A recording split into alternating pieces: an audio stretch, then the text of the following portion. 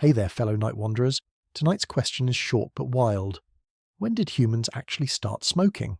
And no, forget cigarettes, forget trade ships, forget famous old pipes. We're hunting for the very first person who looked at a burning plant, leaned in, and took a breath on purpose. Bold move for a guy who couldn't even spell oxygen. And the trail runs way deeper than you'd guess. Older than farming, older than pottery, older than every civilization in your history notebook. By the end of tonight, you'll see that the craving for smoke might be stitched into us far deeper than anyone wants to admit. And the evidence for that is genuinely strange. So get comfy, dim the lights, let the fire do its thing. And before we light this up, drop a comment and tell me where in the world you're watching from and what time it is right now. I want to see who's gathered around tonight's fire. Ready? Let's begin. To set a plant on fire and breathe it in on purpose, you first need a fire that obeys you. That sounds almost too obvious to say out loud, but it is the entire bottleneck of our story. For nearly the whole stretch of time that life has existed on this planet, fire was not a tool, it was an event. It was a thing that happened to you, usually at high speed and with very little warning. A lightning strike on a dry afternoon, a careless spark in a parched grassland, a whole hillside turning into a wall of orange and noise. That was fire. It was a catastrophe with no schedule anyone could read, and the only sensible response was to be somewhere else. So when we ask the question of when humans first started smoking, we are quietly asking a much older and stranger question first. Before anyone could breathe in burning leaves, somebody had to stop running away from the burning and start sitting next to it. Somebody had to look at the single most terrifying force in the ancient world, the thing that ate forests and chased every animal for miles, and decide to bring it home and keep it like a pet. That decision, repeated across countless generations, is where our entire tale actually begins. Not with a plant, not with a craving, but with the slow, frankly unhinged process of befriending an open flame. And here is the part that tends to surprise people. That friendship is old. Not old in the way your grandparents are old, and not old in the way the pyramids are old. It is old in a way that genuinely strains the imagination, because the most striking thing about the relationship between people and fire is that fire got there first. There was tamed, controlled, deliberately managed fire on this planet long before there was anything you would comfortably call a human being. The flames were flickering, the smoke was rising, and the species sitting around it had a smaller brain than yours and a brow ridge you could rest a coffee mug on. Which is a bit humbling when you think about it, because it means our ancestors were managing fire before they were managing much of anything else, including, by the look of the skulls, a forehead. The cleanest evidence for this comes from a place that sounds like it was named by someone who really wanted you to pay attention. It is called Wonderwerk Cave, tucked into the northern Cape of South Africa, and the name in Afrikaans means miracle, which is either a wild coincidence or the most appropriate naming decision in the history of archaeology. Wonderwerk is not a little crack in a rock. It is a long, deep cavern that bores far back into a hillside, the kind of place that stays cool and dark and quiet for tens of meters past the entrance. And it is inside that deep, dark interior that a team led by the geoarchaeologist Francesco Berna, working with colleagues and publishing their results in the Proceedings of the National Academy of Sciences in 2012, found something extraordinary buried in the ancient floor. They found the leftovers of fire. Not a smudge, not a guess, but the genuine chemical and physical fingerprints of burning. There were ashed remains of plants, the delicate mineral ghosts left behind when grasses and leaves are reduced by heat. There were fragments of bone that had been scorched, heated to temperatures that change the way bone is structured at a microscopic level. And crucially, the sediment around all of this carried the signature of low-intensity burning that had happened right there, on the spot rather than somewhere else. This is the detail that separates a campfire from a calamity, so it is worth slowing down on it for a moment. The obvious objection to any ancient fire claim is the most natural one in the world. Maybe it was just a wildfire. Maybe a grass fire swept through, or a burning branch blew in, or the whole thing is a misreading of a normal weathering. Archaeologists hear this objection in their sleep, and the team at Wonderwerk had a very good answer for it.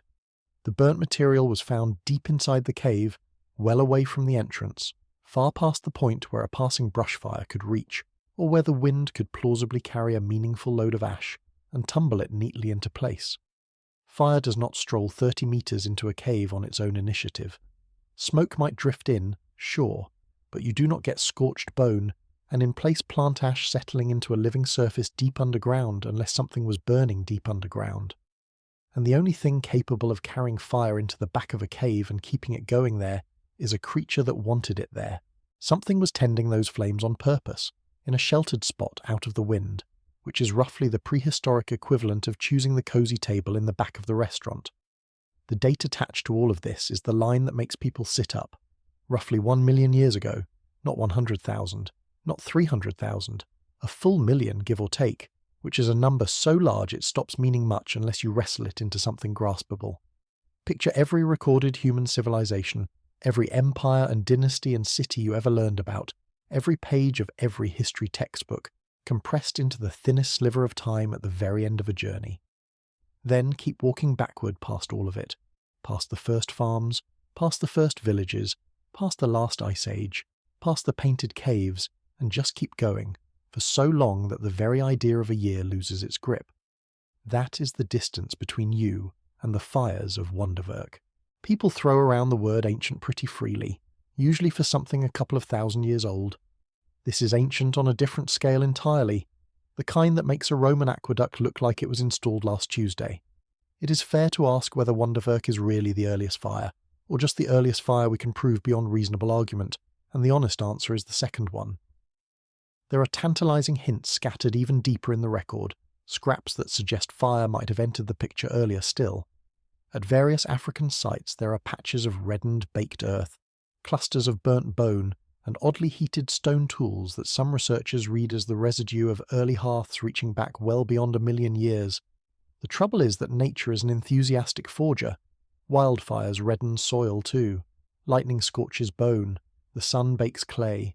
Decomposing organic matter can heat up on its own. So every one of those earlier hints arrives wrapped in an asterisk. And the scholarly arguments about them have rumbled on for decades with the kind of intensity normally reserved for far more glamorous topics. What makes Wonderwerk special is not that it is necessarily the very first, but that it is the first case clean enough that the wildfire explanation simply runs out of room. Deep in the cave, low intensity, in place, with the chemistry intact. The asterisk falls away.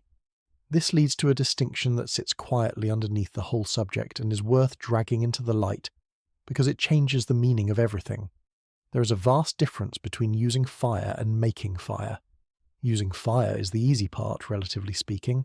A creature could find a tree set ablaze by lightning, recognize that the glowing branch is useful, and carry that borrowed flame back to a shelter, feeding it and guarding it, like a fragile guest who must never be allowed to go out.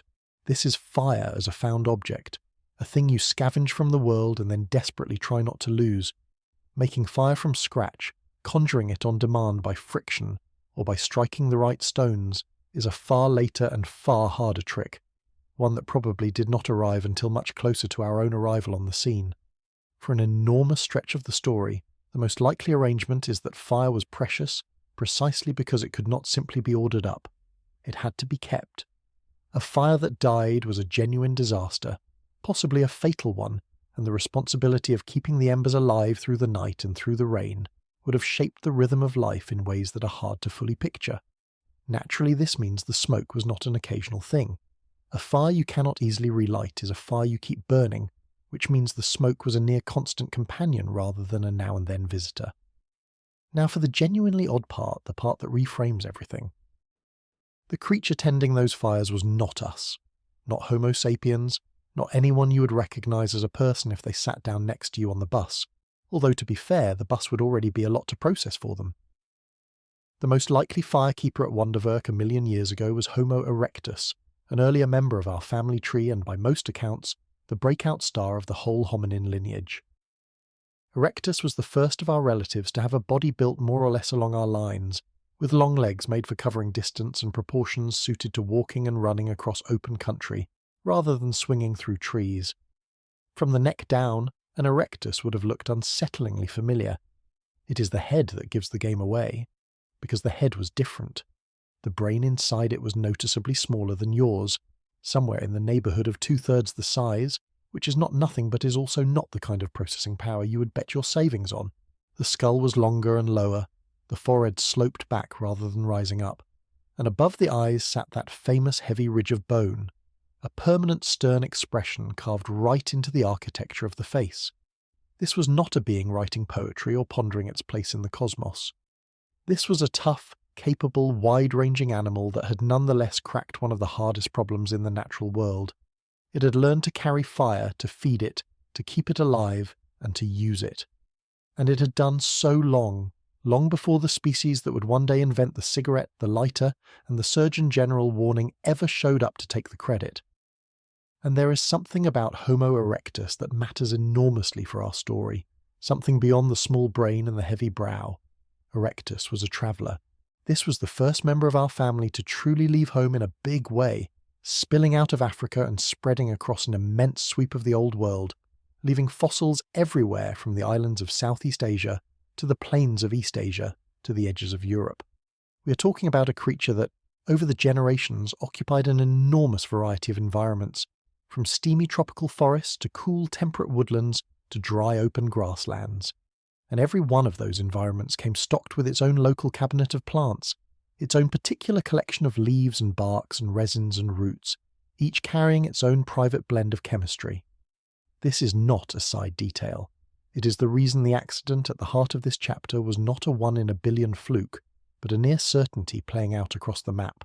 A wandering, fire-keeping species sitting beside countless fires, fed with countless different plants across a span of continents and hundreds of thousands of years, was effectively running the largest and longest unsupervised chemistry experiment in the history of life, with its own lungs as the instruments and absolutely nobody taking notes. Somewhere in that staggering volume of evenings, fed by that staggering variety of vegetation, the smoke was going to do something interesting. The only real question was how often, and the answer was almost certainly more often than anyone would have guessed. Now for the irony that should not be lost in all this. Most animals then and now share a deep and entirely sensible horror of smoke. Smoke means fire, fire means death, and a nervous system that flees from it tends to last longer than one that lingers. Our ancestors did the opposite. They moved toward it. They sat in it. They built their nights around it and breathed it on purpose, not for any effect, but for the simple bundle of survival benefits the fire delivered. In doing so, they became, as far as we know, the only creature on the planet that voluntarily and habitually parks itself inside a cloud of combustion products every single day. That alone is a strange thing for an animal to do. It means that long before there was any such thing as a smoker, our entire lineage had already become, in a quiet and literal sense, a smoke-dwelling species. We did not pick up the habit of breathing smoke at some clever later date. We were practically raised on it. A tame fire is not a single convenience. It is a stack of them, all arriving at once like an upgrade pack for an entire species. There is warmth, obviously, which turns a brutal cold night into something survivable, and which lets a creature spread into climates that would otherwise be off-limits.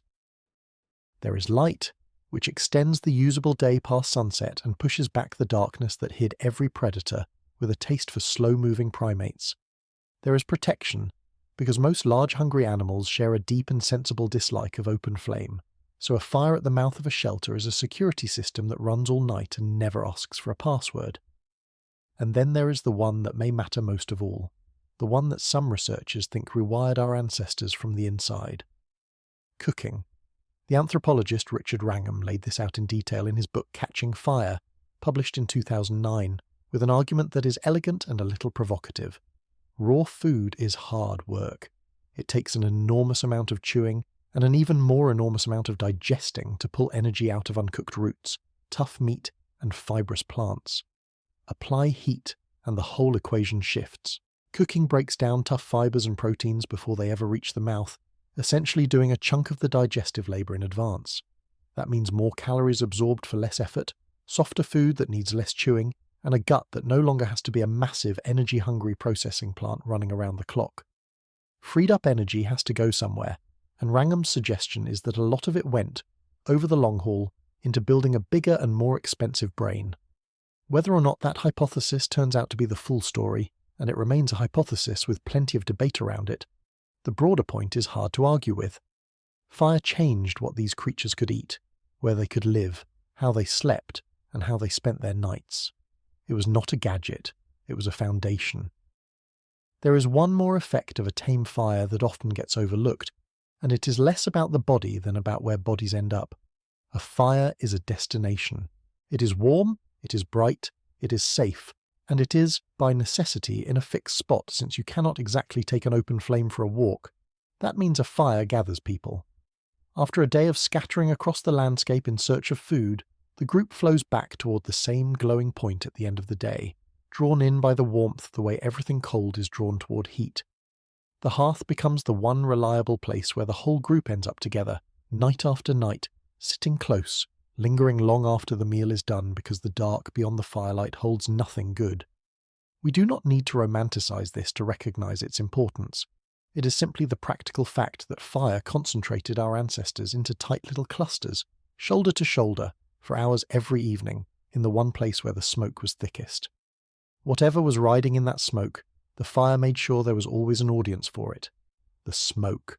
Here is the unglamorous truth at the heart of this chapter. Long before any creature on Earth had the faintest idea of inhaling something for an effect, every single individual who sat near a fire was breathing in smoke constantly, helplessly, and every single day. This is not a poetic flourish. It is just physics and biology meeting in a confined space with terrible ventilation. You cannot keep a fire at the back of a cave for the warmth and the light and the cooking and the safety, and then somehow keep its smoke politely outside. The smoke comes with the package. It pools under low ceilings, it hangs in still air, it drifts into eyes and noses and lungs, and it does so for hours, every evening, for generation after generation, for hundreds of thousands of years. There is a peculiar kind of evidence for just how smoky these lives were, and it is written on the rock itself. Walk into caves that hosted long human occupation, and you can still find the ceilings stained black, coated in soot laid down by countless fires over countless years, a grimy autograph left by every evening anyone ever spent breathing the haze below. To an archaeologist, a blackened ceiling is a gift, a clear sign that this was a place where fires burned again and again, not once by accident but as a habit, as a home. To us, it is something more vivid. It is a stain you could reach up and touch, proof that the air in these shelters was thick enough, often enough, to leave a permanent mark on solid stone. Whatever it did to the rock, it was doing to the lungs underneath at the same time, only the lungs did not keep a record you can photograph. The ceilings remembered so the bodies did not have to. In a very real sense, smoke was the original air quality problem, and our ancestors lived inside it without the faintest idea that it was a problem at all.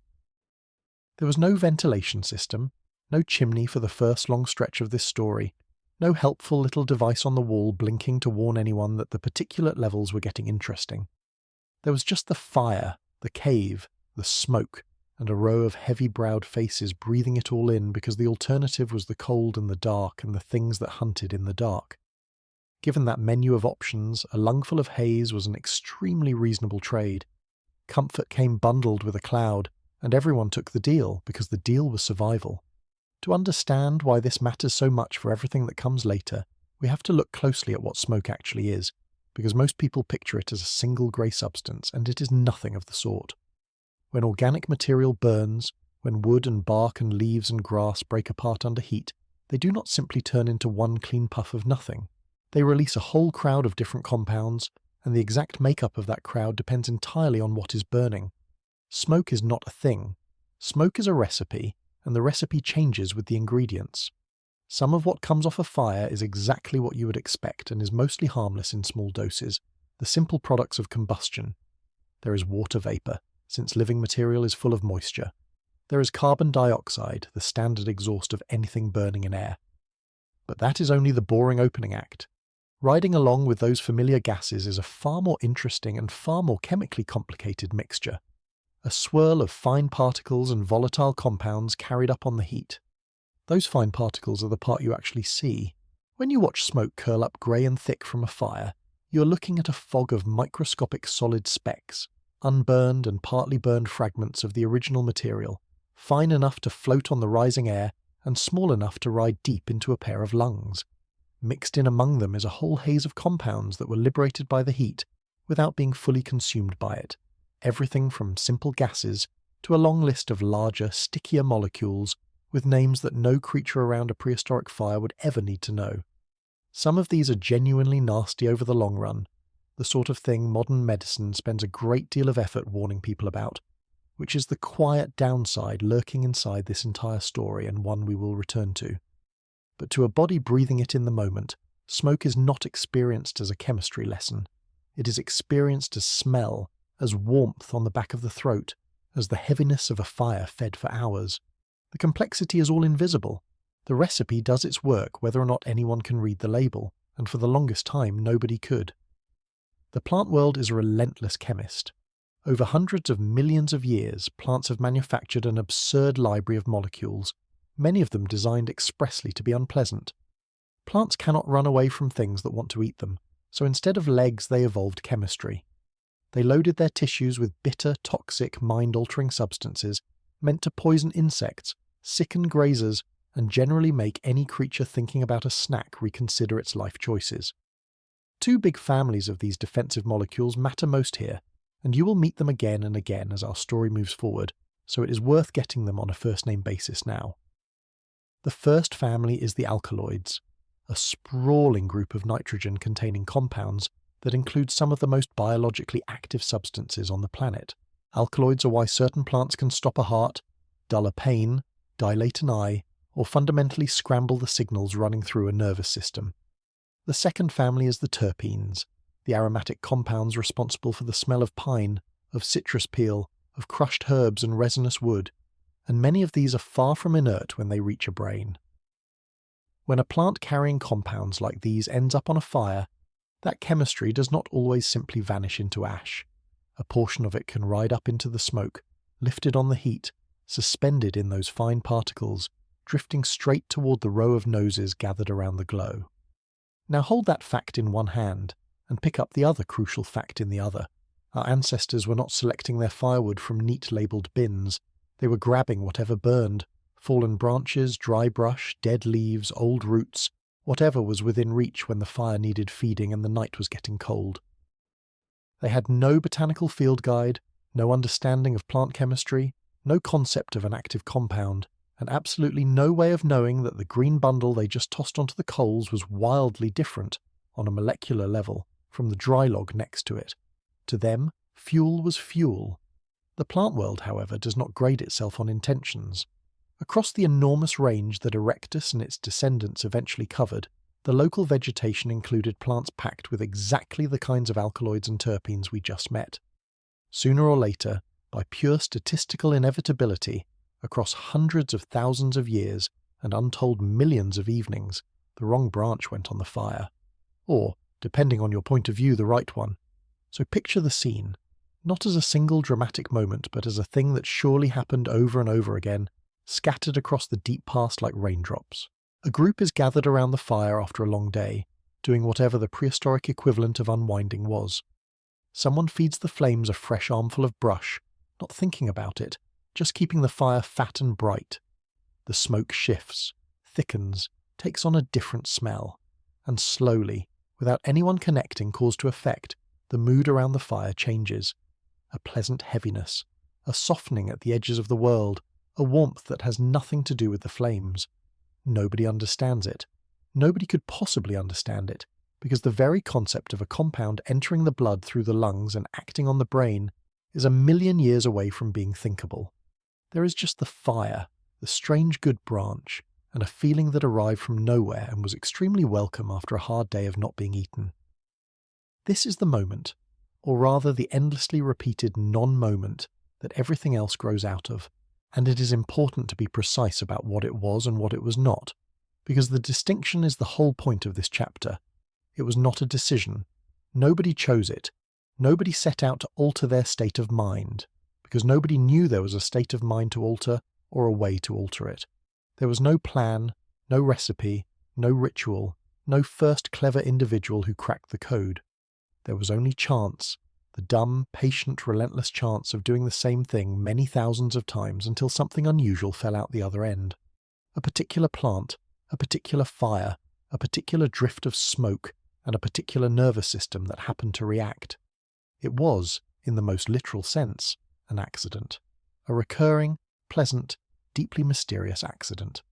That phrase is worth holding on to because it is the true starting line of our subject. Smoking, the deliberate breathing in of burning plants for an effect, did not begin with intention. It began with hundreds of thousands of years of inhaling smoke completely involuntarily, simply because that was the price of having a fire at all. The effect came first. The understanding would arrive much, much later, if you can even call any of what followed understanding. Long before anyone knew what they were doing, the experience already existed. The good feeling around the fire was already a part of life. The species was, without realizing it, slowly accumulating a vast unconscious memory of the fact that some smoke did something. It is hard to overstate how strange and how important that is. The most universal habit our species would ever pick up did not start with a thought. It started with the weather of a cave, and for the longest time, that is exactly where it stayed, locked at the level of experience and unable to climb any higher, because turning a lucky accident into a deliberate practice requires a whole stack of abilities that erectors very likely did not have. To repeat a pleasant smoke on purpose, you would need to first notice that the smoke and the feeling were connected, which is far from obvious when the feeling drifts in slowly and the fire is fed with a dozen different plants at once. Then you would need to figure out which plant was responsible, picking one guilty branch out of a careless armful of fuel. Then you would need to remember it, recognize that plant again later, gather it on purpose, and put it on the fire while expecting a result. And if the knowledge were to outlive the individual who stumbled onto it, you would need a way to hand it to someone else, to point at a particular bush and communicate that this one, specifically, is the good one. That last step alone demands a level of language and teaching that was probably well beyond the heavy-browed firekeepers of 1,000,000 years ago.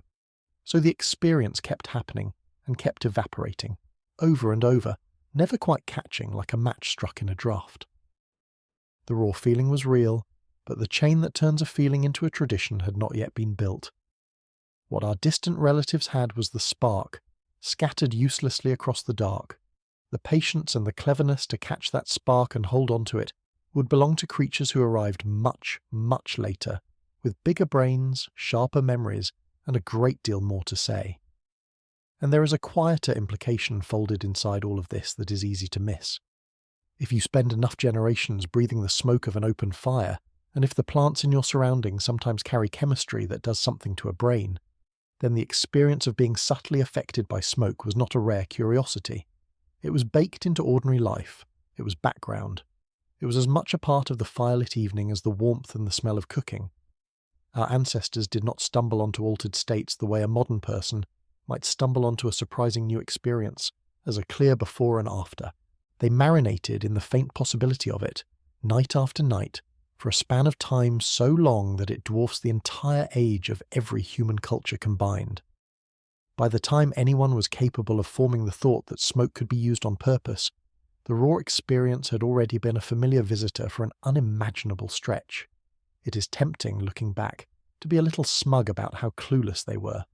Sitting in a smoke-filled cave, getting gently and inexplicably altered by the firewood, with no idea why, and certainly no idea that one day their distant descendants would build entire industries, religions, economies, and a truly staggering quantity of regret around the same basic activity. But the cluelessness is exactly what makes it profound. These creatures were not chasing a high. They were chasing heat, light, safety, and a hot meal, the most reasonable goals imaginable. The altered states were a side effect, a stowaway riding along inside the smoke, an unrequested bonus that nobody asked for and nobody could explain. And yet that stowaway, that accidental passenger, was quietly laying the groundwork for one of the most persistent behaviours our species would ever develop.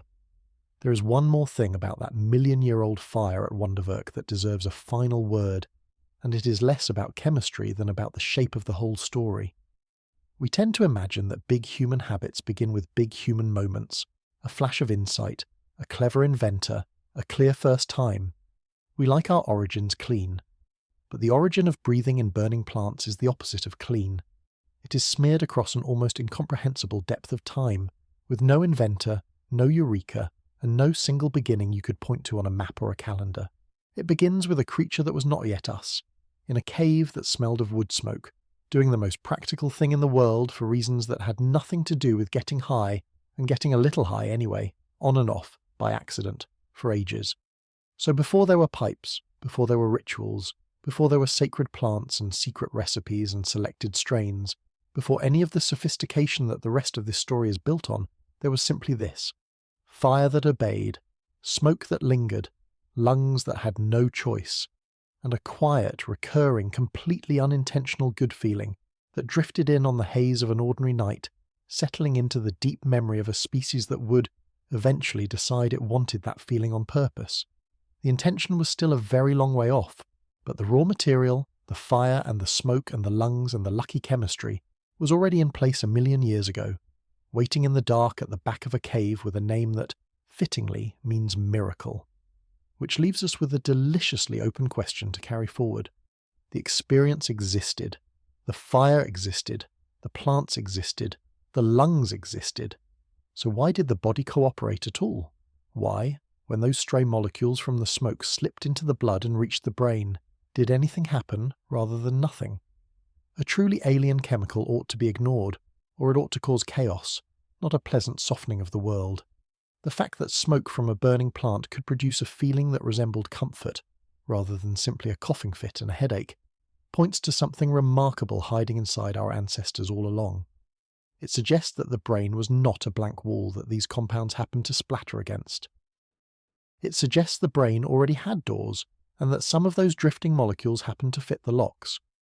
That coincidence, the strange and lucky match between the chemistry of certain plants and the chemistry already waiting inside our heads, is not a footnote. It is the hidden mechanism that turned a random lungful of smoke into something a creature might one day chase on purpose. And it is exactly where this story goes next. The answer to that question, the question of why the body bothered to react at all, turns out to be one of the strangest and most quietly beautiful facts in all of human biology, and it flips the entire story upside down. We tend to imagine mind-altering plants as a kind of burglar, breaking into a brain that never asked for them, forcing strange effects onto a system that has no business cooperating. The reality is almost exactly the reverse. When some unlucky or extremely lucky individual first pulled in a lungful of smoke from a burning cannabis plant, their brain did not sound an alarm. It did not treat those drifting molecules as a hostile invasion to be hunted down and neutralized. It did something far more surprising. It recognized them. It had, in a manner of speaking, been expecting company for a very long time, because the locks those plant molecules happened to fit had been installed in the brain ages before any human ever crossed paths with the plant that carried the matching keys. This is the turn the whole subject pivots on, so it is worth being clear about exactly what it means, because it is easy to half hear it and miss the weight of it. The popular picture of a drug is that the substance creates the effect, that the molecule itself contains the buzz the way a battery contains a charge, just waiting to dump it into whoever swallows or inhales it. That is not how it works, and it has never been how it works. A molecule on its own does nothing. It is just a peculiar little shape made of atoms drifting around being inert. The effect, the feeling, the whole experience does not live in the plant at all. It lives in the body. More precisely, it lives in the specific machinery of the nervous system that the molecule happens to be able to switch on. The plant is not the performer. The plant is, at most, the thing that knows how to flip a switch that was already there, wired into a system that was built and tuned for reasons that have nothing whatsoever to do with getting anybody high. To understand this properly, you have to abandon the idea that your brain is some kind of soft grey sponge that things simply soak into. It is nothing of the sort. It is a fantastically precise communication network, and almost everything it does through a system of locks and keys. The keys are signaling molecules, and the locks are receptors, specialized proteins sitting on the surfaces of cells, each shaped to respond to one particular kind of key. When the right key slots into the right lock, the cell does something. It fires, or quiets down, or releases its own signal to pass the message along. This is the basic grammar of the brain, repeated trillions of times a second, a vast, silent conversation conducted entirely in the language of molecular shapes, fitting into molecular slots. Nothing in this network is generic. A lock that responds to one key will utterly ignore a key of the wrong shape, the way your front door politely declines to open for your neighbour. The whole thing runs on precision. Now here is where it gets remarkable. The human brain comes equipped with a set of these locks that, by an extraordinary coincidence, happen to fit perfectly with certain compounds produced by certain plants. The most famous example is the one tied to cannabis, and the system it belongs to has a name that sounds far more intimidating than the idea behind it. It is called the endocannabinoid system, and despite the cannabis sounding part of the word, it has absolutely nothing to do with the plant in its origins. The name is a historical accident, a case of scientists discovering the lock by way of the key and then naming the lock after the key, which is a bit like discovering the human ear and deciding to call it the alarm clock detector, because that happened to be the first sound you tested it with. The endocannabinoid system is a network spread throughout the brain and body, built around a couple of main types of receptors that researchers, in a burst of naming creativity, labelled CB1 and CB2. The CB1 receptors are concentrated heavily in the brain and the wider nervous system, sitting at the controls of an astonishing range of functions. The CB2 receptors turn up more in the immune system and around the body's periphery. Together they form a regulatory network, a kind of internal thermostat system, constantly fine-tuning some of the most fundamental aspects of how it feels to be alive. This system has a hand in shaping mood, in managing how memories are formed and let go, in regulating appetite, in modulating the experience of pain, in influencing stress and sleep, and the general background hum of whether the world feels manageable or overwhelming. It is not some obscure little circuit tucked away in a corner. It is woven through the core machinery of experience itself. And the crucial point, the one that should make the hair on your arm stand up a little, is this. The endocannabinoid system did not evolve so that humans could enjoy cannabis. That would be an absurd reading of the timeline. This system is ancient, far older than our species, found in some form across an enormous range of animals, which means it was up and running and doing essential work for many millions of years before any creature with a clever enough brain to set a plant on fire ever appeared. It evolved to manage the body's own internal signaling, using the body's own internal keys. Because here is the thing that often gets left out of the conversation entirely. Your body makes its own versions of these compounds.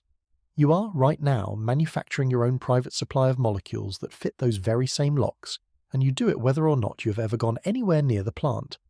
These internal keys are called endocannabinoids, the body's own homegrown signaling molecules for this system, and the most celebrated of them carries a rather poetic name. It is called anandamide, a word borrowed from the Sanskrit term for bliss or inner joy, which tells you something about what scientists felt when they realized what they had found. It was identified in 1992 by a research team working in the laboratory of the chemist Raphael Mechoulam, the same brilliant and stubbornly curious researcher who had spent decades earlier unravelling the chemistry of cannabis itself. The discovery closed a loop that had puzzled people for years. Once researchers had found receptors in the brain that responded to compounds from cannabis, an obvious and slightly embarrassing question hung in the air. Why on earth would the human brain be built with receptors for a plant? It made no sense for evolution to install a dedicated lock for a key that most humans across most of history would never encounter. The answer, of course, was that the locks were never for the plant at all. The brain made its own key, anandamide, and the receptors were there to receive it. The plant compound just happened, by pure chemical luck, to be similar enough in shape to slip into the same slot. The way that puzzle got solved reads almost like a detective story told in reverse, and it is worth appreciating because it shows how recently we figured any of this out. The usual order of scientific discovery is that you find a thing in nature and then go looking for how it works. Here the order was flipped and strange. First, decades earlier, researchers had managed to isolate the main active compound in cannabis itself, the molecule responsible for the bulk of its mental effects, a piece of chemistry worked out in the 1960s. So they had the key in hand long before they understood the lock. Then, years later, they found the locks, the receptors in the brain that this compound activated. And only then did the truly nagging question arrive. A lock with no native key is a loose thread that no biologist can leave alone. It implied that somewhere in the body there had to be a natural substance these receptors were actually built for, a homegrown key that had been there all along. The hunt for that missing internal key is what led to anandamide, and it would not be the last of its kind. The body, it turned out, makes more than one of these internal signaling molecules for the system, another major one being a compound researcher's shorthand as 2AG. The point is that an entire private signaling network, complete with its own keys and locks, was sitting inside every human brain, fully operational and completely undocumented, until astonishingly late in our history. Take a moment to sit with how strange and specific that coincidence is. Somewhere out in the botanical world, a particular plant, for its own reasons having nothing to do with us, evolved to produce a molecule. That molecule happened to share enough of its shape with a signaling chemical the human brain manufactures internally that it could fit the same receptors. The plant had no idea humans existed. Humans, for hundreds of thousands of years, had no idea the plant did anything special, and yet the shapes lined up. It is the molecular equivalent of two strangers on opposite sides of the planet, independently inventing the exact same lock and key, then meeting by chance and discovering the keys are interchangeable. When that ancient person inhaled the smoke and the compounds reached the brain did not have to learn anything new or build any new equipment. The machinery was already there, already humming along on its internal keys, and the plant compounds simply walked in and pressed buttons that were designed to be pressed just by something else. It is easy to lose sight of how rare and improbable this kind of fit actually is, so consider the flip side. The plant world manufactures a staggering, almost uncountable variety of compounds, and the overwhelming majority of them do precisely nothing interesting to the human mind. Most of what you could pull off a random plant and burn would, at best, irritate your throat and at worst make you sick, with no pleasant effect of any kind, because most plant molecules simply do not match any lock in the human brain. They are keys for doors we do not have. Against that backdrop, the handful of plants whose chemistry happens to fit our internal receptors stand out as extraordinary statistical flukes, a tiny lucky minority in an ocean of botanical indifference. And it is no accident that this tiny minority, cannabis and tobacco and a short list of others, ended up looming so impossibly large in human history, generating rituals and trade routes and fortunes and tragedies far out of proportion to their numbers. They became central to us not because they were common, but because they were among the vanishingly few that could reach in and touch the controls.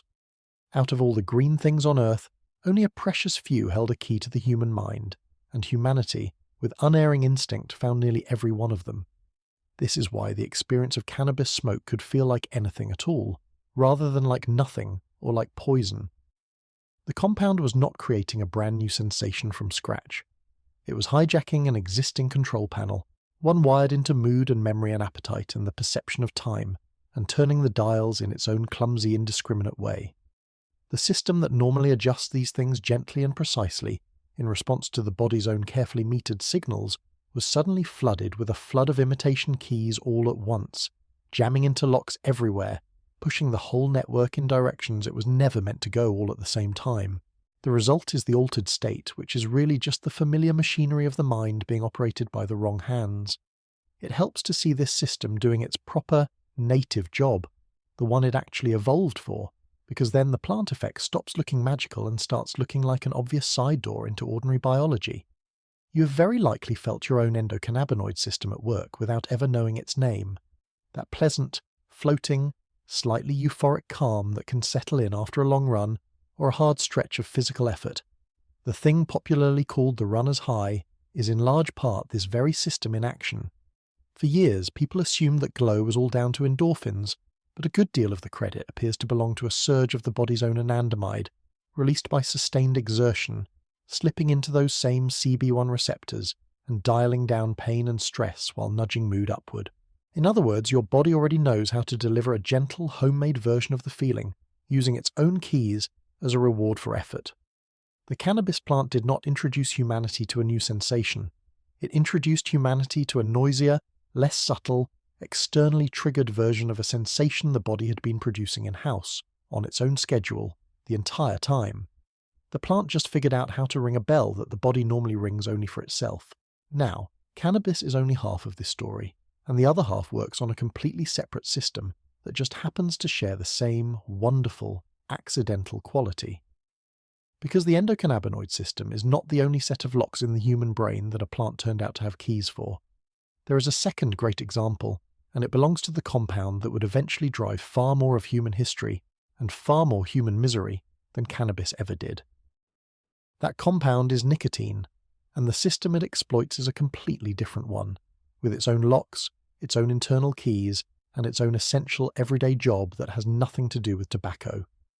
The locks in this case are called nicotinic acetylcholine receptors, which is a long and clinical mouthful, so let us unpack it gently. The everyday key these locks are built for is a molecule called acetylcholine, one of the brain's most important and hard-working signaling chemicals. Acetylcholine is a true workhorse of the nervous system, involved in moving muscles, in sharpening attention, in supporting learning and memory, in keeping the signals between nerve and muscle flowing. The receptors named after it come in a few flavors, and one particular family of them got the name nicotinic for the same backward reason the endocannabinoid system did. Scientists discovered that nicotine could activate these specific receptors, and the name stuck, even though the receptors are obviously not there for nicotine.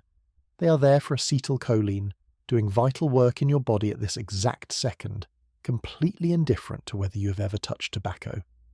And just as cannabis compounds mimic the brain's own bliss molecule, nicotine mimics acetylcholine. It is shaped enough like the brain's natural key to slide into those acetylcholine receptors and switch them on, fooling the system into responding as though a normal signal had arrived. But nicotine does not behave like a polite, well-regulated internal messenger that arrives in measured doses and then gets cleaned up promptly. It floods in, latches on and lingers, overstimulating receptors that were built for something far gentler and far more controlled. And in one particular location, this hijacking has consequences that explain an enormous amount about why tobacco became one of the most stubbornly addictive habits our species ever picked up. Before we get to that location, it is worth noting that acetylcholine is such a busy and widely used messenger that nicotine's interference is felt all over, not just in one circuit, which is why the experience of tobacco is more than a single sensation.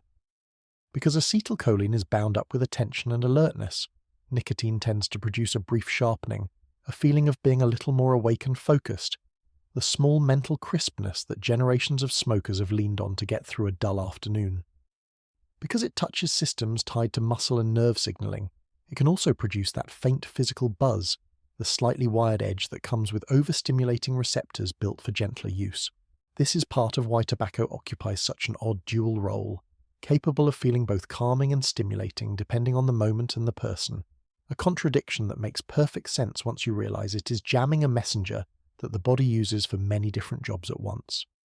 But the effect that truly explains the grip of the habit, the one that turns a passing buzz into a lifelong companion, happens somewhere more primal. That location is the brain's reward system, the ancient circuitry that evolved to make us repeat behaviors that kept us alive. This system runs largely on a signaling chemical you have almost certainly heard of, dopamine, which functions as the brain's currency of motivation and reinforcement. When you do something the deep survival logic of the brain approves of, finding food when hungry, drinking water when thirsty, anything the body reads as a win, this system releases a pulse of dopamine, and that pulse is essentially the brain's way of stamping the behavior with a note that says do that again. It is the mechanism that turns useful actions into habits, that makes us crave and pursue and repeat. It is, in the most literal sense, the part of the brain that decides what we want. Nicotine walks straight into the middle of that system and pulls the lever. By activating the nicotinic receptors sitting in the reward circuitry, it triggers a release of dopamine, sending the brain that same do that again signal that is normally reserved for genuinely beneficial survival behaviors. In other words, nicotine convinces the most primitive, persuasive part of the brain that inhaling tobacco smoke is a fantastic and worthwhile thing to keep doing, the biochemical equivalent of forging a glowing performance review. The brain, having no way to tell that this dopamine pulse was triggered by a chemical imposter rather than by anything actually useful, dutifully files smoking under things worth repeating, and files it there with remarkable enthusiasm. This is the engine of addiction, and it is also why the habit, once established, is so brutally hard to shake. The plant did not have to invent a desire. It simply borrowed the brain's existing system for creating desire and pointed it at itself. There is a cruel second act to this borrowing, and it explains why a casual habit hardens into a grip that is so hard to break. The brain is, above all, a machine obsessed with balance. When it gets flooded over and over with an artificial signal, it does not simply keep responding with the same enthusiasm forever. It adapts. Faced with a relentless tide of counterfeit keys jamming its locks, it starts to compensate, quieting down its own response, pulling back receptors, recalibrating its baseline so that the new overstimulated level becomes the normal it expects. The practical consequence is grimly logical. Over time, it takes more of the substance to produce the same effect, because the system has dulled itself in self-defense, and at the same time the brain has rebuilt its sense of normal around the constant presence of the chemical. Take the chemical away now, and the system is left badly out of tune, running short of a signal it has come to depend on, which registers as the deeply unpleasant state we call withdrawal. This is the trap closing. What began as a borrowed pulse of pleasure becomes, with repetition, a chemical the brain insists it needs simply to feel ordinary. The reward system that evolved to guide our ancestors toward food and water gets quietly rewired to point at a plant and then to punish its absence. None of this was in the plant's design, and none of it was in the brain's. It is just what happens when a survival mechanism built for real rewards gets fooled, repeatedly, by a convincing fake. So now we have two completely separate plant families, cannabis and tobacco, working through two completely separate systems in the brain, the endocannabinoid system and the acetylcholine system, and both of them sharing the exact same astonishing trick. In each case, the plant compound is not a foreign invader creating something out of nothing. In each case, it is a near-perfect counterfeit of one of the body's own internal keys, fitting into locks that were already there, already busy with essential daily work, long before the plant and the human ever met. The high, the buzz, the calm, the craving, none of it was imported by the plant. All of it was already latent in the architecture of the human nervous system, waiting, like an instrument waiting to be played by hands that did not yet know it existed. And these two are not even the only examples of the principle, merely the two most central to our particular story. The same lock and key logic shows up again and again across the brain. The body produces its own natural painkillers, internal molecules that blunt pain and can flood the system with relief in moments of crisis, and it has receptors built specifically to receive them. As it happens, compounds from a certain poppy fit those very receptors with uncanny precision, which is why that plant has held such a powerful and dangerous grip on humanity for thousands of years. We will come back to that poppy later, in its proper place, but the pattern is the point. Over and over, the brain turns out to come pre-fitted with locks that some plant somewhere evolved a matching key for, entirely by accident, for entirely unrelated reasons. The human nervous system is, in a sense, riddled with unguarded side doors, and scattered across the plant kingdom are the precise keys that open them. The whole history of intoxication is really the long, slow story of our species discovering, one accidental fit at a time, exactly where those doors were hidden. This single fact quietly explains one of the biggest puzzles in the whole history of smoking, which is why the habit took hold so easily and so universally, springing up independently in culture after culture across the entire planet. If the effect lived inside the plant, you might expect it to be a quirky local phenomenon, something that worked for some people and not others, something that needed to be carefully engineered or culturally taught. But it does not work that way, because the effect does not live in the plant. It lives in the standard human brain, the one piece of equipment that every single person on Earth was issued at birth, regardless of where they were born or which century they happened to land in. The receptors are universal, the internal keys are universal, so when wildly different peoples, separated by oceans and tens of thousands of years, stumbled independently onto plants that happened to carry the matching counterfeit keys, they all got a response, because they were all running the same underlying machinery. The plants varied from continent to continent. The locks they fit did not. It is worth pausing here to correct a way of thinking that feels intuitive but gets the entire relationship backward. We instinctively talk about plants as though they cleverly invented their psychoactive powers specifically to dazzle and ensnare us, as if a cannabis plant or a tobacco plant sat around plotting how best to capture the human mind. This flatters us enormously and misunderstands the plants completely. These compounds did not evolve to please human brains, for the very simple reason that for the overwhelming majority of the time these plants have existed, there were no human brains to please. The compounds evolved as defenses, as weapons in a slow, silent war that plants have been fighting against insects and grazing animals for tens of millions of years. Nicotine, for instance, is a genuinely effective natural insecticide. To a small insect chewing on a tobacco leaf, nicotine is not a pleasant buzz. It is a neurological catastrophe, a toxin that scrambles its nervous system and kills it. The plant was not trying to give anyone a relaxing evening. It was trying to murder bugs. The fact that the very same molecule in the very different and vastly larger body of a human produces something we experience as a stimulating little lift rather than a fatal poisoning is, once again, a matter of dose, of body size, and of pure biochemical accident. The plant aimed its chemical weapon at a six-legged enemy a fraction of a millimetre long, and entirely by chance, that weapon turned out to fit far more mildly into the reward circuitry of a creature it never evolved to affect at all. We were not the target. We were collateral, a species that wandered into the crossfire of an ancient botanical defence system and discovered, to our considerable interest, that being grazed by these particular weapons felt rather good in small amounts. The plants are not seducing us.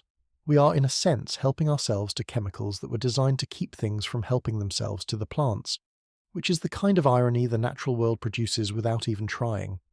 This reframing matters because it strips away a certain mysticism that tends to gather around mind-altering plants, the sense that they possess some special intentional power, some agency aimed at us. The reality is at once more mundane and more profound. There is no magic in the plant. The magic, if you want to call it that, is in the staggering coincidence of fit, the lock and key match between molecules a plant evolved for war, and receptors. A human brain evolved for its own internal housekeeping. That coincidence is the true biochemical foundation underneath this entire story. Everything that follows, every ritual, every sacred ceremony, every selected strain, every industry, every addiction, ultimately rests on this one piece of accidental compatibility. Without it, smoke would be just smoke, an irritant and nothing more, and our ancestors would have inhaled their nightly haze for 1,000,000 years and felt absolutely nothing beyond a cough. The fact that they felt something, that the smoke could carry a feeling, is entirely down to the locks already waiting in their heads. And this is the precise point at which the whole subject shifts onto a new footing, the point where we can finally upgrade our understanding from the previous chapter. We left our ancestors in a state of pleasant confusion, catching mysterious good feelings off the firewood without the faintest idea why, treating the experience as a recurring happy accident with no explanation behind it. Now we can replace that fuzzy mystery with something concrete. There was a mechanism all along. The good feeling around the fire was not a fluke of mood or a trick of the imagination. It was the predictable, physical consequence of specific molecules fitting specific receptors that were already part of the standard human kit. The accident was never that the smoke produced an effect. Given the chemistry, the effect was almost inevitable. The only real accident was that nobody understood it and would not understand it for an almost unimaginable stretch of time, because that is the truly humbling part of this chapter. The mechanism we have just walked through, the receptors, the internal keys, the lock and key fit, the reward circuitry, all of it was discovered shockingly recently. The endocannabinoid system and its bliss molecule were not pieced together until the closing years of the 20th century, well within living memory, which means that for the entire vast sweep of human history before that, including every ritual and ceremony and empire built around these plants, nobody had the slightest clue what was actually happening inside their own skulls. Hundreds of generations of people inhaled, felt the effect, built whole cultures around it, and went to their graves with no more idea of the underlying mechanism than their fire-keeping ancestors had 1,000,000 years before. They knew exactly what the smoke did. They had no idea how. The how is a brand new arrival, a piece of knowledge so young it would astonish almost everyone who ever lived and loved these plants before us. So the brain, it turns out, was never an innocent bystander dragged into this against its will. It was a willing accomplice with the locks pre-installed, a system that had been quietly waiting, fully wired and ready to respond, since long before there was anyone around capable of striking a flame. The plants did not break in. They were handed a set of keys that happened to fit by a coincidence so deep it predates our species, and all it took was someone to bring the plant and the fire together in the same place. Our ancestors supplied the fire and the lungs. Evolution, for entirely unrelated reasons of its own, had already supplied the locks. The match was, in hindsight, almost waiting to happen. But knowing that the brain was ready to respond still leaves one enormous question hanging in the air, the practical one, the question of delivery. A lock waiting in the brain does no good at all unless the key can actually reach it. The receptors might be installed and primed, but they sit deep inside the body, sealed away behind the blood, the tissue, the formidable defences the body throws up against anything foreign trying to get in. Plant compounds in a leaf are not going to teleport into the brain on their own. They have to get there, fast enough and in high enough concentration to actually press those waiting buttons before the body breaks them down and sweeps them away. And of all the possible ways to smuggle a plant compound into the bloodstream and up to the brain, our ancestors kept returning again and again to one method above all the others, a method so efficient it borders on the surgical. They kept choosing smoke. And the reason smoke works so devastatingly well, the reason inhaling beat every other option hands down, comes down to a quiet anatomical marvel sitting inside the chest, doing a job it never signed up for. That anatomical marvel is the pair of lungs, and to understand why smoke became the favourite vehicle for getting plant compounds into the human brain, you have to appreciate that the lungs are, frankly, wasted on breathing. That sounds absurd since breathing is rather important, but bear with it. The lungs were built by evolution to do one job with breathtaking efficiency, which is to pull a small molecule, oxygen, out of the air and pour it into the blood as fast as physically possible, while pushing a waste molecule, carbon dioxide, the other way. They are, in essence, the most sophisticated gas exchange machine in the known universe, optimized over hundreds of millions of years for moving things between air and blood at extraordinary speed. And here is the catch that our ancestors stumbled into, without the faintest idea what they were exploiting. A machine that good at moving oxygen from air into blood is just as good, and just as fast, at moving other things from air into blood, provided those things show up in the air in the first place. Smoke is a way of putting plant compounds into the air. The rest, the lungs handle automatically, with the enthusiastic efficiency of a system that does not stop to check whether the molecule it is absorbing is one it was supposed to. To grasp just how absurdly well suited the lungs are for this smuggling job, you have to look at how they are actually built inside, because the design is genuinely staggering and almost nothing like the simple pair of bags most people imagine. When you take a breath, the air does not just flow into two hollow sacs and slosh around. It rushes down the windpipe and then immediately hits a branching network, a tube that splits into two, then each of those splitting again and again and again, dividing more than 20 times over into an ever finer tree of passages until the airways become so narrow and so numerous they are barely wider than a thread. At the very tips of this immense branching tree sit the real workhorses, hundreds of millions of microscopic air sacs, delicate little balloons clustered like impossibly tiny bunches of grapes. There are something on the order of 300 to 500 million of these tiny chambers packed into a healthy pair of lungs, which is the kind of number that stops meaning anything, so let us translate it into the figure that actually lands. If you could take all those millions of little air sacs and unfold them, flattening out every wrinkle and crevice into a single continuous sheet, that sheet would cover an area roughly the size of a tennis court. Pause on that for a moment, because it is one of the great hidden facts of the human body. Folded up inside your chest, tucked behind your ribs, is a surface area comparable to a tennis court, tens of square meters of tissue, all crammed into a space you could cover with your two hands. Evolution did not waste any room. It crumpled an enormous surface into a tiny volume specifically to maximize the amount of contact between the air you breathe and the blood underneath, because the more surface, the more exchange, and the more exchange, the faster you can fuel a hungry, energy-guzzling body. It is a masterpiece of biological packing, and it was designed for oxygen. It just happens to work beautifully for considerably more interesting cargo. And the surface area is only half the trick. The other half is what sits on the far side of that tissue, pressed up against it with almost shocking intimacy. Wrapped around every one of those millions of air sacs is a dense mesh of the body's smallest blood vessels, the capillaries, threaded so tightly through the lung tissue that the blood and the air are separated by the thinnest membrane imaginable. We're talking about a barrier so slight it is essentially a single layer of cells thick, a partition so flimsy that an oxygen molecule can cross it almost instantly. This is exactly what the lung is for, of course. It needs the air and the blood to be practically touching so that gases can flip across the divide in a fraction of a second.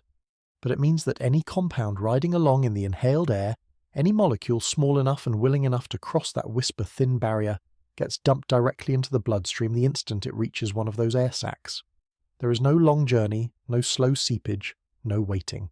The blood is right there, separated from the air by almost nothing, with a tennis court of surface area over which to make the exchange. For a plant compound suspended in smoke, the lung is less a barrier than an open invitation. It is worth asking what exactly makes a compound able to slip through that doorway, because not everything in smoke can, and the answer reveals yet another quiet stroke of luck behind the whole business. The molecules that cross the lung membrane most easily tend to be small and, crucially, fond of fat. the kind of compound that dissolves happily into the oily films of the body rather than into water. As it happens, many of the most potent plant compounds, including the ones that act on the brain, have exactly this greasy fat-loving character. That single property turns out to be a master key, because the same fat solubility that lets these molecules glide across the thin lung membrane also lets them cross the body's other great defensive wall, the one guarding the brain itself. The brain is not an open city. It is ringed by a fortification called the blood-brain barrier, a tight seal around its blood vessels designed to keep the vast majority of substances in the blood from ever reaching the delicate neural tissue. Most things in your bloodstream are turned away at this wall, but fat-soluble compounds can pass through it, almost as if it were not there, dissolving straight across into the brain.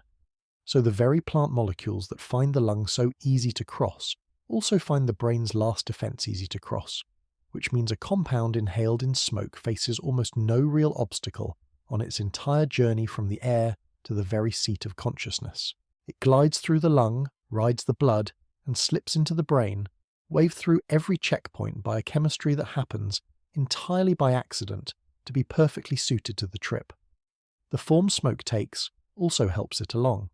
Smoke is not a gas so much as an aerosol, a suspension of unimaginably tiny particles and droplets floating in hot air, and that fine dispersed structure is part of what makes it such an effective carrier.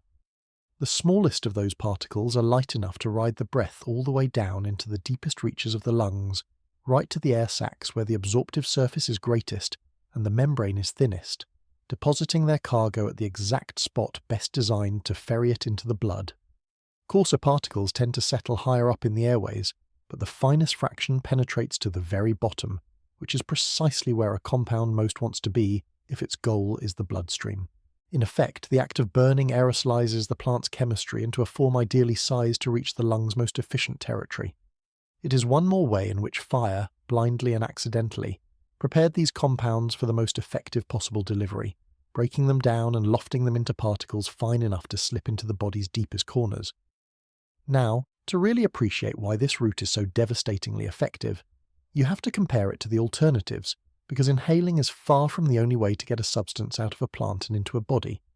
Our ancestors had options, and they tried all of them, because trying everything is essentially the entire method by which early humans figured out the world.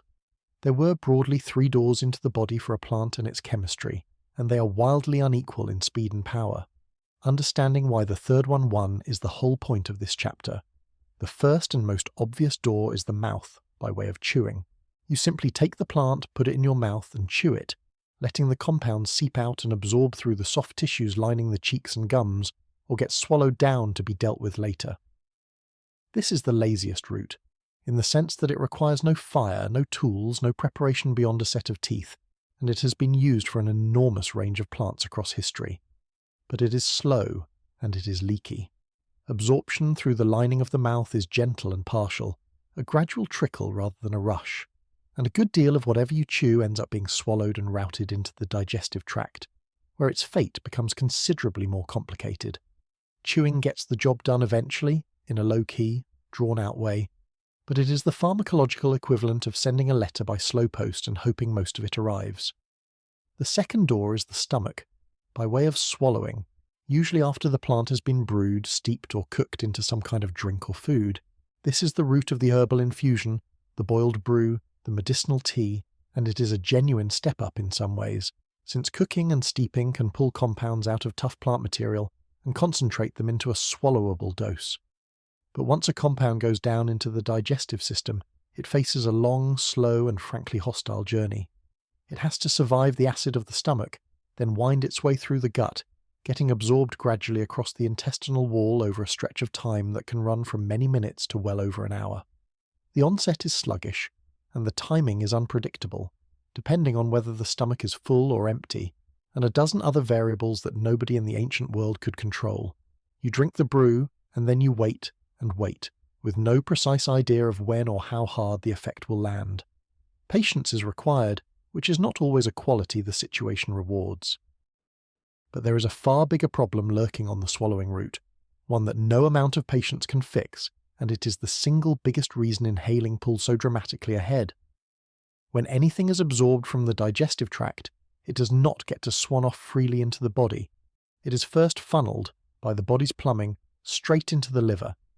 The liver is the body's great chemical processing plant and security checkpoint, an organ whose entire purpose is to inspect, break down, and neutralize substances arriving from the gut before they are allowed into the general circulation.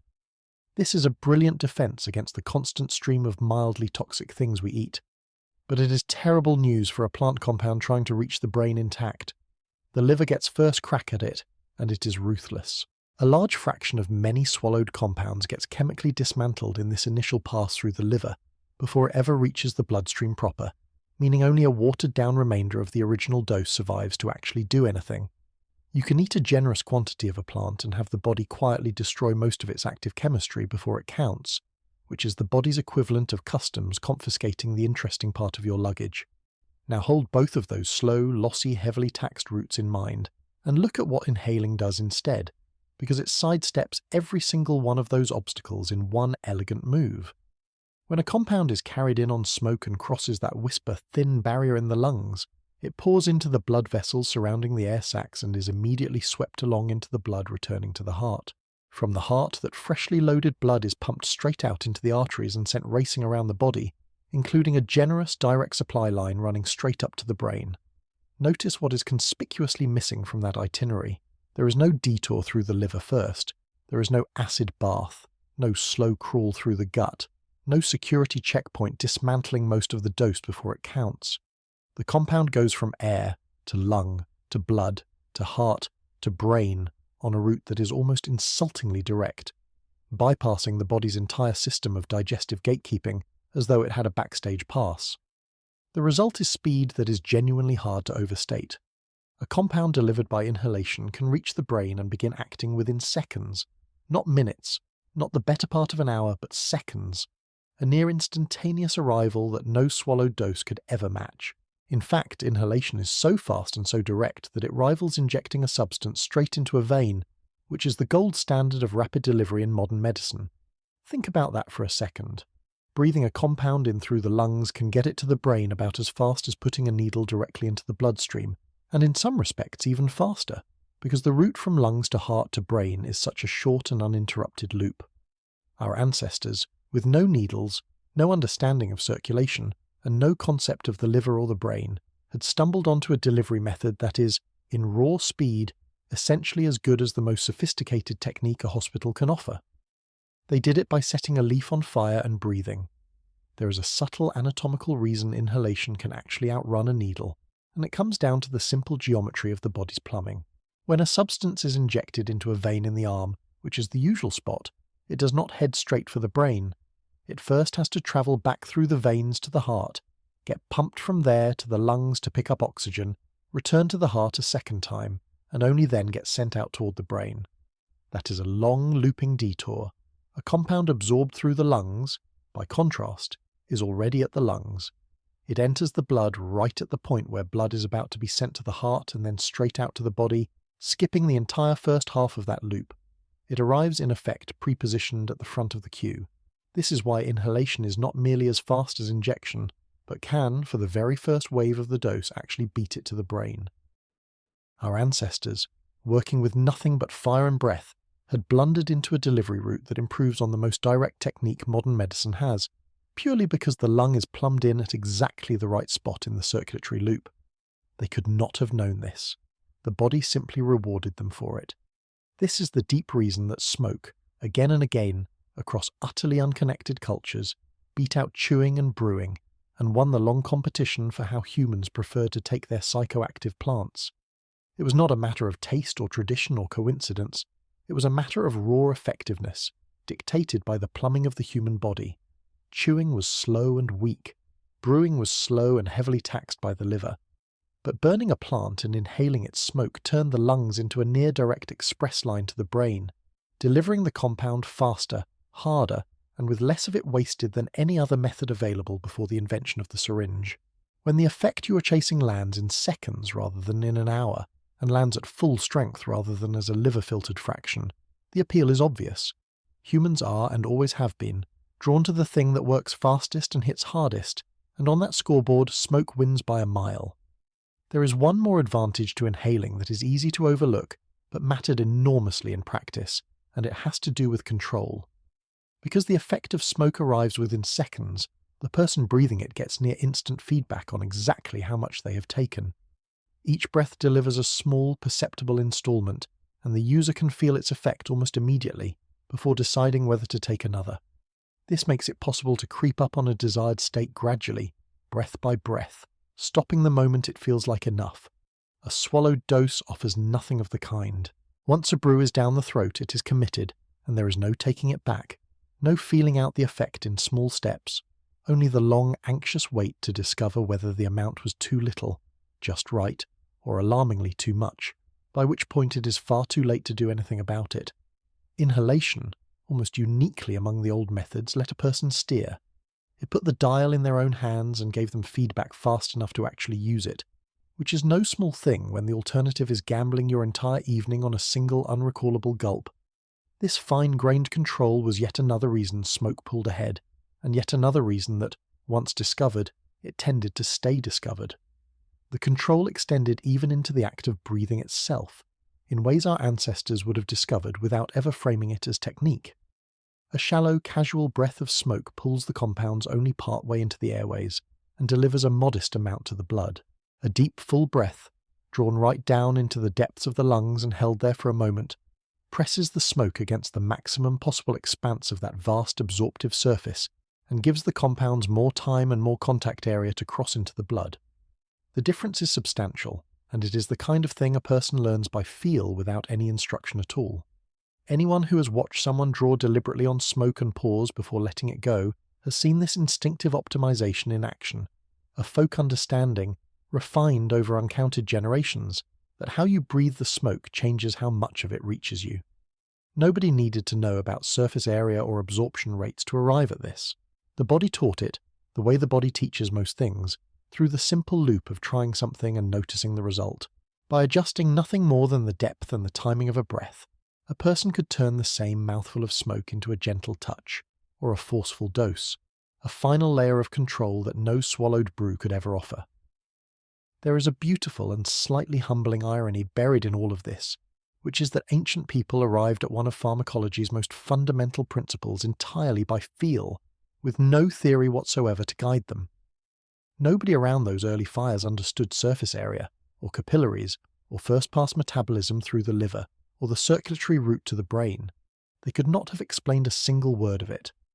What they had instead was experience, the slow, accumulated wisdom of trial and error played out over countless generations.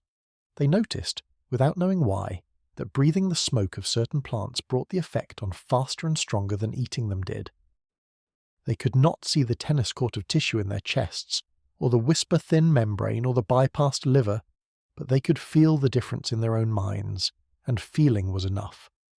They optimized their way to the best delivery method on the planet through nothing more than paying attention to what worked, which is, when you think about it, exactly how the most important human discoveries have always been made. Understanding came tens of thousands of years later.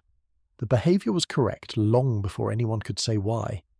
In the most literal sense, our ancestors had figured out how to use their own lungs as a syringe, a natural injector capable of pushing plant compounds into the bloodstream at almost the speed of a needle, with the fire doing the work of loading the dose into the air. It is a strangely elegant invention to have arrived at by accident, a piece of intuitive medical technology assembled from nothing but a plant, a flame, and a pair of lungs that happened to be spectacularly good at their day job. And once a group had discovered it, there was no reason to ever go back to the slow methods for the plants that worked this way. The fast route once found tends to be the route that sticks. Speed is persuasive, and there is a second, less obvious gift that fire brought to the equation, one that goes beyond simply lofting compounds into the air. Heat does not just move a plant's chemistry around, it can transform it. A number of plant compounds sit in the living plant in a sleepy, inactive form, chemically present but doing nothing, and it takes the application of heat to convert them into their active, potent versions. In these cases, eating the raw plant would produce little or no effect at all, because the good stuff is locked in a dormant state, waiting for a trigger that the digestive system cannot provide. Burning supplies that trigger. The heat of the fire performs a quiet bit of chemistry in the instant of combustion, flipping the inactive form into the active one and sending it skyward in the smoke at the very same moment. This means that for certain plants, fire was not merely the fastest delivery system. It was the only thing that made the plant work in the first place.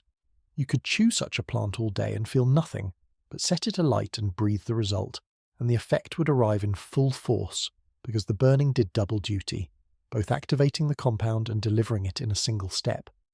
For our ancestors, who understood none of this, it would simply have reinforced the lesson again and again. The fire and the smoke did things that mere eating never could, for reasons no one could see. Some plants only ever gave up their secrets to the flame. But, as with so much in this story, the very thing that made smoke so brilliantly effective is also exactly what makes it so dangerous, and honesty requires giving the downside its full weight rather than skating past it. The breathtaking speed of inhalation is a double-edged blade, and both edges are sharp. The first edge cuts at the mind. It turns out that the faster a substance reaches the brain, the more powerfully reinforcing and habit-forming it tends to be. A slow, gentle rise in effect, the kind you get from a swallowed dose creeping in over an hour, is far less likely to hook the brain's reward machinery than a sudden sharp spike arriving within seconds. The brain pays special attention to fast, dramatic changes, and a rapid hit of a rewarding compound is precisely the kind of intense, immediate jolt that the reward system, as we saw earlier, latches onto and demands again. In other words, the same lightning-quick delivery that makes inhalation so satisfying is exactly what makes it so good at building dependence. Smoke does not just deliver the effect efficiently, it delivers it in the form most likely to make you want it again and again, which is a large part of why smoking, of all the ways to take a substance, has proven so spectacularly hard for people to put down. The second edge cuts at the body, specifically at the very organ doing all this remarkable work. The lungs evolved, as we established, to handle clean air and the simple business of swapping oxygen for carbon dioxide. They did not evolve to be repeatedly filled with hot smoke, a churning mixture of fine particles and harsh compounds and the leftover debris of combustion. That delicate whisper-thin membrane, the one whose extreme thinness makes the fast delivery possible in the first place, is also extremely vulnerable, and bathing it day after day in the products of burning is, to put it gently, not what it was designed for.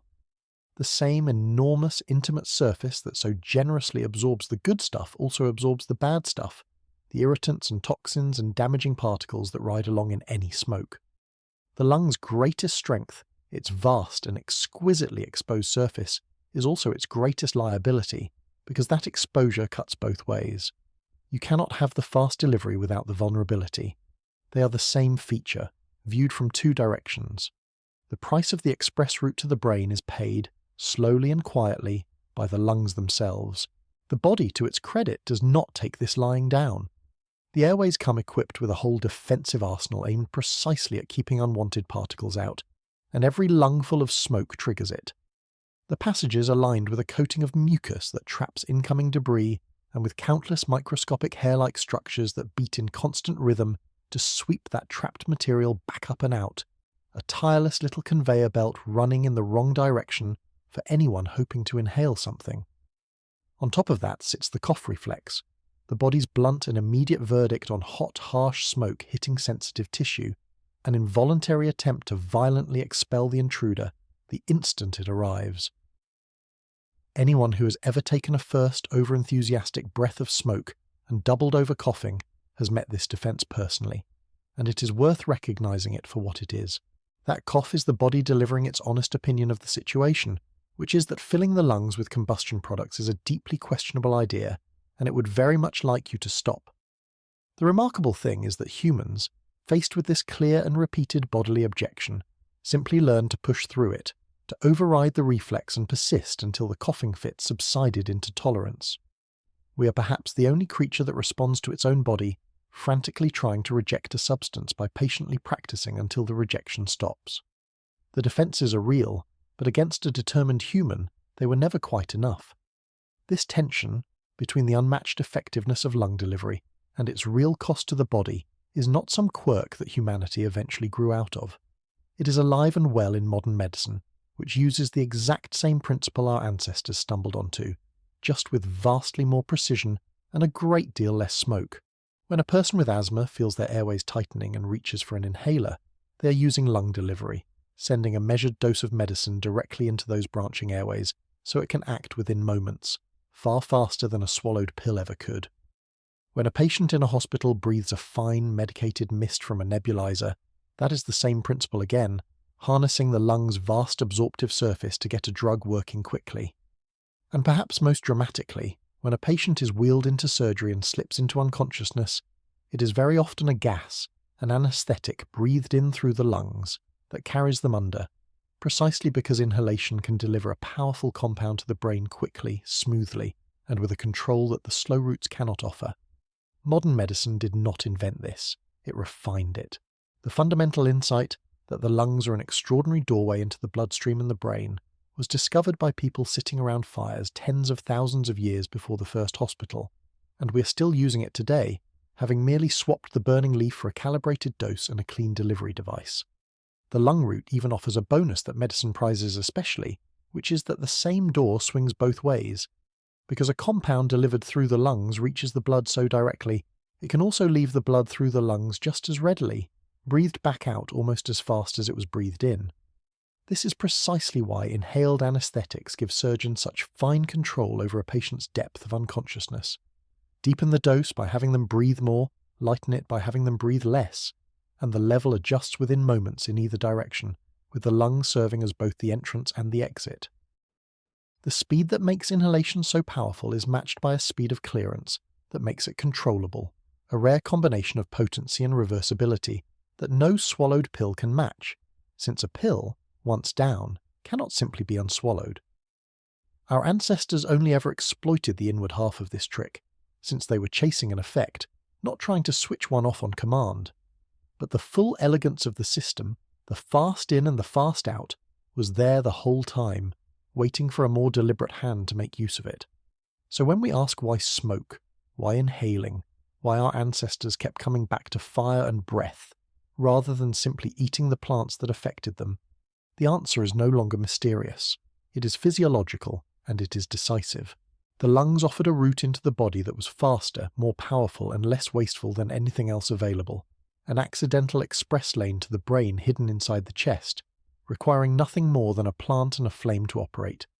The brain, as we have seen, was already wired with the locks waiting to be opened. The lungs turned out to be the fastest possible way to deliver the keys. Put those two facts together, the pre-installed receptors and the lightning-quick delivery, and the entire phenomenon of smoking stops looking like a strange cultural quirk and starts looking like something close to inevitable, an outcome written into the very architecture of the human body, waiting only for some curious creature to bring fire and the right plant together and take a breath. Our ancestors supplied the fire, the lungs, and the curiosity to keep trying. Biology, for its own unrelated reasons, had quietly supplied everything else, the waiting locks and the perfect delivery route, and the whole improbable chain of accidental fits that turned a lungful of smoke into something a mind could chase. All that remained was for the habit to spread, to take root, and to start meaning something, and for that, we have to leave the body behind and look at the deeper question of why the pull toward these altered states seems to live so stubbornly in the human animal in the first place. The mechanism, it turns out, was only ever half the story. The hunger that drove people to use it was the other half. That hunger turns out to be one of the most provocative ideas in the whole study of human behaviour, and a serious scientific case has been made that it deserves to be taken every bit as seriously as the other great urges that run our lives. The person who made that case most forcefully was a psychopharmacologist named Ronald K. Siegel, who spent much of his career at the University of California, Los Angeles, studying the relationship between living creatures and mind-altering substances. In 1989, he published a book laying out a genuinely startling argument, one that reframed the entire question of why people pursue altered states. His claim, boiled down, was this: the desire to change one's state of consciousness is not a quirk, not a vice, not a moral failing, and not some unfortunate accident of culture. It is, he suggested, a basic biological drive, as deeply rooted in the animal nervous system as the most fundamental urges we have. To appreciate how bold that idea is, you have to remember what we usually mean by a drive. In the traditional way of thinking about behaviour, there are a handful of primal motivations that sit beneath everything else, the deep engines that push living things to act. There is hunger, the drive to seek food, without which an organism starves. There is thirst, the drive to seek water, without which it dies even faster. And there is the drive to reproduce, without which a species, however well fed and hydrated, simply vanishes within a single generation. These three are the classic foundation, the non-negotiable urges that evolution installed because any creature lacking them would not last long enough to pass on its genes. They are the bedrock of why animals do anything at all. What Siegel proposed was that there is a fourth one sitting right alongside them, a comparably deep and universal pull, and that this fourth drive is the urge to intoxicate, the drive to seek out experiences that alter the ordinary workings of the mind. This is the leap that gives the idea its name. The pursuit of intoxication, in Siegel's framing, is the fourth drive, taking its place beside hunger, thirst, and sex as one of the fundamental motivations woven into the nervous system. Now, the obvious objection leaps up immediately, and it is worth voicing because honesty about the weak points of an idea is exactly what makes the strong points believable. The objection is this: nobody dies from a lack of intoxication. You can go your entire life stone cold sober and live to a healthy old age, which you absolutely cannot do without food or water. So how can the urge to alter consciousness possibly belong in the same category as the drives that keep us literally alive?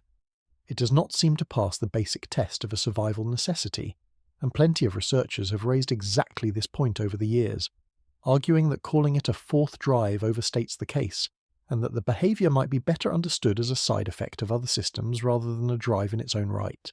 That criticism is fair, and the debate around it is genuine and unresolved, which is precisely why this remains a hypothesis rather than settled fact. But the argument Siegel and those sympathetic to his view put forward in response is more subtle than the simple survival test allows, and it rests on a different kind of evidence altogether. The strength of the fourth drive idea does not come from claiming you will perish without a buzz. It comes from a single, stubborn, hard-to-explain observation about the behaviour itself. The pursuit of altered states is astonishingly universal. It shows up everywhere, in virtually every human culture that has ever been studied, across every inhabited continent, among peoples who had no possible contact with one another and no shared tradition to borrow from, and it shows up not just in humans, but remarkably throughout the animal kingdom as well. That universality is the heart of the whole argument, so it is worth slowing down to feel its weight. When a behaviour appears independently, over and over, in populations that never met and could not have copied each other, that pattern demands an explanation. Random cultural inventions do not behave that way. If the urge to get intoxicated were merely a peculiar habit that some clever group happened to dream up and then teach to others, you would expect it to be patchy, found here and absent there, spreading along the lines of contact and trade like any other borrowed custom. Instead, it is everywhere, sprouting up on its own in isolated valleys and remote islands and far-flung continents, among people who shared nothing but their common human biology. When something arises spontaneously and identically across populations that had no way to influence one another, the most natural conclusion is that the source is not culture at all. The source is something built in, something carried in the shared equipment of the species rather than passed from hand to hand. And that is exactly the kind of signature you would expect from a genuine drive. The sheer variety of methods humans came up with, all aimed at the same goal, only sharpens the point. Different peoples in different corners of the world, with no contact between them, independently worked out an astonishing range of techniques for altering their minds. Some learned to ferment fruits or grains into intoxicating drinks. Some learned to chew particular leaves and barks to release their effects slowly through the mouth. Some learned to brew plants into potent infusions, and many, as the whole thrust of this story has shown, learned to burn things and breathe the smoke. These are wildly different solutions, requiring different knowledge and different tools, and yet they kept being invented over and over, all converging on the same underlying objective.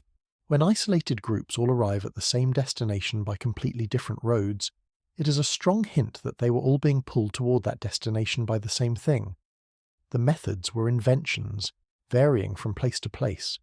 The goal they all served looks far more like an inheritance, the same everywhere because it came from the same source inside us.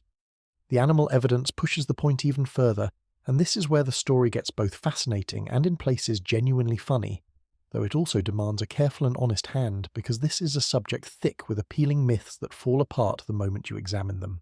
So let us be scrupulous and separate the well-documented from the merely charming, because nothing undermines a good argument faster than propping it up with a story that is not true. The strongest and best documented animal example takes us to the cold expanses of Siberia, and it involves reindeer and a particular mushroom. The mushroom is Amanita muscaria, the famous fly agaric, the classic toadstool of fairy tales with its bright red cap and white spots, which carries potent mind-altering compounds. The reindeer of the far north, it has been repeatedly observed, actively seek these mushrooms out and eat them, and there is good reason to think they are not doing it for the nutrition. This is not a vague rumour. It is woven into the ethnographic record of the peoples who have lived alongside these animals for a very long time, including the Koryak and the Chukchi of northeastern Siberia, who knew the relationship between the reindeer and the mushroom intimately and built their own understanding of it into their way of life. The reindeer would hunt down the fungus and consume it, and afterward behave in ways that suggested they were experiencing something well beyond ordinary grazing. The detail that makes this example especially striking, and that I will describe with appropriate delicacy, is what happens next. The active compounds in the mushroom are not fully broken down by the reindeer's body. A good portion of them passes through and remains active in the animal's urine. The result, as the herding peoples of the region observed and recorded, is that the intoxicating effect could be passed along, with both other reindeer and, by various accounts, people, able to encounter the still potent compounds second-hand through that urine. It is not the most glamorous chapter in the history of intoxication, and it is certainly not something you will find recommended anywhere reputable, but it is a real, documented, and rather remarkable demonstration of just how far the pull toward these compounds extends, reaching down into the behaviour of a large grazing mammal that has no culture, no tradition, and no philosophy, just an apparent and persistent interest in a mushroom that changes how it feels. The reindeer are far from alone, and once you start looking, the animal world turns out to be surprisingly enthusiastic about altered states. There is a broad and well-attested phenomenon involving fermented fruit, which is nature's own accidental brewery. When fruit ripens past its peak and begins to ferment, naturally occurring yeast convert its sugars into alcohol, turning an ordinary berry or fallen apple into a mildly boozy snack. A whole range of animals will happily eat this fermented fruit and, unsurprisingly, end up visibly tipsy as a result. Certain birds are particularly prone to it, and there are well-documented cases of flocks gorging on fermented berries and then flying about with all the coordination of a reveller leaving a party, sometimes with unfortunate results when a window gets in the way. The behaviour is real, the intoxication is real, and it happens without any creature intending it, simply because the fruit was there and the alcohol came along for free. Even your house pet is in on it, in its own small way. The reaction many cats have to catnip, that sudden burst of rolling, rubbing, blissed-out abandon, is a response to a compound in the plant that acts on the cat's nervous system to produce what certainly looks like a brief and entirely voluntary altered state. The cat is not nourished by the catnip. It gets nothing useful out of the encounter except, apparently, the experience itself, which it pursues with an enthusiasm any honest observer would recognise. It is a gentle, domestic reminder that the impulse to seek out a substance purely for the way it changes one's inner state is not some uniquely human depravity. It is scattered all across the tree of life, turning up in creatures that share none of our culture and most of our basic biology. The pattern even extends, rather pointedly, to animals helping themselves to the very plants humans cultivate for the same purpose.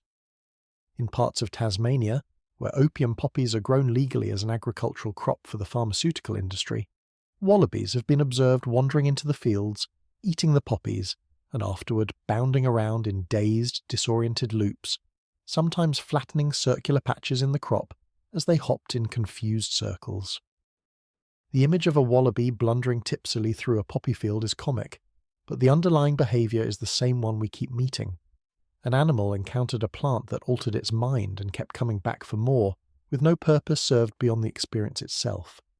Other examples drift in and out of the scientific literature with varying degrees of solidity, from grazing mammals said to seek out particular intoxicating plants, to birds and insects drawn to fermented nectar, and while some of these are better attested than others, the accumulated weight of the credible cases points unmistakably in one direction. The pull toward altered states is not a human invention sitting on top of an otherwise sober natural world. It is a thread running deep through animal life, and we are simply the species that took the impulse furthest, with by far the most elaborate and eventually the most ruinous results. Now we come to the example that everyone has heard, the one that shows up in countless nature documentaries and bar conversations, and it is precisely the one we have to handle with the most caution, because it is far shakier than its popularity suggests. The story goes that elephants in Africa deliberately get drunk by eating the fermented fruit of the marula tree, staggering around in a tipsy haze after feasting on the windfall. It is a wonderful image. The great dignified elephant reduced to a wobbly mess by an afternoon of overindulgence, and it has been repeated so often that most people simply accept it as fact. The trouble is that when researchers actually sat down and ran the numbers, the story started to look extremely unlikely. The objection is mostly one of arithmetic. An elephant is an enormous animal, and the amount of fermented fruit it would need to consume to get genuinely intoxicated, given its sheer body mass and the relatively low alcohol content of the fruit, appears to be wildly more than an elephant could realistically eat in the relevant window of time. The fruit simply does not contain enough alcohol, and the elephant is simply too big for the math to work out the way the legend claims.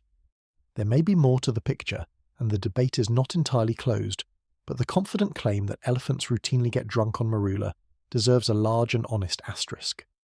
It might seem strange to deliberately knock down one of the most charming examples in support of the very idea this chapter is exploring, but doing so is exactly the point. The case for a deep biological pull toward intoxication does not need the elephant story, and it is actually stronger without it, because an argument built only on the solid examples is far more convincing than one that quietly leans on a beloved myth and hopes nobody checks.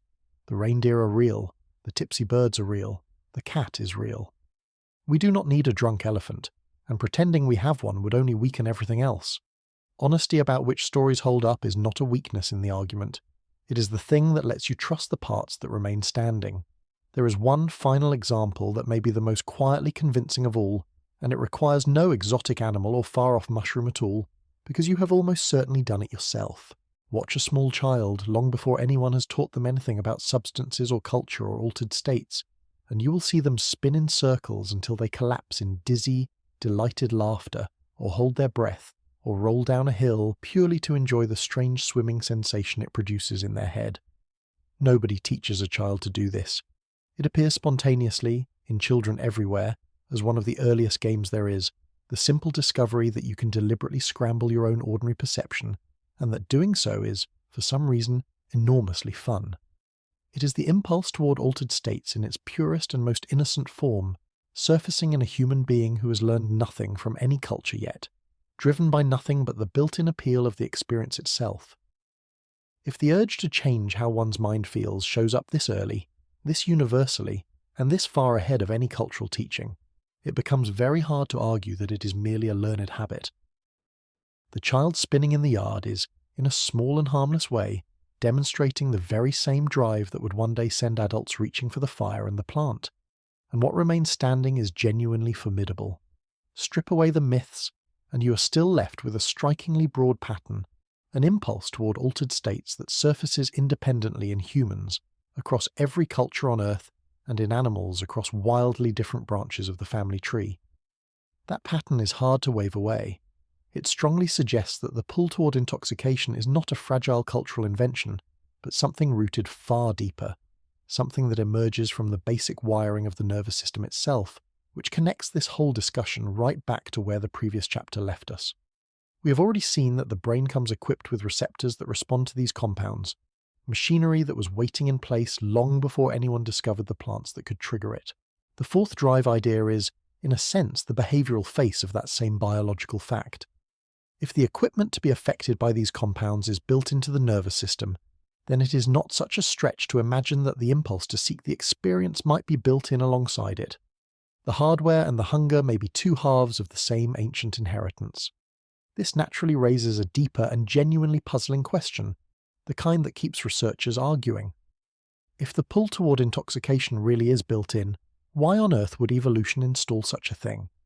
A drive that can lead a creature to poison itself, to neglect food and safety, to flatten poppy fields in dizzy circles, does not look like an obvious survival advantage. At first glance, it seems like exactly the sort of impulse natural selection should have weeded out long ago. There are a few different ways thinkers have tried to answer this, and none of them is settled, which is worth being upfront about. One line of thinking, the one Siegel himself leaned toward, frames the urge as part of a much broader and clearly useful drive, the drive toward exploration and novelty. Creatures that are curious, that seek out new experiences, new sensations and new information about their world, tend to learn more and adapt better than creatures content to do the same thing forever. The pursuit of altered states, in this view, is the inward-facing version of that same exploratory itch, a hunger to explore not just new territory but new states of one's own mind. The intoxication is, so to speak, an accidental destination reached by a drive that mostly points somewhere useful. The competing view is more deflating and treats the whole thing as a kind of glitch. In this reading, there is no dedicated drive for intoxication at all. Instead, there are the reward and motivation systems we met earlier, the ancient circuitry built to make us pursue food, water, and the other genuine necessities, and intoxicating substances simply hijack that circuitry, lighting up the reward machinery without delivering any of the real benefits it was meant to reinforce. On this account, the urge to get high is not a drive in its own right, but a side effect, a vulnerability, a case of the brain's reward system being fooled by chemicals that press its buttons without earning them. Both views, notice, agree on the underlying biology and disagree mainly about how to label it, which is often how these debates go. Whether you call it a true fourth drive or a recurring exploit of older drives, the practical upshot for our story is the same. The impulse is real, it is deep, it is rooted in the basic architecture of the nervous system, and it was present in our ancestors long before any of them could have explained the first thing about it. It is worth being clear about what this does and does not claim, because it is easy to overstate. Saying that the pursuit of altered states is a deep biological drive is not the same as saying every individual is destined to chase it, or that it is healthy, or wise, or anything else. Hunger is a drive too, and hunger does not mean every meal is a good idea. The claim is only about the existence and the depth of the impulse, not about its consequences, which range across the full spectrum from the sacred to the catastrophic, as the rest of our story will make abundantly clear. The point is simply that the urge appears to be old, widespread, and built in, rather than learned, recent, and optional. And that single point, if you accept it, has enormous consequences for how we read the deep prehistoric past. There is one more piece of evidence for the depth of this pull, and it is perhaps the most telling of all, precisely because it is the least flattering. People pursue altered states even when the cost is staggeringly, obviously high. This is not a behavior that quietly retreats once the dangers become clear. Across history, humans have chased these experiences in the full knowledge that the plants could sicken them, that the dose could kill them, that the habit could ruin them, and they did it anyway, generation after generation. A purely rational, purely optional preference would crumble under that kind of risk. Drives do not. The fact that the impulse persists so stubbornly in the teeth of genuine harm, that it keeps reasserting itself no matter how steep the price, is itself a strong argument that we're dealing with something deeper than a casual taste. We do not casually risk our lives for casual pleasures. The sheer tenacity of the behavior, its refusal to be reasoned or frightened out of existence, has the unmistakable stubbornness of a true drive rather than the gentle pliability of a mere preference. Hunger does not care that the berries might be poisonous, it just wants you to eat. The fourth drive, whatever it ultimately is, appears to operate with the same indifference to consequences, which is exactly why it has shaped so much of the human story and caused so much of its grief. It is a hard thing to admit, but the very persistence that makes the behavior look so deeply rooted is the same persistence that has made it so difficult to escape. Here is why it matters so much for our central question. Throughout this story, we have been circling the puzzle of when humans first started deliberately using fire and plants to alter their minds, and we have run repeatedly into the same frustrating wall. The direct physical evidence only reaches back so far because the things involved, leaves and stems and bundles of herbs and the soft, fleeting residues of smoke, almost never survive across the immense stretches of time we're dealing with. Stone endures, bone sometimes endures, a handful of burnt seeds in the right conditions might endure. But the actual act of gathering a psychoactive plant and putting it on a fire leaves almost nothing behind for an archaeologist to find tens of thousands of years later. This is the central difficulty of the whole subject, and it means that any honest answer about the true origins has to reckon with the fact The absence of evidence is emphatically not evidence of absence. The fourth drive idea gives us a powerful way to think around that wall, not by inventing evidence, but by reasoning from what we know about human nature.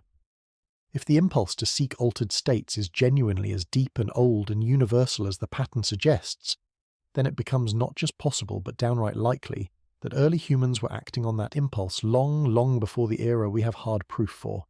Consider the situation they were in. As we established at the very start, our ancestors spent an almost unimaginable span of time sitting beside fires, breathing whatever rose off them, occasionally and accidentally catching effects they could not explain. They were equipped with the receptors to respond. They were, if the fourth drive idea holds, also equipped with a built-in pull toward exactly those experiences. And eventually they developed the one thing their earlier fire-keeping relatives lacked: the capacity to notice, to remember, to deliberately repeat, and crucially to teach. Put all of that together, and the deliberate use of psychoactive plants stops looking like a late, sophisticated invention, and starts looking like something that would have emerged almost as soon as it possibly could. The moment human minds were capable of connecting the plant to the effect, and acting on a desire that was already there. We can even imagine, in broad and careful strokes, what that early deliberate use might have looked like, without overstating what we can know. People who had learned which plants brought on the desired effects would have had every reason to factor that knowledge into the decisions that shaped their lives. A group does not wander the landscape at random. It chooses where to camp, where to return, which territories to favour, based on what those places offer: water, shelter, game, useful plants. It is entirely reasonable to suppose that the presence of a valued psychoactive plant could become one of those considerations, that people might have chosen to linger near a place where the right plants grew, or returned to it season after season, the way they returned to good hunting grounds or reliable water. And the knowledge itself which plant gathered when, used how, would have been carried not in any written form, since writing was unimaginably far in the future, but in the oldest human medium of all, the spoken word, passed from one person to the next, from one generation to the next, in the long unbroken chain of oral tradition that carried virtually everything a preliterate people knew. It is easy to underestimate how much an oral culture can carry, because we are so used to outsourcing our memory to writing that we forget how formidable human memory becomes when it has no other choice.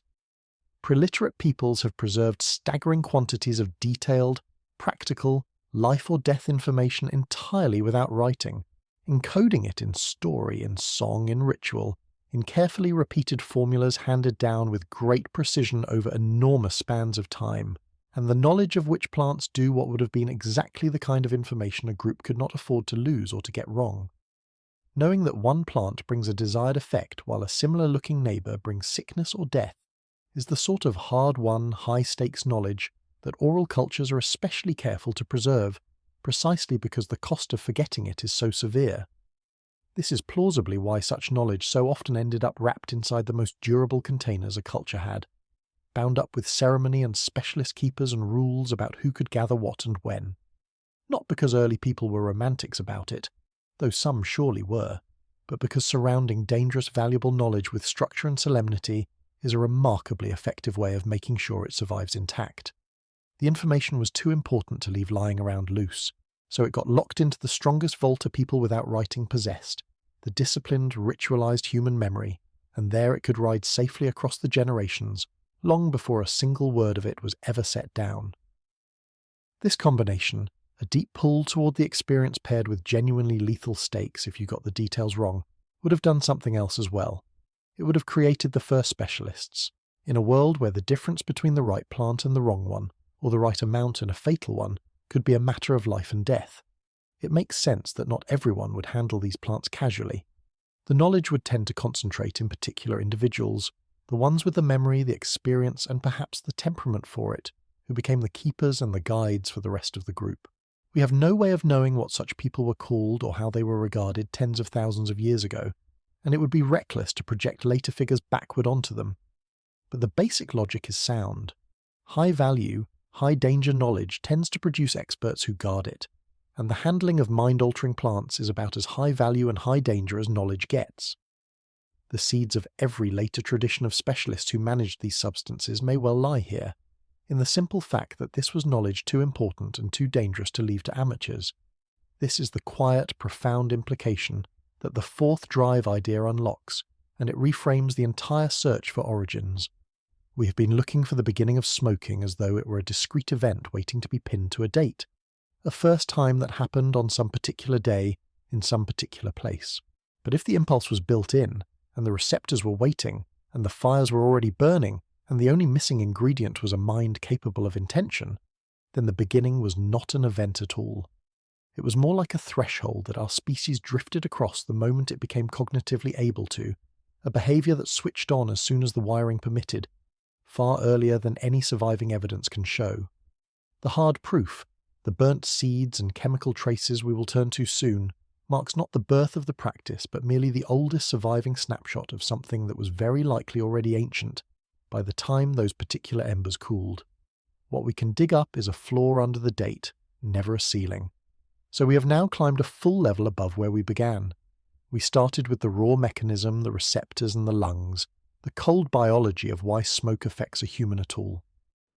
Now we have added the missing motive, the reason any of that mechanism ever got used, the deep and possibly innate pull that seems to draw living creatures, humans most of all, toward the alteration of their own consciousness.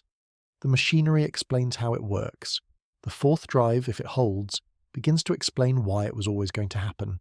And with both halves of the picture in hand, the how and the why, we are finally ready to leave behind the realm of biology and hypothesis and step onto firmer ground, into the actual physical record of what our ancestors burned, where they burned it, and what the surviving traces can tell us about a practice that the evidence suggests was already old when human history was still impossibly young. Because as it turns out, the impulse did not confine itself to a single plant or a single corner of the world. It reached for everything the green earth had to offer, on every continent people ever set foot, and the variety of what they found is a story all its own, stranger and richer than the single plant most people would think to name. It is one of the quiet distortions of how this subject usually gets told that, when most people picture ancient humans and mind-altering plants, they reach for one or two obvious names and stop there. Cannabis, maybe tobacco, and that is roughly the end of the mental list. But that narrow picture badly undersells what was actually going on across the deep past, because the truth is that our ancestors were not working with a short menu. They were working with something closer to an enormous, sprawling, planet-wide pharmacy, stocked by nature on every inhabited landmass on Earth, and they explored it with a thoroughness that is genuinely staggering. To understand the real scope of this story, you have to set aside the idea of a couple of famous plants, and instead picture a global map, dotted everywhere with species that can reach into the human mind, nearly all of which some group of people, somewhere, eventually found and put to use. Start with one of the most consequential plants in all of human history, the opium poppy, known to botanists as Papaver somniferum, a name whose second half literally nods to sleep, which is about as honest as plant naming ever gets.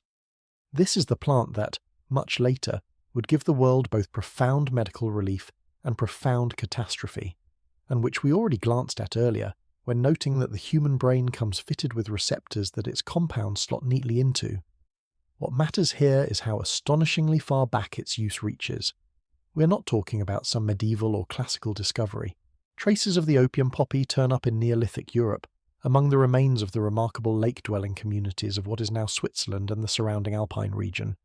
People who built their villages on wooden platforms at the edges of lakes and wetlands roughly 6,000 years ago. In the waterlogged, oxygen-starved mud beneath these settlements, which preserves plant material far better than ordinary soil, archaeologists have recovered poppy remains in quantities and contexts that point to deliberate cultivation and use, not accidental presence. 6,000 years ago, before the first cities of the region, before writing reached that part of the world, before most of what we think of as European history had even begun, people living in houses on stilts over alpine lakes were already growing and using the opium poppy. The plant has been entangled with humanity for longer than civilization itself, which rather reframes the idea that it is a modern problem.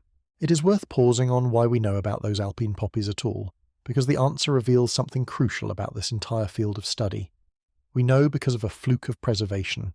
The wet, airless mud beneath those lakeside villages happened to be one of the rare environments on Earth that protects fragile plant material from rotting away, sealing it off from the oxygen and decay that would normally erase it within years.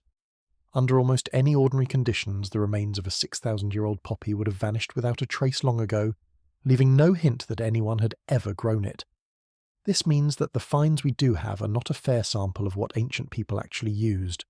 They are a tiny lucky sliver, the handful of cases where some unusual circumstance, waterlogged mud, bone-dry desert, or deep freezing cold happened to preserve what would otherwise have disappeared completely. For every site like the Swiss lake dwellings, there were surely countless others, just as rich in plant use, that left nothing behind because the conditions were ordinary and the organic evidence simply rotted. Keep this firmly in mind because it shapes everything. When we look at the map of ancient psychoactive plant use, we are not seeing the whole picture. We are seeing the rare bright spots where the evidence beat the odds and survived, scattered across a vast darkness of practices we will never be able to document at all. If the poppy is the plant of sleep and dreamy oblivion, the next group on our tour belongs to a far more frightening corner of the pharmacy. The corner with the warning labels that ancient people had to discover the hard way. These are the plants rich in what chemists call tropane alkaloids, and two of the most notorious are henbane, or Hyoscyamus niger, and the various species of datura, sometimes called thornapple or jimson weed depending on where you're standing. These plants are genuinely powerful and genuinely dangerous, packed with compounds that throw the nervous system into wild disarray, producing intense delirium, vivid and often terrifying hallucinations, a complete unmooring from reality, and, with unsettling ease, death. The line between a dose that produces a visionary experience and a dose that produces a funeral is alarmingly thin with these plants, which did not stop people from using them, because the human appetite for altered states, as we have seen, is not famous for its caution. What makes the tropane plants so significant in this story is precisely how unforgiving they are, and they bring us to an idea that sits at the heart of this whole chapter, the brutal economics of learning which plants do what. Figuring out the properties of a plant like henbane or datura was not a matter of casual experimentation with a comfortable margin for error. It was, quite literally, a process of trial and error in which the errors could be fatal. Imagine the situation of the very first people to investigate one of these plants. With no chemistry, no pharmacology, no accumulated body of knowledge, nothing but curiosity and the built-in pull toward altered states we discussed earlier, and a plant that might grant a vision or might stop a heart depending on an amount nobody yet knew how to measure. Every piece of reliable knowledge about these plants, every rule about how much was safe and how much was lethal, and how it should be prepared, was purchased at a price, and a portion of that price was paid in lives. Somebody, at some point, took too much and did not come back, and the survivors learned something from it. This is one of the grimmer truths beneath the romance of ancient plant wisdom. That wisdom was hard-won, accumulated over generations through a slow, costly process in which the people who guessed wrong served as the warnings for everyone who came after. And the survivors, crucially, remembered. They had to, because the alternative was to keep paying that price over and over. The knowledge of which plants were safe in which amounts, refined through these fatal lessons, became some of the most carefully guarded and carefully transmitted information any community possessed, passed down with the kind of precision that only genuinely dangerous knowledge tends to attract. The terror of the tropane plants was, in a strange way, exactly what made the lore around them so durable. You do not casually forget the rules about a plant that kills people who get them wrong. Henbane and datura, for all their danger, or rather because of it, generated some of the most disciplined plant knowledge in the ancient world, often handled with elaborate care and treated with a respect that bordered on dread. It is worth noting, too, that these plants were frequently not smoked or eaten in the straightforward sense, but prepared into ointments and preparations absorbed through the skin, a method that allowed the dangerous compounds to be taken up more gradually, which tells you something about how warily people approached them. Even the method of use was shaped by the fear of the dose.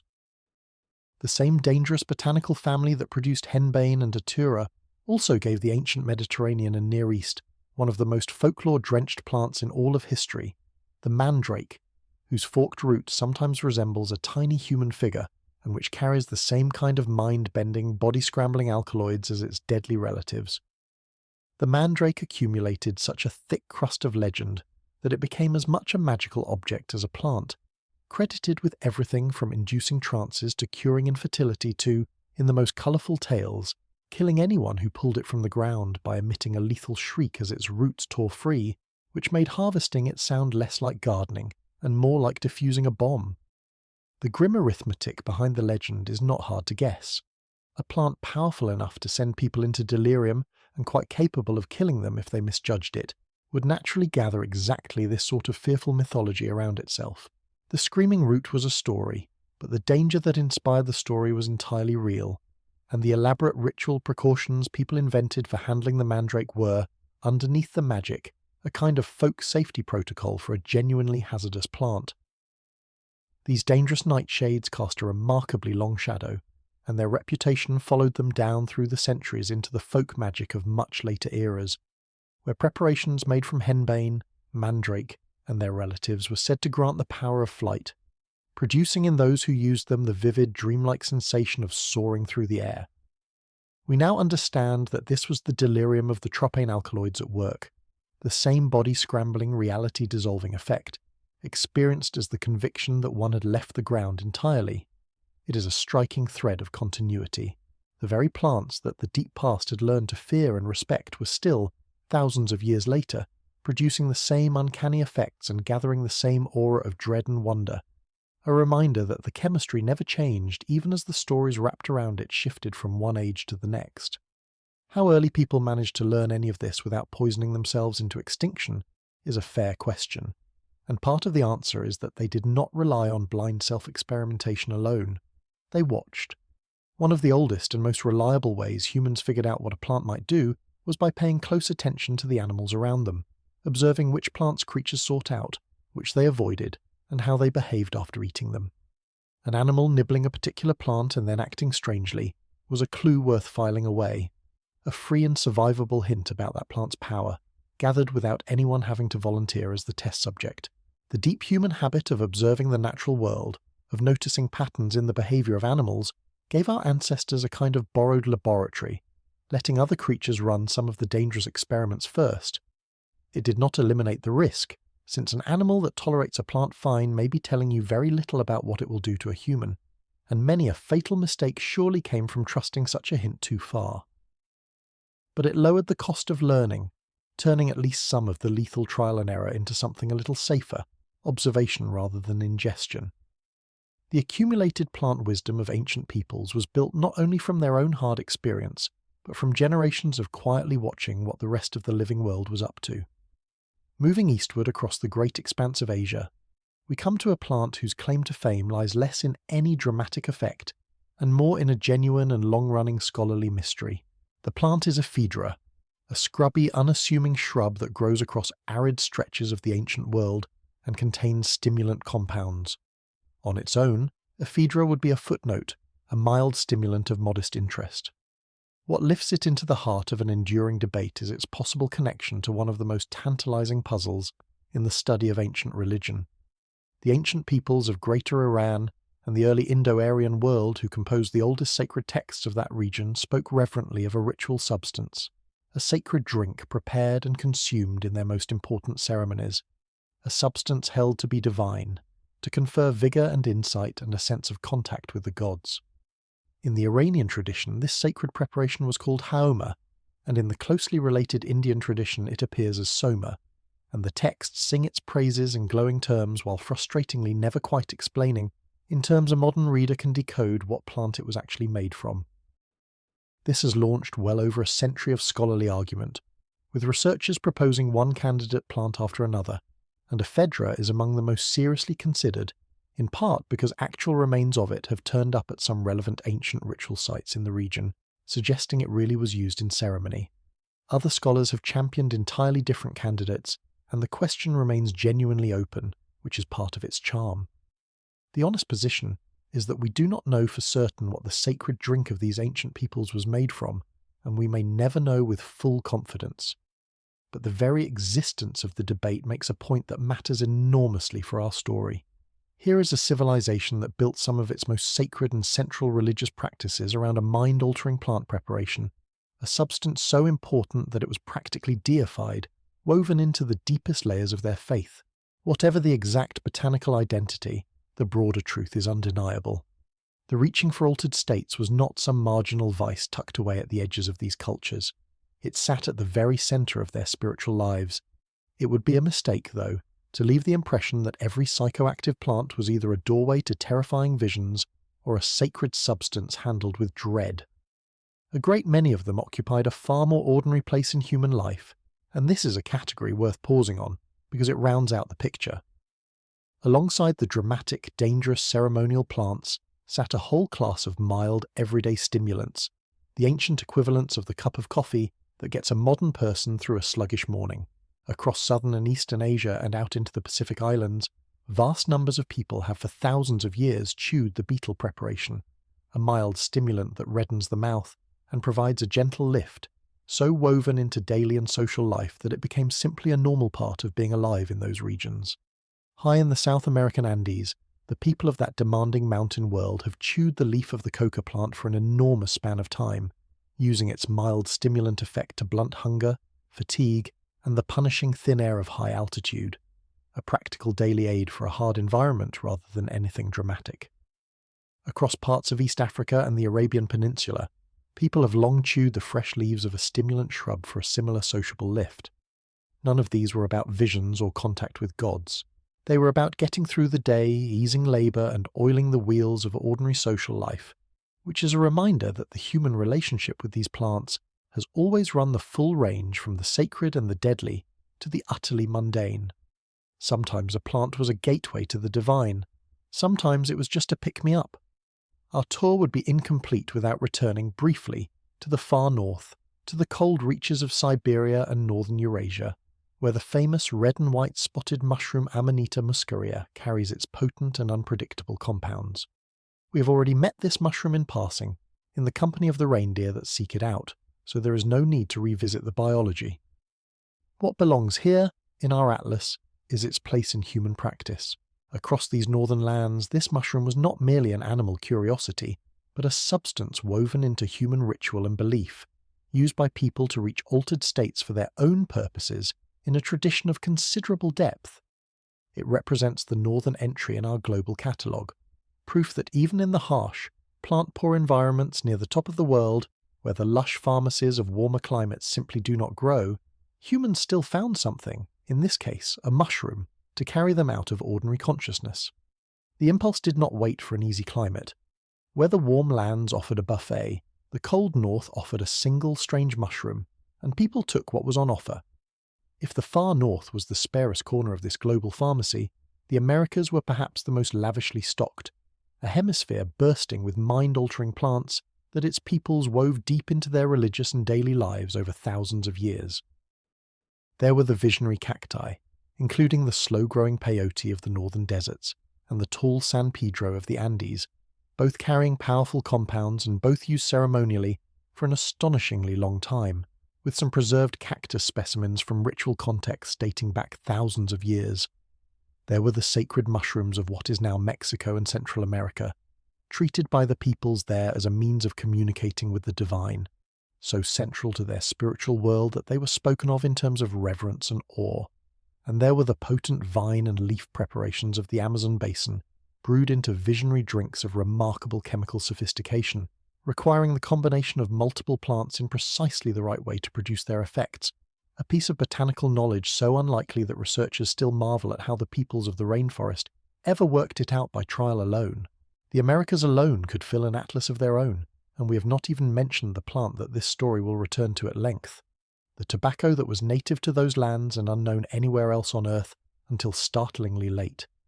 The richness of the New World pharmacy is hard to overstate, and the peoples there explored it with a depth and care that turned many of these plants into the very pillars of their sacred lives.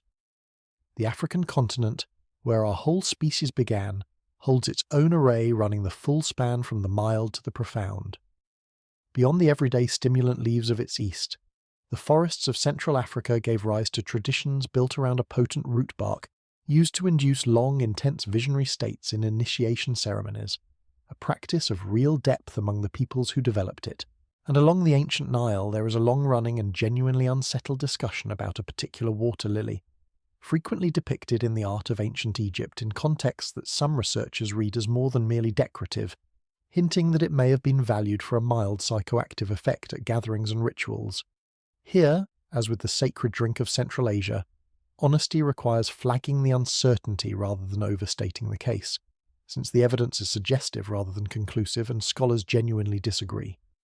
But the recurring pattern of a plant turning up again and again in ceremonial and artistic settings is exactly what we keep finding everywhere we look. There is a deeper sophistication hiding in all of this that deserves real respect, because it is easy to picture ancient plant use as simply finding a plant and eating or burning it, when the reality was often far more involved. Knowing the plant was only the beginning. Knowing what to do with it was frequently the harder and more impressive part. The same plant could be a medicine, a poison, or a doorway to visions depending entirely on how it was prepared, how much was used, what it was combined with, and how it was taken into the body. The peoples of the past developed genuinely intricate methods, drying and aging, heating and combining, extracting and concentrating, neutralizing the parts that would harm while preserving the parts they wanted, and matching the method of use to the nature of the plant, whether that meant brewing, chewing, applying to the skin, or burning and breathing the result. This was, in every meaningful sense, a real technology, a body of precise practical chemistry developed and refined over countless generations entirely without any theory of chemistry to guide it. The fact that it was carried in memory and ritual rather than written in textbooks does not make it any less sophisticated. A people who can take a plant that would kill the careless and reliably turn it into a controlled experience have accomplished something genuinely remarkable. A feat of accumulated knowledge that modern pharmacology, for all its instruments, can only admire. By now the shape of the real picture should be coming into focus, and it is worth stating plainly, because it is the central argument of this entire chapter. The plants and fungi that can alter the human mind are not clustered in one lucky region. They are scattered across the whole planet, spread across every inhabited continent, each with its own local cast of mind-altering species, as our wandering tour from alpine lakes to Siberian forests to Amazon rivers to the African Nile has already shown. And even Australia, often imagined as somehow set apart, had its own contribution. A native plant whose leaves, carrying compounds related to the ones in tobacco, were chewed and traded across vast distances by Aboriginal Australians in networks stretching across the continent, a sophisticated indigenous commerce in a mild stimulant that operated for a very long time, before any European had the faintest idea the continent existed. There is a deeper marvel buried in that particular example. The Australian plant and the American tobacco grew on opposite sides of the planet, on land masses separated by oceans, evolving in complete isolation from one another, and yet both independently developed compounds of the same basic kind, the very ones that hacked on the reward and attention circuitry we explored earlier. Two unrelated plants, two opposite ends of the earth, no contact whatsoever, and both arrived at chemistry that reaches the same locks in the human brain. This kind of convergence shows up across the global pharmacy again and again, and it underscores the point from the very heart of this story. The effect was never really about any one special plant. It was about the universal machinery inside the human head, machinery that a surprising number of unrelated plants scattered everywhere happened to evolve keys for. The plants of the world were not collaborating. They simply kept, by sheer chance, inventing the same handful of molecular shapes, and human beings, equipped everywhere with the same receptors, kept responding to them in the same way. A planet covered in different plants, fitting into one shared human brain. That is the real engine behind this entire global atlas. That last detail deserves a moment of appreciation, because it so neatly destroys a comfortable misconception. We sometimes carry around a vague sense that the serious history of mind-altering plants is mostly a story of a few famous places, that it belongs to particular exotic corners of the world. But a continent encompassing its own immense interior, populated by peoples who developed in profound isolation for tens of thousands of years, independently arrived at the gathering, processing, and long-distance trading of a psychoactive plant. They did not learn it from anyone else. There was no one else to learn it from. They arrived at it on their own, because the pull toward these substances and the plants to satisfy it were both present, as they were nearly everywhere humans set foot. This is not the story of a few unusual cultures. It is the story of a species. That Australian example points to something else worth noting, which is how often these plants became valuable enough to move, sometimes over remarkable distances. A desirable psychoactive plant did not always grow where the people who wanted it lived, and that mismatch created some of the earliest and most enduring networks of exchange. The leaves chewed across the Australian interior travelled along trade routes spanning a good part of the continent, passed from group to group far from where they grew. The same logic played out elsewhere in the world, with prized mind-altering plants becoming objects of trade, carried along the same paths as other precious goods, sought after enough that people would haul them across deserts and mountains and seas to get them. There is something quietly telling in this. A plant that people will go to enormous trouble to obtain, transporting it across hostile terrain when easier necessities were closer to hand, is a plant they value intensely, and the willingness to build trade networks around these substances is yet another measure of how deep the human attachment to them ran. Long before anyone was shipping these plants for profit on an industrial scale, which is a darker story we will reach in time, people were already moving them across great distances simply because the demand was there and the supply was somewhere else. And that brings us to the largest implication of this whole global survey, the one that closes a question this video has been circling from the start. Consider where humanity stood roughly 12,000 years ago, near the end of the last ice age, just before the slow dawn of farming began to reshape the world. By that point, human beings were not confined to one region experimenting with one plant. They were quite simply everywhere. They had spread across virtually the entire habitable surface of the planet, into Africa and Europe and across the breadth of Asia, down through the Americas from the frozen north to the southern tip, and out across Australia and into the Pacific. Wherever they had gone, they had carried with them the same fundamental human nature, including that deep and ancient pull toward altered states, and wherever they had settled, they had encountered the local members of that planet-wide pharmacy, and, with remarkable consistency, found uses for them.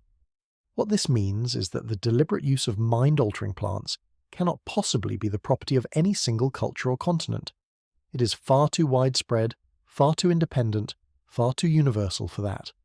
We sometimes hear the story of these practices told as though they belonged primarily to one part of the world, as though the reaching for altered states through plants were a regional specialty.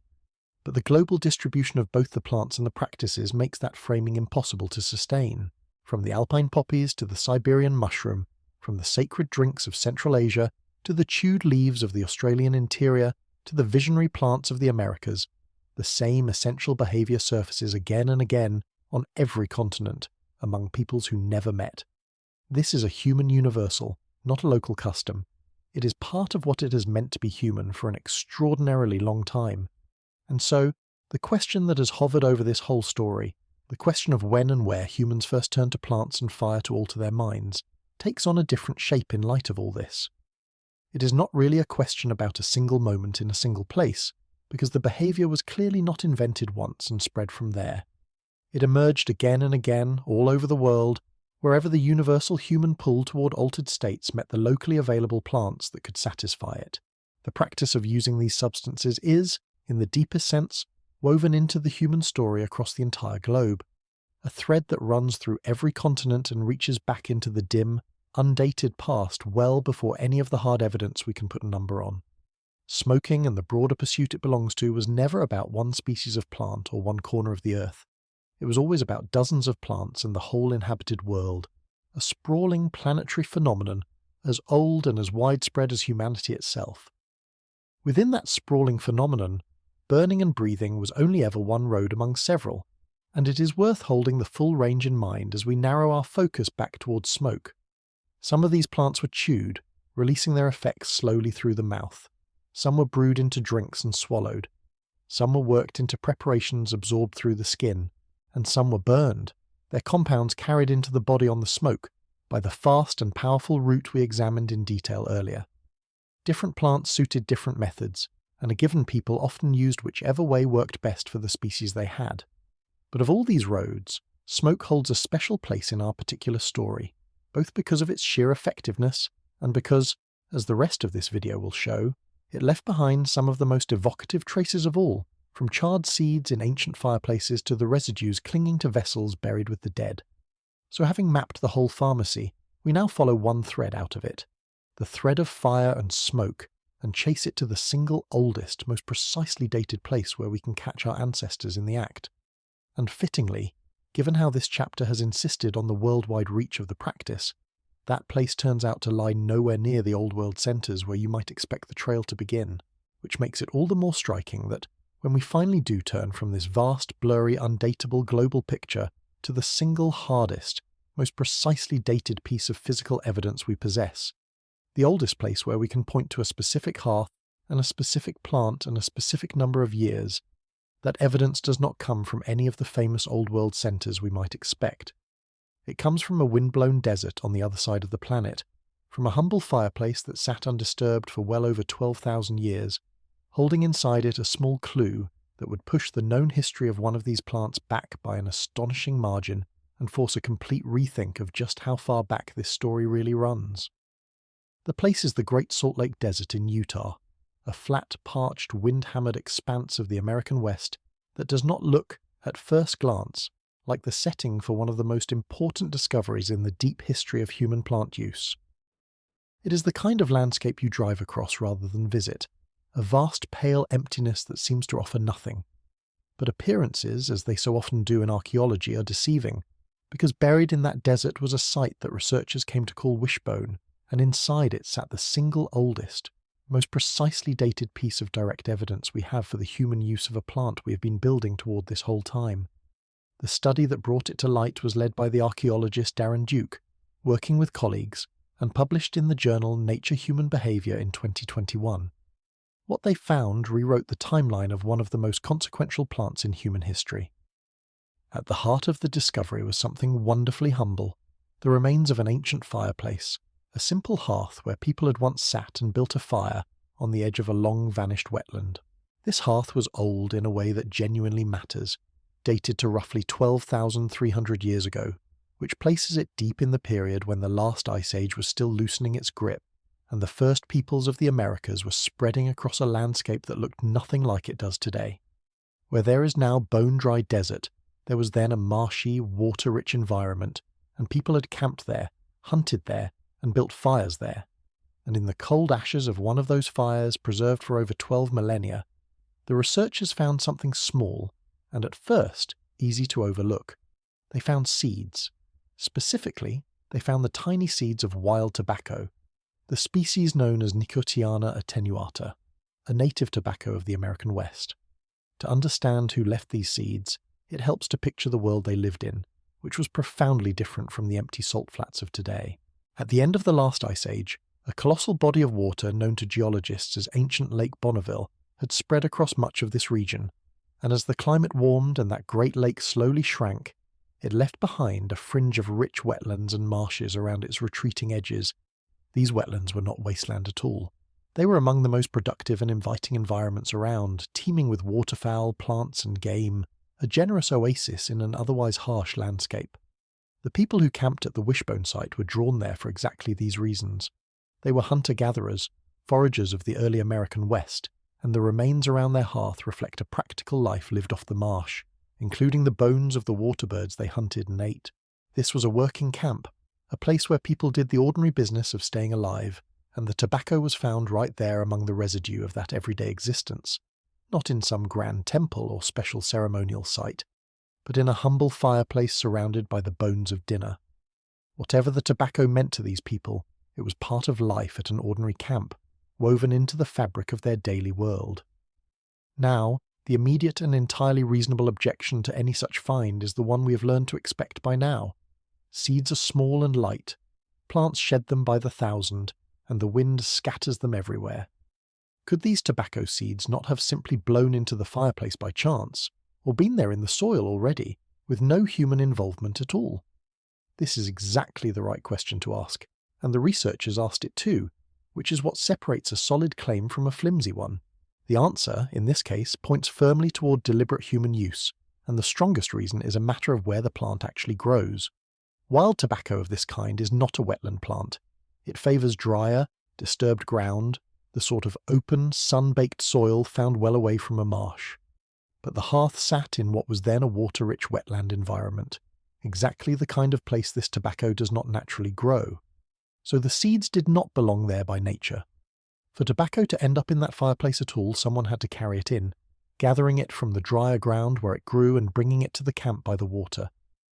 Add to this the simple fact that tobacco is not a food, that the plant offers almost nothing worth eating and would never be hauled to a campsite to fill a stomach, and the picture comes into focus. Its presence in that fireplace, in that setting, where it had no business growing and no value as a meal, is best explained by the one thing tobacco is actually good for, its effect on the human mind and body. It is worth knowing a little about this particular plant because it deepens the picture.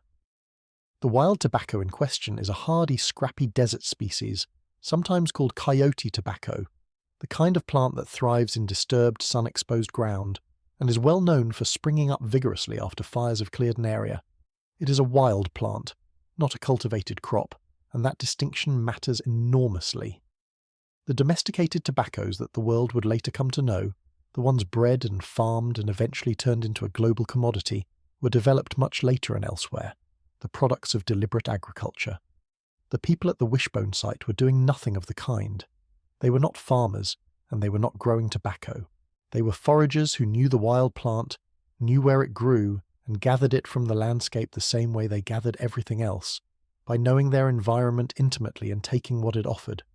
This means the human use of tobacco does not just predate its farming, it predates farming itself, reaching back thousands of years before anyone in the Americas planted a deliberate crop of anything. The relationship between people and this plant began not with cultivation, but with foraging, in a world that had never seen a field, which fits the larger theme this whole story keeps returning to. The reaching for these plants is older than agriculture, older than settled life, older than nearly every institution we think of as the foundation of civilization. It belongs to the wandering, foraging deep past, not to the tidy farming world that came after. There is a lovely ecological detail tucked inside the nature of this plant that is worth drawing out, because it hints at how the relationship between people and tobacco may have begun in the first place. As mentioned, this wild tobacco is a fire follower, a plant whose seeds wait dormant in the soil and then burst into vigorous growth after a fire has swept through and cleared the ground. Now recall that human beings are, above all else, makers of fire, the one creature that carries flame across the landscape and leaves burned ground in its wake. Put those two facts together, and a quiet partnership emerges almost on its own. Wherever early people made their fires, cleared brush, or abandoned the scorched earth of an old campsite, they were creating exactly the disturbed, burned conditions in which this tobacco loves to spring up. The plant would have followed humans around without anyone planning it, sprouting in the wake of their fires, colonizing the ground they had cleared, appearing again and again in the very places people frequented. It is entirely possible that humans and this tobacco were drawn into each other's orbit precisely because the plant thrived on the disturbance that humans create. The fire that people carried for warmth and cooking was also, quite by accident, an open invitation to the very plant they would come to seek out, a plant that grew best in the ashes of human activity. There is a neat circularity to it, almost too tidy to be true. The creature obsessed with fire kept making the burned ground that this fire-loving plant needed, and the plant kept showing up to meet it, until the two were so reliably found together that reaching for one when you had the other must have seemed like the most natural thing in the world. The detail that makes this find so genuinely staggering, the thing that should make anyone sit up, is its age relative to everything else we thought we knew. 12,300 years is not merely old. It is older, by thousands of years, than any pipe ever found in the region. It is older, by thousands of years, than any pottery in the region, since pottery itself had not yet been invented there. In other words, these people were interacting with tobacco in a meaningful, deliberate way many thousands of years before any of the tools we associate with smoking even existed. There were no pipes, there was no specialized smoking equipment of any durable kind, and yet here is tobacco, gathered and brought to a fire at a date that pushes the human relationship with this plant back into a past far deeper than almost anyone had imagined. Before this find, the accepted history of tobacco use in the Americas reached back a few thousand years, anchored mostly to the residues found inside ancient pipes. This single desert hearth roughly quadrupled that timeline at a stroke, dragging the story of tobacco back to the very dawn of human presence in that part of the world. The absence of any pipe or specialized equipment is not a gap in the story. It is one of the most revealing parts of it, and it deserves to be turned over and looked at properly. We are so used to thinking of smoking as something that requires apparatus, a pipe, a vessel, some purpose-built device, that we instinctively assume the tools must come first and the habit second. The wishbone hearth quietly reverses that assumption, Here is deliberate tobacco use thousands of years before any of the durable equipment we associate with it, which means the behavior did not wait around for someone to invent the right tool. The using came first. The tools, when they finally appeared, were latecomers, developed to serve a habit that was already deeply established, to make more convenient or more refined something people had already been doing for an enormous span of time, with nothing but their hands, a fire, and the plant itself. This is the natural order of these things, and it is easy to get backward. People did not start using tobacco because someone handed them a pipe. Someone eventually made a pipe because people had been using tobacco for ages and wanted a better way to do it. The behavior is the parent, and the technology is the child, born thousands of years later to serve a desire that had been there all along. So the very thing that might seem like a weakness in the evidence, the lack of any recognizable smoking gear, is actually a profound clue about just how far the practice predates everything we normally use to identify it. You might reasonably wonder how anyone can be so confident about a number that large, how we can say 12,300 years rather than simply a very long time. The answer is radiocarbon dating, the workhorse technique of archaeology, and it is worth understanding in brief because it is what turns a pile of old ash into a precise date. The principle is elegant. Living things constantly take in carbon while they are alive, including a tiny, steady proportion of a particular radioactive form of carbon. The moment an organism dies, that intake stops, and the radioactive carbon it contains begins to decay away at a known, clock-like rate. By measuring how much of that radioactive carbon is left in a once-living sample, such as the charred remains in an ancient hearth, scientists can calculate how long ago the thing stopped living, and therefore roughly when the fire burned. It is, in effect, a chemical stopwatch that started ticking the moment the wooden plants died and has been running ever since. Applied to the material in the wishbone hearth, this stopwatch returned that staggering figure, and because the method is well understood and the results can be cross-checked against other lines of evidence, the date is not a wild guess but a solid, defensible measurement that other researchers can test and confirm. The fire really did burn that long ago, and no amount of disbelief can argue the chemistry down. To feel the full force of that number, it helps to know what it replaced. Before this discovery, the oldest solid evidence for tobacco use in the Americas came mainly from chemical residues detected inside ancient smoking pipes, traces of the plant clinging to the insides of vessels that people had used to smoke it. Those finds reached back a few thousand years, which already made tobacco a respectably ancient habit. The wishbone hearth blew past all of that, pushing the confirmed human relationship with tobacco back by something like 9,000 additional years, an almost absurd leap. It is the difference between thinking a story began a few chapters ago and discovering it actually started in a volume you did not even know existed. Discoveries that extend a timeline by a few centuries are common enough in archaeology. Discoveries that extend one by the better part of 10,000 years are rare and genuinely seismic, the kind that force textbooks to be quietly rewritten and send researchers back to reconsider everything they thought they knew about how early and how deeply this plant was woven into human life in the Americas. A find like this does not just add a date to a chart, it changes the whole shape of the story, pushing its opening so far back that everything that came afterward has to be understood in a different light. It is worth letting the strangeness of that settle, because it raises a question the evidence itself cannot fully answer, and intellectual honesty requires admitting as much. What, exactly, were these people doing with the tobacco? Here we reach the edge of what the find can tell us, and it would be dishonest to pretend otherwise. The seeds in the hearth prove that people brought tobacco to the fire deliberately. They do not by themselves prove precisely how it was being used. There are several real possibilities. The people might have been smoking it in some simple, perishable way that left no trace, perhaps using rolled leaves, or a tube of some material that has long since rotted away. They might have been chewing the leaves and the seeds ended up in the fire as discarded waste. They might have been using it in some ritual capacity we cannot reconstruct, or as a medicine, or in some combination of all of these. The plain truth is that we do not know with certainty whether these particular people were inhaling smoke, and saying otherwise would be reading more into the seeds than they can support. What we can say for certain is the thing that matters most. 12,300 years ago, human beings were deliberately gathering and using tobacco, a plant whose only real value is what it does to the mind.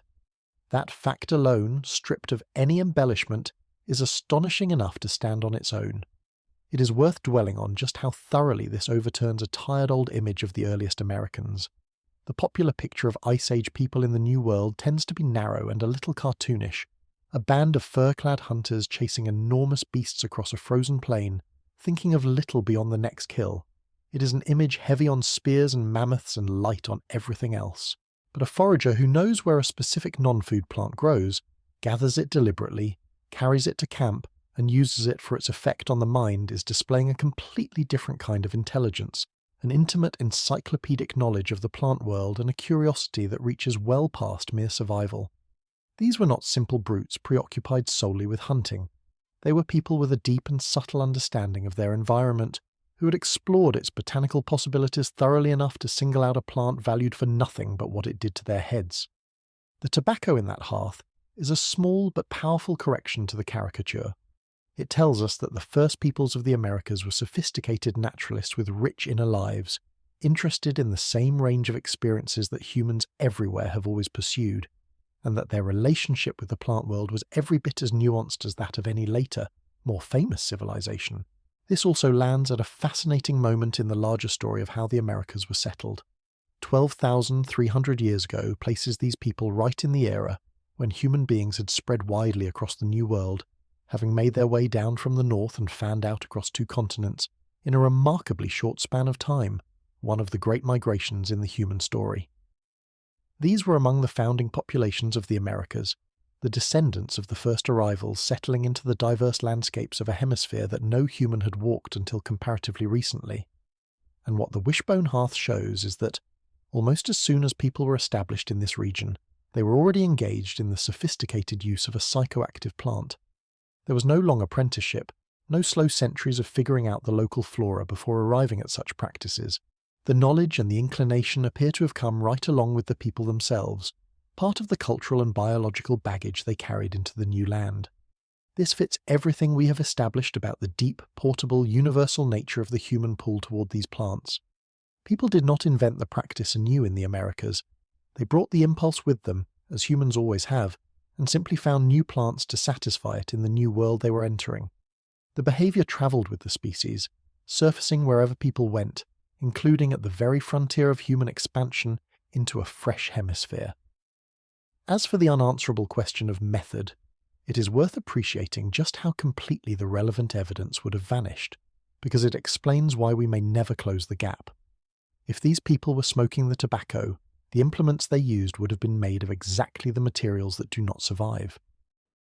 Picture the range of simple possibilities: a leaf rolled into a crude cigar, a hollow reed or a length of cane used as a tube, a small wad of leaf held in the cheek, a bundle tossed onto the coals so the smoke could be breathed from the air around the fire. Every one of these involves nothing but plant matter, soft and perishable, the kind of thing that rots away within a few short years under normal conditions and leaves no mark whatsoever in the ground. A stone arrowhead from this period survives perfectly well for us to find. A rolled tobacco leaf from the same campfire stood essentially no chance of lasting even a single human lifetime, let alone 12,000 years. So the silence of the record on the question of method is not evidence that they were not smoking. It is simply the predictable result of the fact that the answer, whatever it was made of the most fragile and fleeting materials imaginable. We are left to wonder, and wondering in this case is the only honest response available. It is worth appreciating too the sheer disproportion between the evidence and the conclusion, because it is a beautiful example of how archaeology actually works. The entire weight of this discovery, the rewriting of a plant's history by thousands of years, the new window onto the inner lives of the first Americans, rests on a tiny scatter of charred seeds, each smaller than a grain of sand, recovered from the dirt of one ancient fireplace. There is something almost comic about it, the idea that a few microscopic specks could carry such an enormous payload of meaning, that you could overturn a textbook with something you would never notice if it landed in your coffee. But this is the nature of the discipline. The deep past does not hand over its secrets in grand, obvious packages. It leaves them in the smallest, most easily overlooked traces, and the whole art of archaeology lies in noticing those traces, recovering them with painstaking care, and reading them correctly. A handful of seeds, properly understood, can speak louder than a monument. The wishbone hearth is a reminder that the most important evidence is rarely the most impressive looking, and that the people who sift desert dirt grain by grain are doing some of the most consequential detective work there is. And this brings us to a lesson that runs underneath this entire subject and is worth making explicit here because the wishbone hearth illustrates it perfectly. The lesson is about how to read the archaeological record honestly, and specifically about the difference between the absence of evidence and the evidence of absence. It is tempting, when we find that the oldest hard proof of something dates to a particular moment, to conclude that this moment is when the practice began, but that conclusion is almost always wrong, and understanding why is essential to thinking clearly about the deep past. The date of the oldest surviving evidence tells us when the practice happened at least by, not when it started. It is a floor, never a ceiling. The reason comes down to the brutal unfairness of what survives the passage of time and what does not. Consider what the act of using tobacco actually involves, and what it would leave behind. It involves leaves, which rot. It might involve fibres or cordage to bundle them, which rot. It might involve a wooden tube or pipe, which rots. It might involve a pouch of leather or woven plant material to carry the tobacco, which rots. Nearly everything connected to the practice, the plant itself, the tools, the containers, is organic, and organic material, under almost all conditions, decays and vanishes completely over the kinds of time spans we are discussing. Stone endures across the ages, fired pottery endures, certain bones endure. But the soft, perishable stuff of daily life, the very things most likely to be involved in using a plant, simply disappears, leaving the archaeologist with a record that is wildly biased toward the hard and durable, and almost blind to the soft and fleeting. We find stone tools by the millions because stone lasts. We almost never find the wooden handles those tools were once fixed into, because wood does not. The same brutal filter applies to everything about plant use. So when we find tobacco seeds in a 12,000-year-old hearth, we are not looking at the beginning of tobacco use. We are looking at one of the vanishingly rare moments when the evidence happened to survive, when seeds, which are tougher than leaves, ended up in a fire which charred and preserved them, in a desert which kept them dry, in a spot that stayed undisturbed for over 12,000 years. That is an extraordinary chain of lucky breaks, and it is the only reason we know about this site at all. For every hearth like this one that beat the odds, there were surely countless others, just as real, where people used tobacco or other plants and left behind nothing that could survive. The practice was almost certainly far older and far more widespread than this single surviving snapshot can show. The wishbone hearth is not the first page of the story. It is simply the oldest page that did not crumble to dust, and we should read it as the bottom edge of a much deeper history rather than its starting line. Step back far enough, and the wishbone hearth takes on a significance that reaches beyond tobacco and beyond the Americas. As we saw in surveying the global pharmacy, hard evidence for the deliberate use of any specific mind-altering plant is desperately scarce in the deep past, precisely because so little of it survives. Against that scarcity, a securely dated find at over 12,000 years stands as one of the oldest pieces of direct, physical, undeniable evidence anywhere on Earth for human beings purposefully using a psychoactive plant. Not the oldest the practice ever was, since the behaviour surely runs deeper than any surviving trace, but the oldest we can actually hold in our hands and put a firm number to. That a humble forager camp in a North American desert should hold this distinction is a fitting twist, given how often the story of these plants is told as though it belonged to the Old World. The single hardest anchor point we possess sits in the Americas, in the hands of Ice Age foragers, thousands of years before the famous civilizations of anywhere, and it carries a quiet promise for what comes later, because the peoples of the Americas would go on to build some of the most profound and elaborate sacred traditions around this very plant, traditions we will explore in their proper place. What the desert hearth tells us is that those later traditions did not spring from nowhere. They grew from roots that reach all the way back to the very first people on the continent, a relationship between humans and tobacco so old that it was already ancient before the rest of American history had even begun. And even this staggering date may not be the true beginning, only the oldest we happen to have caught. The tobacco genus has its deepest roots much further south, in South America, where its wild relatives are most diverse and where the plant most likely first drew human interest. It is entirely plausible that people somewhere in that vast southern landmass were using tobacco even earlier than the foragers of the Utah marshes, and that the only reason we have a northern desert hearth, rather than a southern one as our oldest evidence, is the simple accident of where the conditions for preservation happen to align. the humid forests where tobacco may have first been embraced are precisely the kind of environment that destroys organic evidence fastest, dissolving leaves and seeds and tools back into the soil within seasons. So the Utah find, remarkable as it is, may be less the genuine first chapter than the oldest surviving copy of a story whose true opening pages rotted away long ago in some warm, wet place we will never be able to excavate. The number is a flaw, and quite possibly a high one. The real beginning lies somewhere below it, in the dark, exactly where this whole story keeps insisting the real beginnings always lie. There is something quietly moving about that humble fireplace in the desert when you sit with it. 12,300 years ago, long before the first farm, before the first city anywhere on Earth, before writing, before the wheel, before nearly everything we associate with human history, a group of people sat around a fire at the edge of a marsh in what is now Utah, and among the things they brought to that fire was tobacco, a plant they had sought out for what it did to them. They are utterly anonymous to us.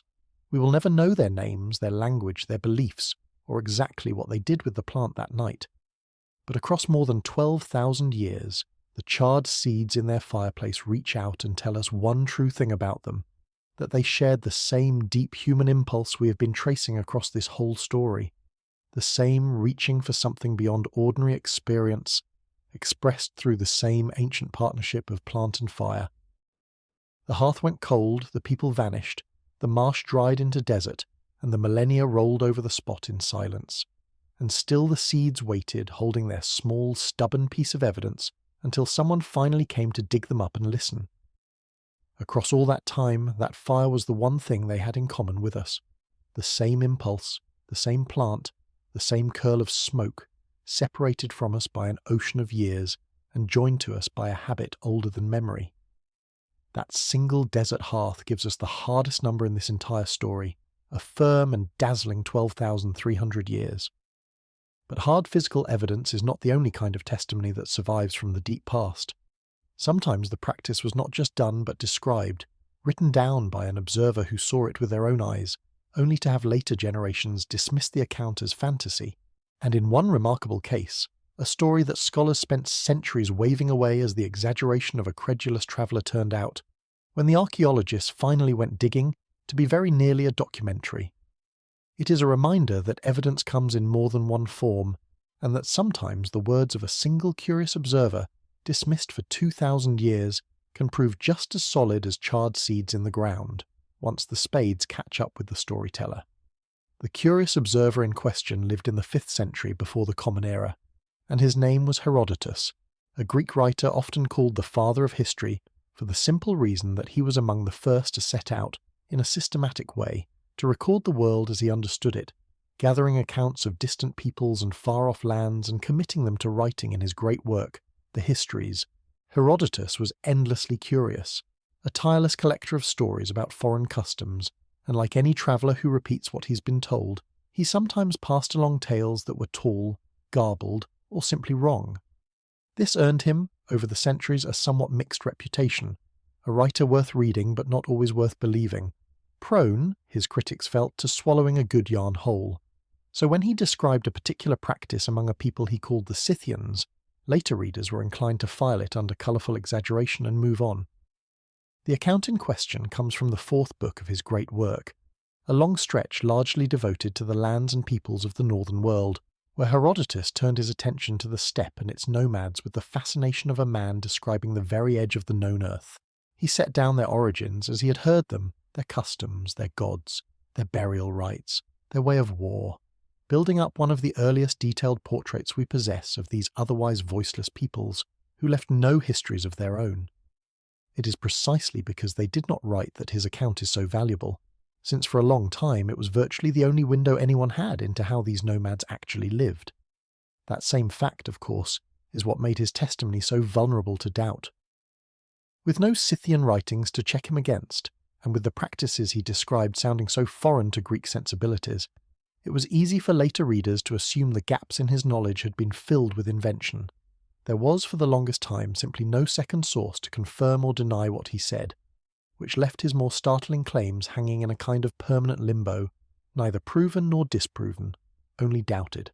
The Scythians were a confederation of nomadic peoples who ranged across the vast grasslands of the Eurasian steppe, that immense belt of open country stretching across the heart of the continent, a world of horses and herds and endless horizons. They were superb riders and fearsome warriors, living a mobile life on the great plains far to the north and east of the Greek world, and to a settled Greek they were the very image of the exotic barbarian, fascinating and a little alarming. Herodotus devoted considerable attention to them, and among the customs he recorded was one that struck later readers as particularly outlandish, a ritual involving small tents, heated stones, and the seeds of a familiar plant. It is worth understanding who these people were, because their way of life shaped everything about the practice we're discussing. The name Scythian was used broadly by the Greeks to cover a whole family of related nomadic horse peoples, spread across an enormous range of the steppe, from the lands north of the Black Sea deep into Central Asia. They did not build cities or plant fields. Their wealth was measured in horses and herds, and their world was one of constant movement across the grasslands, following pasture and season. They were among the finest horsemen the ancient world ever produced, so bound up with their mounts that some neighbouring peoples could scarcely imagine them apart from their horses. They were also formidable in war, mobile, fast, and skilled with the bow from horseback, which earned them a reputation among settled civilizations as a force best not provoked. And despite leaving no written language of their own, they were anything but crude. The objects they made and traded, especially their dazzling goldwork in a distinctive style swarming with stylized animals, reveal a culture of real sophistication and artistry. This was the world in which the smoke ritual lived, a mobile, horse-borne, warrior society of the open plains, and the portable nature of their practice. A small collapsible tent rather than any fixed structure fits that restless life perfectly. You cannot carry a temple across the steppe on horseback, but you can carry a few poles and a pot of stones. What he described was, in essence, a kind of communal vapour session. According to his account, the Scythians would set up a small framework of poles, lean over it to make a compact enclosed little tent and seal it up tight. Inside they would place a vessel holding stones that had been heated until they glowed. Then they would take the seeds of the hemp plant cannabis and throw them onto the scorching hot stones. The seeds, and more to the point the plant material with them, would immediately begin to smoulder and smoke in the enclosed space, filling the little tent with a thick, potent vapour. The Scythians would sit inside this sealed, smoke-filled chamber and breathe it in, and Herodotus reported that they were so delighted by the experience that they would howl and shriek with pleasure. It was, by any reasonable description, a steam tent crossed with what we would now recognise as a group session of inhaling cannabis smoke, a portable, communal chamber for getting collectively and enthusiastically altered.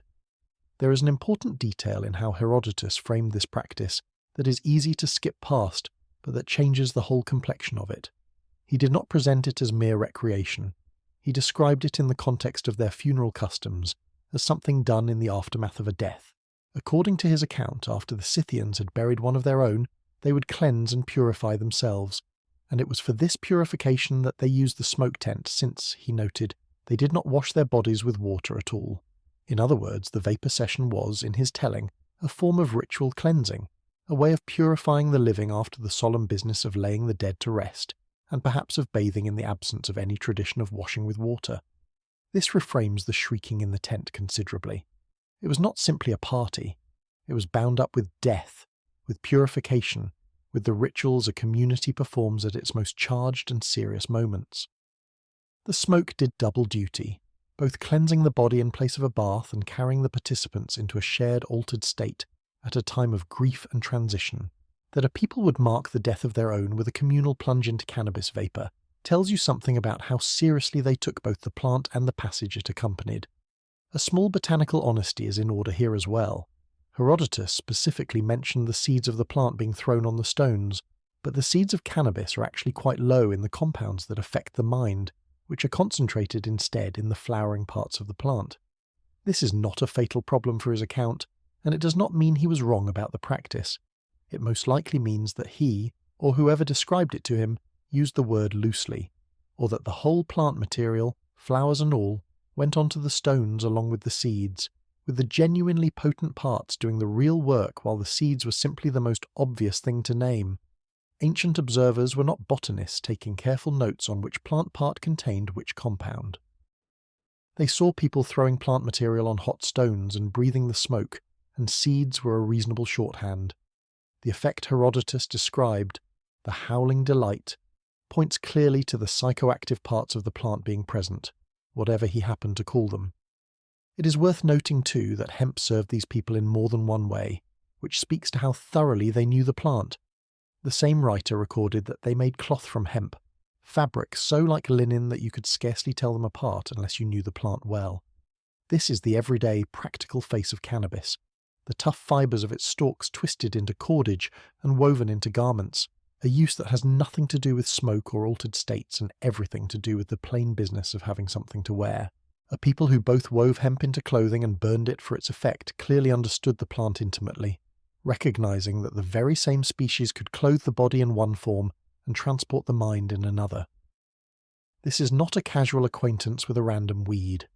It is the deep, multifaceted knowledge of a plant that mattered to them in several different ways at once, woven into both their wardrobes and their rituals.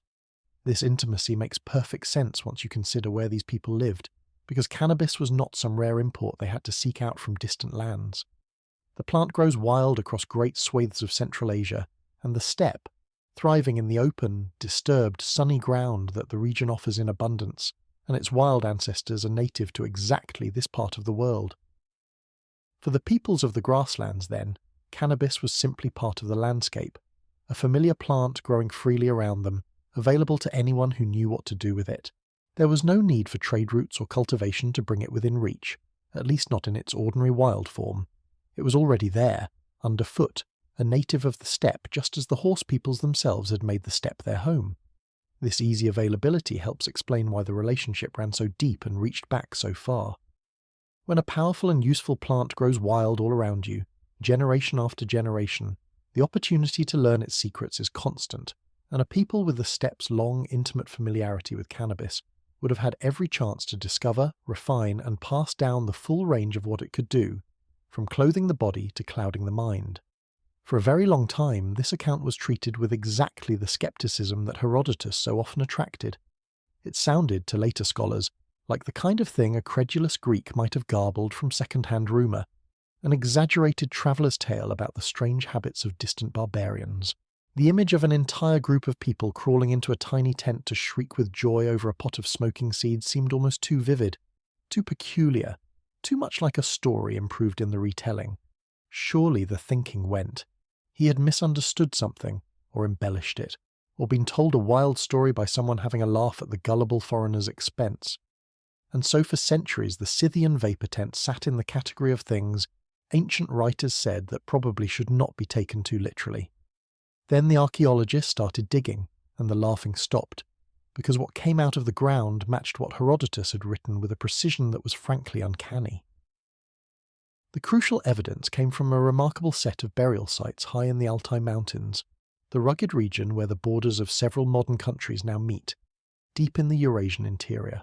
There, ancient nomadic peoples closely related to the Scythians of Herodotus' account had buried their dead in great mounds, the kind of monumental burial mound known as a kurgan, and these particular mounds, at a place called Pazyryk, turned out to be extraordinary beyond anyone's hopes, for one wonderful reason.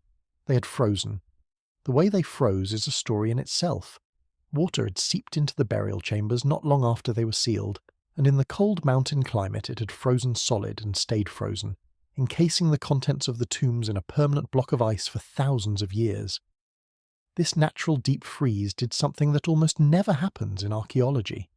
It preserved the organic material, the very stuff that, as we have seen again and again, normally rots away to nothing. Where most ancient sites leave us only stone and bone, these frozen tombs preserved wood, textiles, leather, and plant remains in astonishing condition, a frozen time capsule of a world that should have decayed into oblivion millennia ago. The major excavations of these frozen Pazyryk tombs were carried out by the archaeologist Sergei Rudenko in the 1940s and 50s, and what he and his colleagues pulled from the ice was nothing short of a vindication of a writer who had been doubted for 2,000 years. Before we get to the smoke apparatus itself, it is worth lingering on just how miraculous the preservation in these tombs was, because it puts the whole find in context. The ice did not only save the evidence of the cannabis ritual, it saved an entire vanished world in breathtaking detail, From the frozen chambers came textiles and felt hangings, woodwork and carved ornaments, and one of the most famous objects in all of archaeology, an astonishingly intricate knotted pile carpet, preserved well enough to study thread by thread despite being thousands of years old, the oldest of its kind known to survive anywhere. The tombs gave up the bodies of horses, sacrificed and buried with their owners, complete with their elaborate saddles and harness and decorative trappings, frozen in place as if the funeral had happened in recent memory rather than millennia ago. There was even a dismantled wooden wagon, and most hauntingly, the ice-preserved human bodies, including at least one whose skin still bore elaborate tattoos, swirling animal designs inked into the flesh in the same distinctive artistic style as the people's gold and felt work, a personal decoration that should have vanished with the body's soft tissue but instead survived to be marvelled at across the ages. This is the kind of preservation archaeologists dream about and almost never get. The same cold that kept a tattoo legible for thousands of years also kept the cannabis and the heated stones and the little tent frames intact, which is why the confirmation of Herodotus was possible at all. Without the freak of the freezing water, all of it, the carpet, the tattoos, the smoke kit, would have rotted into the same nothing that swallows organic evidence everywhere else. There is a genuinely delicious irony in how the freezing came about, because by most accounts the very thing that doomed these tombs is what preserved them. Like so many rich burials across the ancient world, the Paziric mounds were broken into and robbed, very likely not long after they were sealed, by people after the gold and valuables inside. Grave robbing was practically an industry in antiquity, and a conspicuous burial mound stuffed with treasure was an irresistible target, but in this case the robbers, in smashing their way in, opened the sealed chambers to the elements, and water trickled down through the breaches they had made. In the frigid mountain climate, that water froze, and the ice that resulted locked the remaining contents in a permanent deep freeze for thousands of years. So the looters, in their greed, accidentally created the precise conditions that saved everything they left behind. They took the gold and inadvertently preserved the cannabis, the carpet, the horses, and the tattooed dead, a trade that history surely appreciates more than they ever could have. It is a useful reminder of how much of what survives from the deep past does so by sheer accident, through chains of events nobody intended, and how the evidence we treasure most was often preserved by the very forces that should have destroyed it. The flip side of that lucky accident is sobering, and it connects to a theme running through this whole story. The reason Paziric is so extraordinary is precisely that it is so rare. The overwhelming majority of steppe burials were not frozen, were thoroughly looted and rotted away in the ordinary fashion, taking whatever organic evidence they held into oblivion with them. For every frozen tomb that preserved its cannabis and its tents, there were countless others that vanished without a trace, which means the picture we have of these practices, vivid as it is built on a tiny, freakishly preserved fraction of what once existed. The smoke rituals of the steppe were almost certainly far more common and far more widespread than the surviving evidence can show, just as we keep finding everywhere we look. Paziric is not the whole story. It is the rare lit window in an otherwise dark and crumbled building, the one place where the conditions happened to align so that we could see inside at all. Among the frozen treasures, then, they found the apparatus of exactly the ritual Herodotus had described. There were small frameworks of poles, the bones of the little tents he had written about. There were vessels and containers holding stones that showed signs of having been heated, and decisively there were the remains of cannabis, the plant whose seeds and material the Scythians supposedly burned. The whole kit was there, frozen in place, the small tent, the heated stones, the cannabis, every element of the account that scholars had spent centuries dismissing as fanciful, sitting in the ice exactly as the old Greek had said. Herodotus, it turned out, had not been spinning a wild story at all. He had been doing something much more impressive and much less glamorous. He had been accurately reporting a real practice that he had learned about, recording a genuine custom of a real people with a fidelity that the cold, hard evidence of the frozen tombs confirmed in nearly every detail.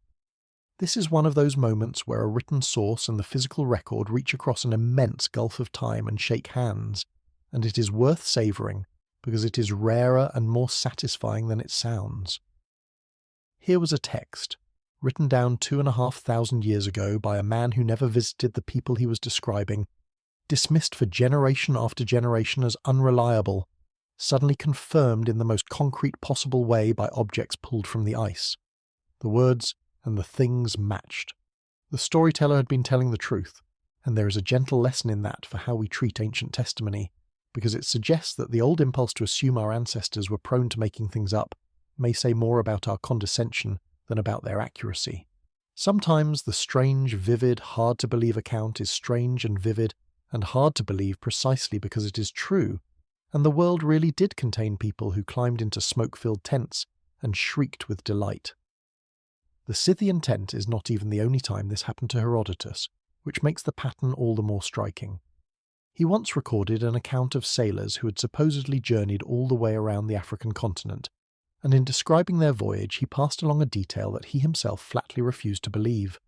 The sailors claimed that at a certain point in their journey far to the south, the sun appeared on the wrong side of them, on the opposite hand from where it ought to be. To Herodotus this sounded absurd, an obvious impossibility, and he reported it while making clear he thought it was nonsense. But here is the wonderful twist. That very detail, the one he dismissed as too ridiculous to credit, is exactly what would happen to anyone who actually sailed far enough into the southern half of the world, where the sun does indeed shift to the opposite side of the sky from what a northern traveller expects. The detail he disbelieved is the very thing that proves the voyage was real, because there is no way the sailors could have invented it without having genuinely been there. Once again, the unbelievable part was the truthful part. There is a real lesson tucked inside this recurring pattern.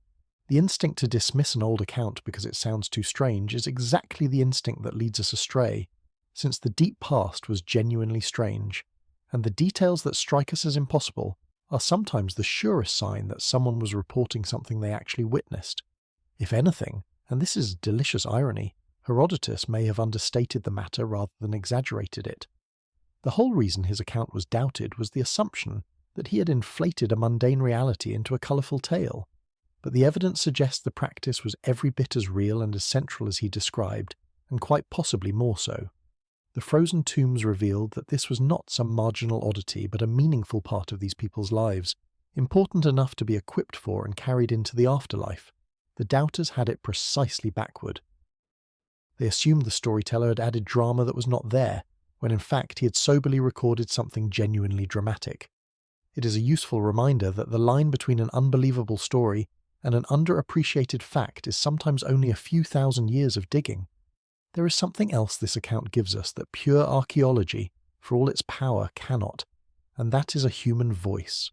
A frozen tomb or a charred seed is mute. It tells us that something happened, but it cannot tell us how it felt, what it meant to the people involved, what they made of it. Herodotus, for all his second-hand sources and occasional errors, hands us something the silent objects cannot. The texture of the thing as it was understood at the time, including that vivid, unforgettable detail of the participants crying out with pleasure. That single human observation, the howling delight, transforms the practice from a set of cold artifacts into a living scene we can almost hear. The archaeology proves the tent and the stones and the cannabis were real. The written word lets us glimpse the joy inside the tent. Neither kind of evidence could give us the full picture alone, but together they restore something close to a complete moment. The objects supplying the hard facts and the words supplying the life. This is why the rare cases where a text and the dug-up evidence line up are so precious. They give us back not just the what, but a little of the how it was to be there, which is the thing the deep past almost always keeps from us. There is one more dimension of the Scythian practice that deserves attention, because it points towards something this story has touched on, but not yet fully drawn out, and that is the deeply collective nature of what was happening in those tents. This was not a solitary habit. It was not one person quietly seeking a private escape. It was a group activity. Several people together in a single enclosed space, sharing the same smoke, entering the same altered state at the same time, and, by Herodotus' account, voicing their shared delight together. The whole design of the practice was communal. The tent was a shared chamber. The smoke was breathed by everyone in it at once, and the experience was something a group went through together rather than something an individual did alone. This communal quality is not incidental. It is, in fact, one of the most important and recurring features of how humans have used these substances throughout the deep past, a clue that the reaching for altered states was very often not about private indulgence, but about something people did as a group. for reasons that run deep into the social nature of our species. That collective dimension also helps explain why this practice was woven into a burial context, why the apparatus of the smoke tent ended up among the things buried in those great frozen mounds. These were not random possessions tossed into a grave. They were items considered significant enough to accompany the dead into whatever came next, which tells us that the practice carried weight, that it meant something beyond mere pleasure, that it was bound up with the most solemn moments of these people's lives. A group ritual important enough to be buried with the dead is a group ritual that mattered, that held a place near the centre of how these people understood their world and marked its great transitions. The shrieking in the tent, in other words, was not just a good time. It was, in some sense, sacred, or at least serious, a shared passage into an altered state that the community valued enough to send along with its departed into eternity. It is worth pausing on how thoroughly this communal picture differs from the way we tend to imagine smoking today. The modern mental image is often a solitary one, a single person stepping outside alone for a quiet, slightly furtive break, a private little habit squeezed into the margins of the day. The Scythian practice was almost the opposite of that. It was public, shared, deliberate, and bound up with the great communal moments of life and death. Something a group did together as a meaningful event rather than something an individual did alone out of habit. For most of the deep history we have been tracing, this communal version was far closer to the norm than the solitary one. The smoke was something people gathered around and entered into together, a collective experience with a purpose, not a private indulgence. The lonely modern smoke break, with its faint air of guilt and its checking of the phone, would have looked strange and a little sad to people for whom the smoke was a thing you shared, in a circle, at the moments that mattered most. Somewhere along the long road from that frozen tent to the present, the practice lost most of its company, a transformation that is itself a large part of the story still to come. It helps, before moving on, to remember that the people in those tents were not abstractions. The frozen tombs gave them back to us with startling intimacy, right down to the elaborate tattoos inked into their skin, swirling with the same stylized creatures that decorated their gold and their gear. These were people with a rich, dense symbolic world, who adorned their bodies and their belongings with a vivid visual language of real and imagined animals, who buried their dead with horses and treasures for the journey beyond, and who clearly thought hard about the unseen and the sacred. Set against that backdrop, the smoke ritual stops looking like an isolated curiosity and starts looking like one thread in a whole fabric of meaning. A people this invested in symbol and ceremony, this attentive to death and what might lie past it, would naturally have folded a powerful, mind-altering smoke into the deepest parts of their world, using it to mark transitions, to cleanse, to gather, to reach toward whatever they believed lay beyond ordinary sight. The howling in the tent was not the behaviour of simple people indulging a vice. It was the act of a sophisticated culture with a profound symbolic life, reaching for an experience that fit naturally into everything else they valued. When we picture them, we should picture not just the smoke, but the tattooed skin, the golden animals, the buried horses, and the seriousness of a people who took the unseen world as real, and who counted the smoke among the tools for touching it. So the Scythian steam tent gives us something the desert hearth could not, a practice not merely inferred from scattered physical traces, but described in words by a contemporary observer and then confirmed, point by point, by the frozen evidence in the ground. It shows the deliberate communal ritual use of cannabis smoke, breathed in an enclosed space by a whole people of the Eurasian steppe, in a tradition important enough to follow them into death. And it demonstrates beautifully how two completely different kinds of evidence, the written and the excavated, can confirm each other across 2,500 years, each lending the other a weight that neither could carry alone. The doubted storyteller and the frozen tomb brought together at last tell the same true story. What the find also reveals is that we're not looking at the isolated quirk of a single tribe, but at something more like a shared cultural technology of the steppe world. The basic method, trapping potent smoke in a small sealed space and breathing it deliberately, whether by throwing plant material onto heated stones inside a tent, or by using purpose-made vessels to hold the glowing rocks, appears to have been a recognized way of doing things across this vast region and across considerable spans of time. The open grasslands of central Eurasia formed a kind of highway, a corridor along which peoples, goods, animals and ideas flowed for thousands of years, and practices like this one travelled those routes along with everything else. The image of the smoke-filled tent was not the invention of one clever group, but a piece of widely held know-how, passed across the steppe and adapted by different peoples to their own purposes and beliefs. That a Greek writer in the Mediterranean could learn of it, that frozen tombs in the Altai could confirm it, and that, as we are about to see, closely related techniques turn up elsewhere in this same broad belt of grassland and mountain, all point to a practice that was genuinely widespread, a shared inheritance of the nomadic world rather than a local curiosity. The steppe carried this knowledge the way it carried everything, across enormous distances, from people to people, on the move. The same essential technology, the same idea of trapping potent smoke in a sealed chamber and breathing it deliberately, turns up again elsewhere in this same broad world of steppe and mountain, in a place where the evidence would reveal something even more striking about just how carefully these people were choosing the plants they burned. For if the Scythians showed us that the practice was real, communal and ancient, the next site would show us that it had become something more deliberate still, a matter of selecting not just any plant, but the strongest one they could find.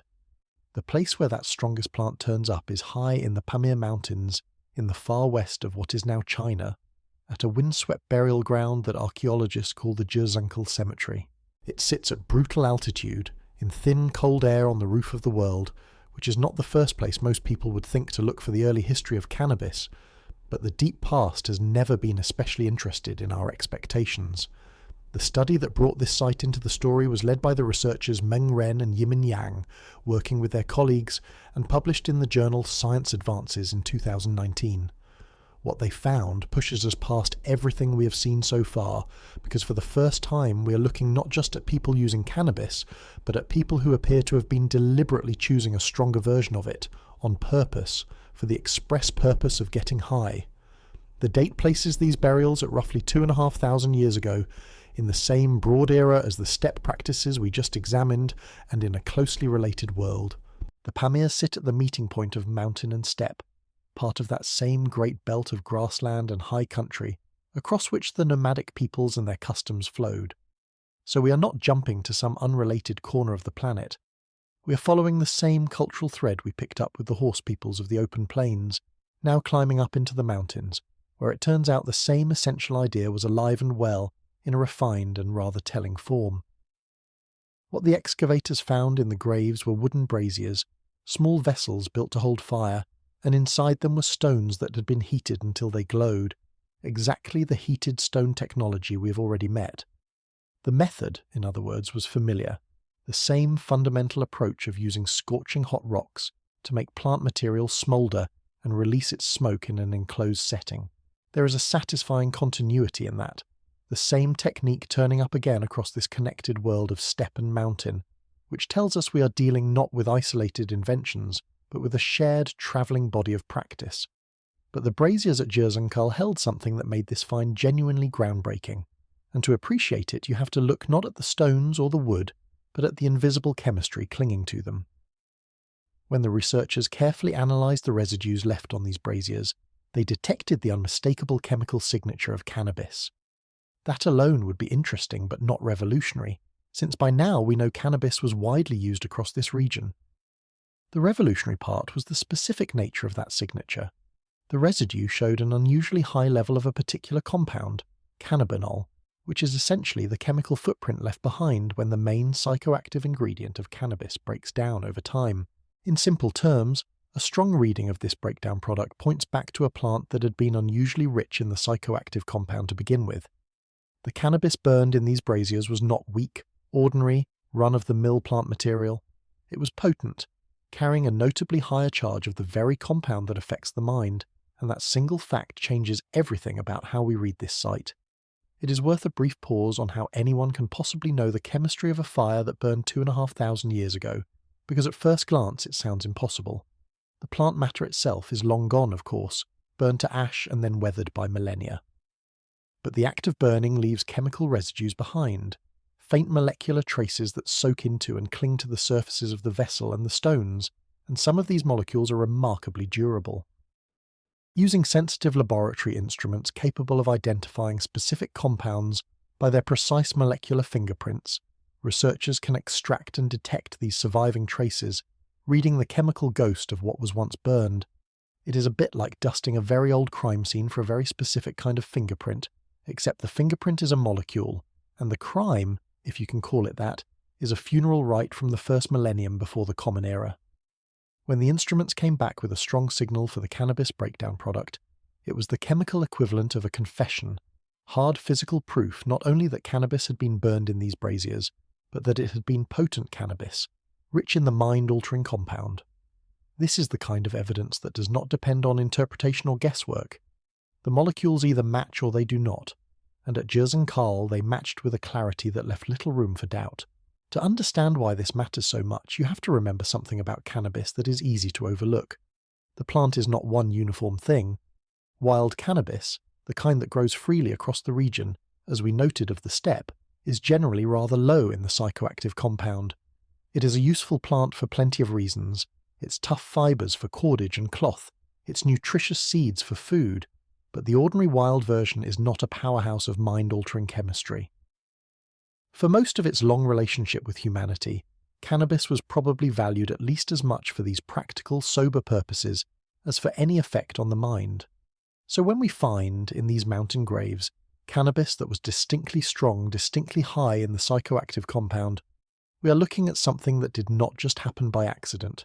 Somebody had gone out of their way to obtain a more powerful kind of plant. This is the crux of the whole chapter, and it represents a real shift in the story.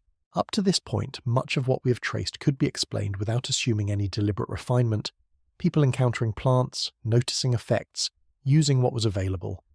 But potent cannabis in a mountain burial implies a further, more sophisticated step. It implies that these people could tell the difference between a weak plant and a strong one, that they recognized some cannabis hit harder than other cannabis, and that they specifically sought out, or possibly cultivated and selected for, the more powerful kind because the strength was the point. They were not just using whatever grew nearby. They were, in effect, connoisseurs, distinguishing their plant material by potency and choosing the good stuff for the occasion that demanded it. There is honest debate about exactly how the stronger plants came to be, whether people were actively breeding and selecting for higher potency, or whether the harsh high-altitude conditions of the Pamirs naturally pushed wild plants toward producing more of the compound, or some combination of the two. But either way, the people at Jerzankel had identified and were deliberately using a strong variety, which means the strength was understood, valued, and chosen. The location adds another intriguing layer, because these mountains were no isolated backwater. The high passes of the Pamirs sat along the corridors that linked the great regions of Eurasia, the routes that would later carry the famous flows of trade and ideas across the continent, the threads that eventually wove the distant east and west together. A burial ground perched in this terrain was, in a sense, sitting at a crossroads of the ancient world, a place where peoples and goods and customs from different directions could meet and mingle. This matters for our story, because a potent, valued plant is exactly the kind of thing that moves along such routes. Whether the strong cannabis was grown locally, gathered from naturally potent mountain plants, or obtained through exchange with others who had it, the site reminds us that these practices did not unfold in sealed little pockets. They lived within a connected world, where knowledge of which plants were strong and how to use them could travel just as readily as any trade good, carried across mountains and deserts by people who understood its value.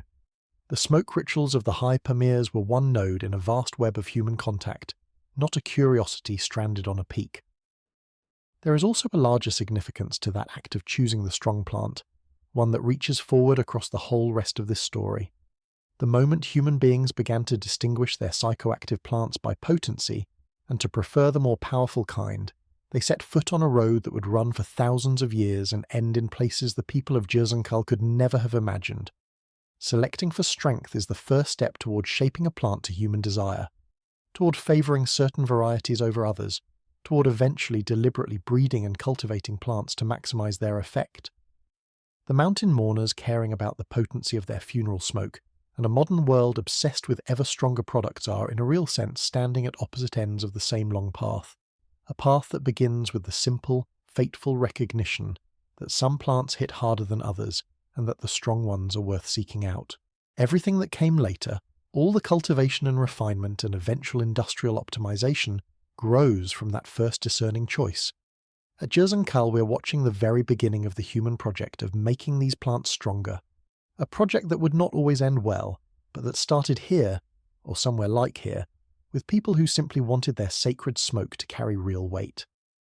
And the purpose for which they applied it is the other crucial piece, because the potent cannabis at Jezunkel was not found in some ordinary domestic setting. It was found in graves, in a burial ground, woven into the rituals surrounding death. This places the strong smoke squarely in a sacred and funerary context, just as we saw with the frozen tombs of the steppe, and it deepens the same pattern. The smoke was part of how these people dealt with death, part of the ceremony of sending someone out of this world. We can picture, without straining too far beyond the evidence, a funeral high in the mountains, the braziers glowing with heated stones, the potent cannabis smouldering and filling the air with its thick smoke, the mourners gathered in the thin, cold air, the whole scene charged with the gravity of death and the heavy, mind-altering haze rising around them. The strong plant was chosen precisely because this was a moment that called for strength, a passage important enough to warrant the most powerful smoke they could obtain. The setting itself would have heightened everything. At that altitude, the air is thin, the body works harder for every breath, and the world has a stark, otherworldly clarity that lowland places rarely match. Add to that a chamber filling with potent smoke, and the experience would have been intense in a way difficult to reproduce anywhere else, the mountain heights and the strong plant compounding one another into something genuinely overwhelming. We should be careful not to overstate what we can know about how it felt, since the inner experience of people 2,500 years dead is forever beyond our reach. But it is reasonable to suppose that a ritual conducted in such a place, with such material, would have been profound and disorienting, the kind of experience that feels like genuine contact with another realm. For people gathered to bid farewell to their dead in the thin, cold air of the roof of the world, the combination of altitude and strong smoke would have made the boundary between this world and the next feel thinner than ever, which may well have been exactly the point. Why death? Why funerals? Why this persistent link between mind-altering smoke and the dead, which we have now seen more than once? The connection is not hard to understand once you think about what these altered states actually do and what death meant to ancient people. A funeral is a threshold, the most profound and mysterious transition a human being undergoes, the passage from the living world into whatever lies beyond. For peoples who believed, as so many did, in a spirit world or an afterlife or some realm of the dead, the moment of death was a moment of crossing between worlds, and that is exactly the kind of moment when an altered state would feel most appropriate and most necessary. The smoke that lifted the mind out of ordinary consciousness was, in a sense, a way of accompanying the dead partway across, of dissolving for a time the hard boundary between the living and whatever lay beyond, of marking a sacred crossing with a sacred experience. The strong smoke at a funeral was not an indulgence. It was a tool for one of the most serious things humans ever do, the business of letting go of the dead. So Jezunkel gives us the moment we have been building toward, the point where the deliberate inhalation of cannabis, specifically for its effect, specifically using a strong and chosen variety, specifically within a structured ritual, becomes undeniable. This is no longer the blurry, undateable, possibly accidental beginning we discussed in the deep past. This is smoking as a mature, intentional, sophisticated practice, with people who understood their material, selected for potency, and deployed it within a meaningful ceremonial frame. The accident, somewhere along the enormous road from the fires of our distant ancestors, had become an art. The people of these mountains knew what they wanted, knew how to get it, and knew exactly when to use it, which is about as far from a happy accident at the campfire as you can get. It is worth appreciating too how this site clicks together with everything around it to form a coherent picture rather than a scatter of isolated curiosities. The same heated stone technology connects it to the steppe peoples. The same funerary ritual context connects it to the frozen tombs. The same plant, cannabis, ties the whole region together. And the new element, the deliberate use of a potent variety, shows that within this shared tradition, refinement was happening, that the practice was not static but developing, growing more sophisticated as the knowledge deepened and the intention sharpened. We are watching, across these connected sites, a genuine tradition take shape, with shared methods, shared meanings, and a clear trajectory toward greater deliberateness. The thread that ran from the open grasslands up into the high mountains was not just preserved but improved upon along the way. This site also quietly rewrote part of the story of cannabis itself, For most of its long entanglement with humanity, as we have seen, the plant was valued largely for the practical gifts of its fibres and seeds, with its mind-altering side a quieter, more occasional affair. Jezunkel stands as one of the clearest early pieces of evidence anywhere that people were burning cannabis specifically and deliberately for its effect on the mind, choosing a potent form precisely because of what it did to them. It marks a kind of turning point in the relationship, the moment when the psychoactive dimension of the plant steps clearly into the foreground of the record, no longer a possible side benefit but the entire point of the exercise. The humble, useful fibre plant and the powerful, mind-altering one were always the same species, but here we catch people unmistakably reaching for the second of those identities, on purpose, with full intention.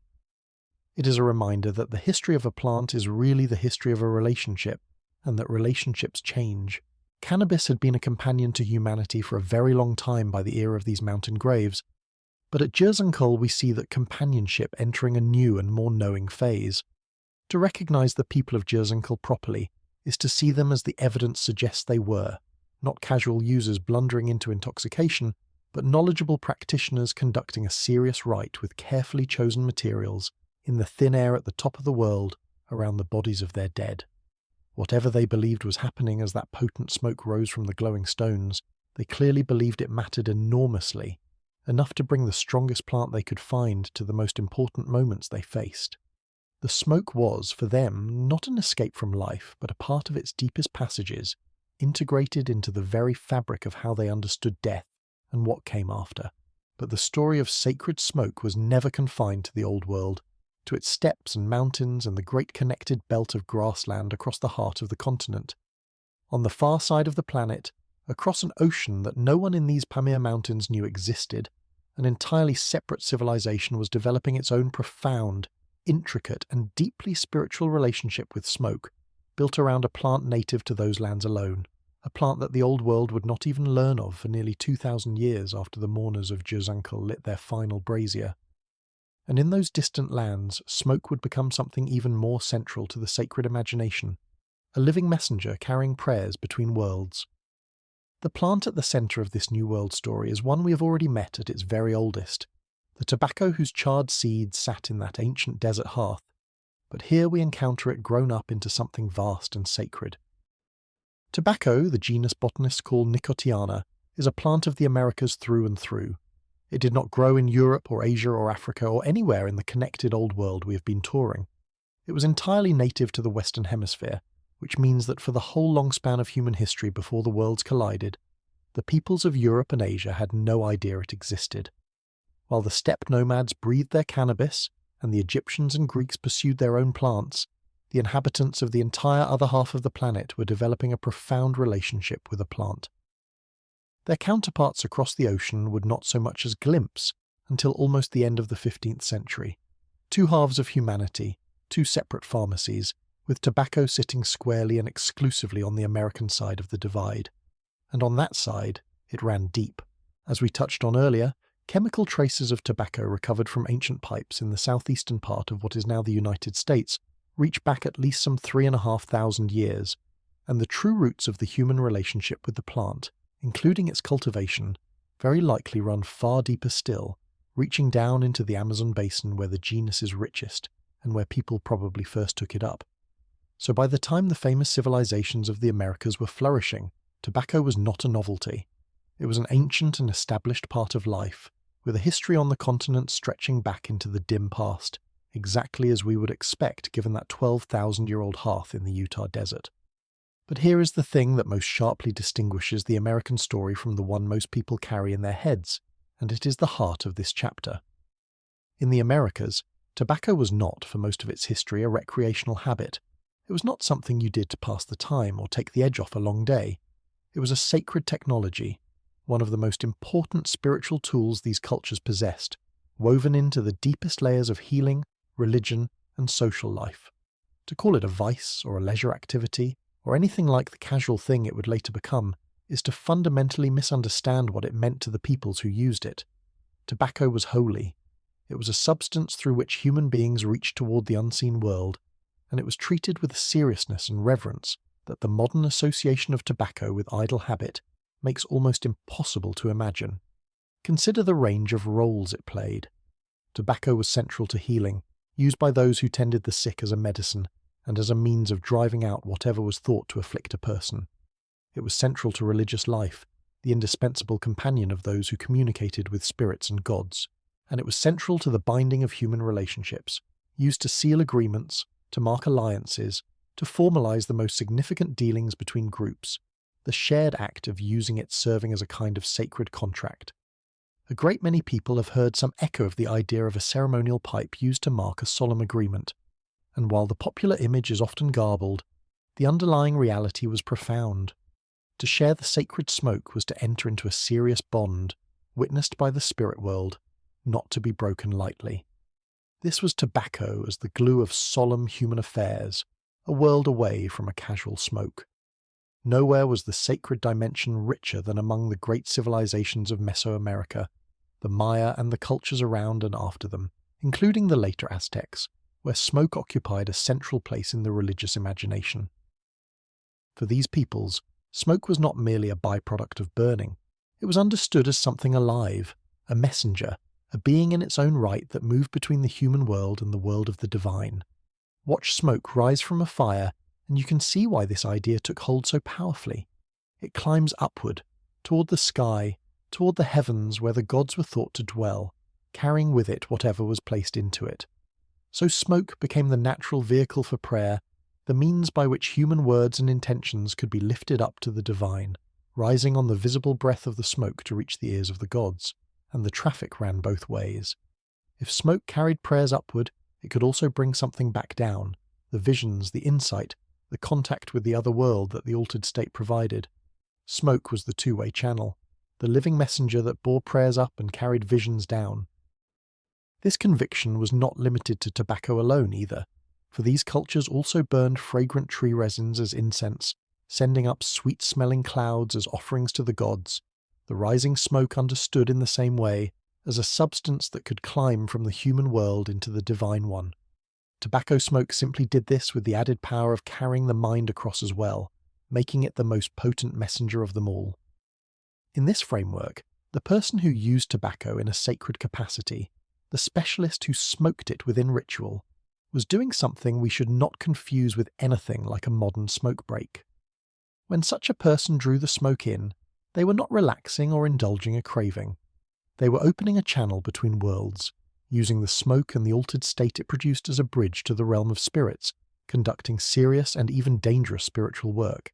The strong native tobaccos of the Americas, far more potent than the milder versions the world would later mass-produce, could push a user into genuine trance, into states of vision and contact that were the entire purpose of the act. This was demanding, deliberate, disciplined work, undertaken by people trained and prepared for it, within strict ritual frameworks. The smoke was a tool for crossing into the sacred, and you do not cross into the sacred carelessly. It is worth dwelling on just how powerful the native tobaccos really were, because it reshapes the whole picture. The tobacco that the world would later come to know as a mild everyday habit is a relatively gentle plant, bred over centuries to be smooth and tolerable for constant casual use.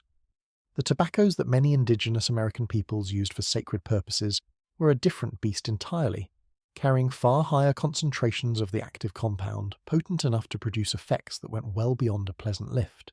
In sufficient quantity, these strong tobaccos could induce dizziness, trembling, a swimming dissolution of ordinary awareness, and in the hands of trained practitioners, full-blown trance states bordering on the edge of what the body could safely handle. This was tobacco operating in the same league as the other great visionary plants, a heavyweight rather than the lightweight it would later become. And this potency is exactly why it could serve as a genuine vehicle for spiritual experience rather than mere relaxation. You do not reach the spirit world on something mild and pleasant. You reach it on something strong enough to tear you loose from ordinary consciousness, and the sacred tobaccos of the Americas were more than strong enough for that. In the right dose, handled by someone who knew what they were doing, this plant was a doorway, and a steep one.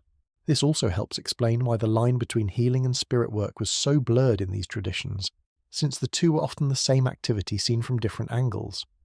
In many indigenous American understandings of illness, sickness was not a purely physical matter but could be the work of harmful spirits or unseen forces, which meant that curing it required reaching into the same hidden world that the smoke opened up. The healer and the spirit specialist were frequently one and the same person, and tobacco was their essential instrument in both capacities, used to diagnose, to drive out affliction, to negotiate with the powers thought to cause disease, and to see what ordinary sight could not. Smoke was sometimes blown directly over a patient as part of a cure, a literal application of the sacred substance to the suffering body. So when we separate medicine from religion, as we instinctively do, we are imposing a division these cultures did not recognize. For them, the potent smoke was a single tool that worked on body and spirit at once, because body and spirit were not the separate domains we take them to be. The plant healed by reaching the invisible, and reaching the invisible was itself a form of healing. This is precisely why the use of tobacco in these cultures carried a built-in discipline and restraint that the later history of the plant would so spectacularly abandon.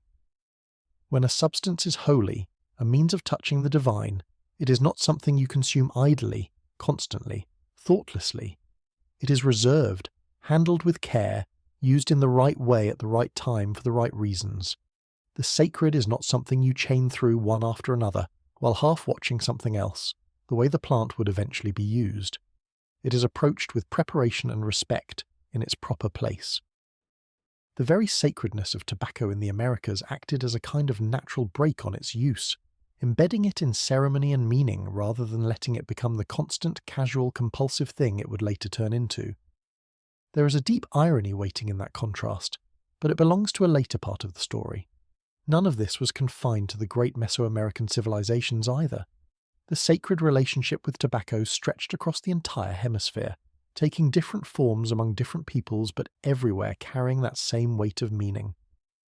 Across the vast forests and rivers of the Amazon basin, where the plant most likely first entered human life, whole traditions of spiritual specialists were built around tobacco, using it in quantities and concentrations that would floor an unprepared person, treating it as a master plant, a teacher, the very foundation of their craft. To these practitioners, tobacco was not one tool among many but the central one, consumed in forms and amounts aimed squarely at reaching deep altered states. Far to the north, on the Great Plains and across the woodlands, the ceremonial use of the pipe held a profound place, the shared smoke binding agreements and prayers in the manner we have already touched on. Everywhere across the two American continents, in jungle and desert and plain and mountain, peoples who in many cases had no contact with one another arrived independently at the same fundamental conviction that this plant and its smoke was sacred, a means of touching the powers beyond ordinary life. The specifics varied enormously, but the underlying reverence was nearly universal, a hemisphere-wide agreement on the holiness of a single plant. That kind of independent convergence, as we have seen throughout this story, is the signature of something that runs deeper than mere custom. Then came the collision of the two worlds, and with it the moment tobacco began its journey from sacred American technology toward global commodity. In 1492, when the expedition led by Christopher Columbus made landfall in the islands of the Caribbean and encountered the Taino people who lived there, the Europeans saw something that genuinely puzzled them. They observed people carrying what looked like smouldering brands or rolls of dried leaves, lit at one end, from which the people drew smoke and let it out through their noses and mouths.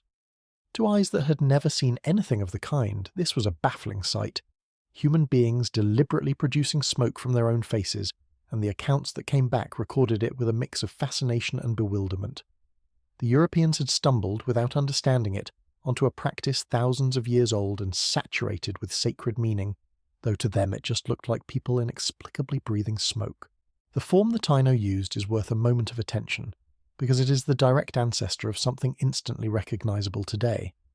They rolled dried leaves into a tight bundle, lit one end, and drew the smoke from the other, which is in essence the original of the cigar, a piece of technology so simple and so effective that it has survived in recognizable form for the entire 5 centuries since. There is something quietly remarkable in that. The idea that the basic object a person might picture today traces in an unbroken line back to the rolled leaves the first European visitors gawked at on a Caribbean beach. To those visitors, though, there was nothing familiar about it at all. They came from a world with its own long traditions of altered states, its own plants and brews and practices, but inhaling smoke from a burning roll of leaves was simply not among them. The sight genuinely startled them, which tells us how thoroughly the two halves of humanity had developed in isolation. Here were people from cultures with deep experience of intoxication, and yet this particular method, so ancient and ordinary on one side of the ocean, was utterly novel and faintly disturbing on the other. The smoke pouring from a stranger's nose and mouth was, to European eyes, one of the strangest things the New World had to show them, which is saying something, given everything else they were seeing. Among the members of that expedition was a man named Rodrigo de Jerez, and his small place in history is worth pausing on, because it captures the strangeness of the encounter perfectly. Rodrigo de Jerez is often remembered as very likely the first European to take up smoking himself, having observed the practice among the Taino and tried it. When he eventually returned home and carried on with his new habit, producing smoke from his mouth in the manner he had learned across the ocean, the reaction was not admiration, but alarm. His neighbours, having never witnessed anything like a person emitting smoke, reportedly took it as a sign of something demonic, and he fell afoul of the religious authorities of the time. By some accounts, he was imprisoned for years for his unsettling habit. The smoke pouring from his mouth read as evidence of consorting with dark forces. There is a bleak comedy in it. The first European smoker was punished as a man possessed, for doing the very thing that, within a couple of centuries, much of the continent would be doing without a second thought. The habit that would conquer the world was, on its first European outing, treated as witchcraft. There is a sharp irony folded into that reaction that is easy to miss.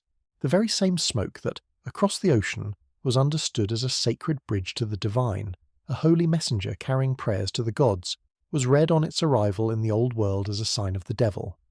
The identical substance, the identical act, holy in one hemisphere and demonic in the other, depending entirely on the eyes that beheld it. To the peoples who had used it for millennia, the smoke rising from a person was contact with the sacred. To the European authorities encountering it cold, with no context whatsoever, the same sight suggested possession by dark powers. Nothing about the smoke itself had changed, only the framework of meaning around it had, and that framework made all the difference between reverence and persecution. It is a striking demonstration of how much the significance of a practice lives not in the practice itself, but in the understanding a culture brings to it. The smoke was neutral, the meaning was everything. And as the meaning shifted from the sacred world of the Americas to the uncomprehending world of Europe, the stage was being set for it to shift again, into something neither holy nor demonic but simply commercial, which would prove in the end the most transformative meaning of all. That small episode contains, in miniature, the great transformation this whole story is building toward. On one side of the ocean stood a practice of immense depth and sacredness, a way of reaching the divine refined over thousands of years, handled with discipline and reverence, reserved for the most serious purposes. On the other side, the same plant and the same smoke were about to be received by a world that had none of that context, none of the meaning, none of the restraint, a world that would take the sacred technology of the Americas and, over the coming centuries, strip it of everything holy and turn it into a simple, profitable, endlessly consumed product. The reverent smoke of the shaman and the casual smoke of the future European consumer were the same smoke, from the same plant, but they could hardly have meant more different things. What had been a bridge to the gods was on its way to becoming a habit you picked up without thinking, and the distance between those two things is one of the strangest and most telling journeys any human practice has ever taken. But before tobacco completed that long descent from sacred to mundane, it is worth pausing to recognize that smoke, across the old world and the new alike, had long been doing two profoundly practical jobs for humanity, jobs that had nothing to do with idle pleasure and everything to do with survival. It healed bodies, and it bound people together. And understanding those two functions reveals just how rational, how useful, and how deeply woven into human life this relationship with smoke truly was. The first of those two jobs was healing, and it is worth taking seriously, because the medical use of smoke was not some primitive superstition, but a genuinely reasonable response to a real problem, one that rested, without anyone knowing it, on sound principles we only fully understood much later. People across the ancient world figured out by observation and experience that breathing the smoke or vapour of certain heated plants could ease ailments of the throat and lungs, and they built real medical traditions around the idea. The written record of this reaches impressively far back. In ancient Egypt, a medical document known as the Ebers Papyrus, dating to around 1550 years before the Common Era, describes treating illness by having the patient inhale the smoke of heated medicinal plants, including the very henbane we met among the dangerous nightshades, used here against complaints of the chest and throat. This is a formal medical text, a written prescription for inhaling smoke to treat disease, set down over 3,000 years ago, which makes the practice a respectable and documented part of one of the oldest medical traditions on earth. Some centuries later in the Greek world, the physician Hippocrates, the famous figure whose name still hovers over the practice of medicine, wrote about fumigation, the inhaling of medicinal vapours, as a treatment for ailments of the lungs and the female reproductive system. The idea that you could deliver a remedy by having someone breathe it in was, in other words, a standard part of the ancient medical toolkit, appearing independently in different civilizations as a sensible approach to certain kinds of illness. The tradition was perhaps most systematically developed in ancient India, within the framework of medicine known as Ayurveda, where there was a specific named practice for the inhaling of medicinal smoke. In the great classical medical texts of that tradition, the works attributed to the foundational figures of Indian medicine, this practice was described in genuine detail, with specific protocols laid out for which plants to use, how to prepare them, how to inhale the smoke, and for which conditions the treatment was appropriate. This was not casual folk advice, but a structured, codified medical procedure, taught and practiced within a sophisticated system of healing, complete with rules and indications and methods, the kind of careful protocol you would expect from a serious medical discipline. The inhaling of healing smoke had, in this tradition, the status of a recognized clinical technique. What is striking about all of this, looking back with modern knowledge, is that the underlying logic was entirely sound, even though the people practicing it could not have explained why in the terms we would use. As we explored in detail earlier, the lungs are an extraordinarily effective route for getting a substance into the body and the bloodstream quickly, thanks to their vast surface and their intimate contact with the blood. The ancient physicians did not know any of that anatomy, but they had noticed, through patient observation, the practical result of it, that a remedy delivered as smoke or vapour reached the site of a chest or throat complaint directly, and acted with a speed that other methods could not match. Their reasoning, stripped of the modern explanation, was perfectly rational. If the illness is in the lungs and the breathing passages, then deliver the medicine straight to the lungs and breathing passages by having the patient inhale it.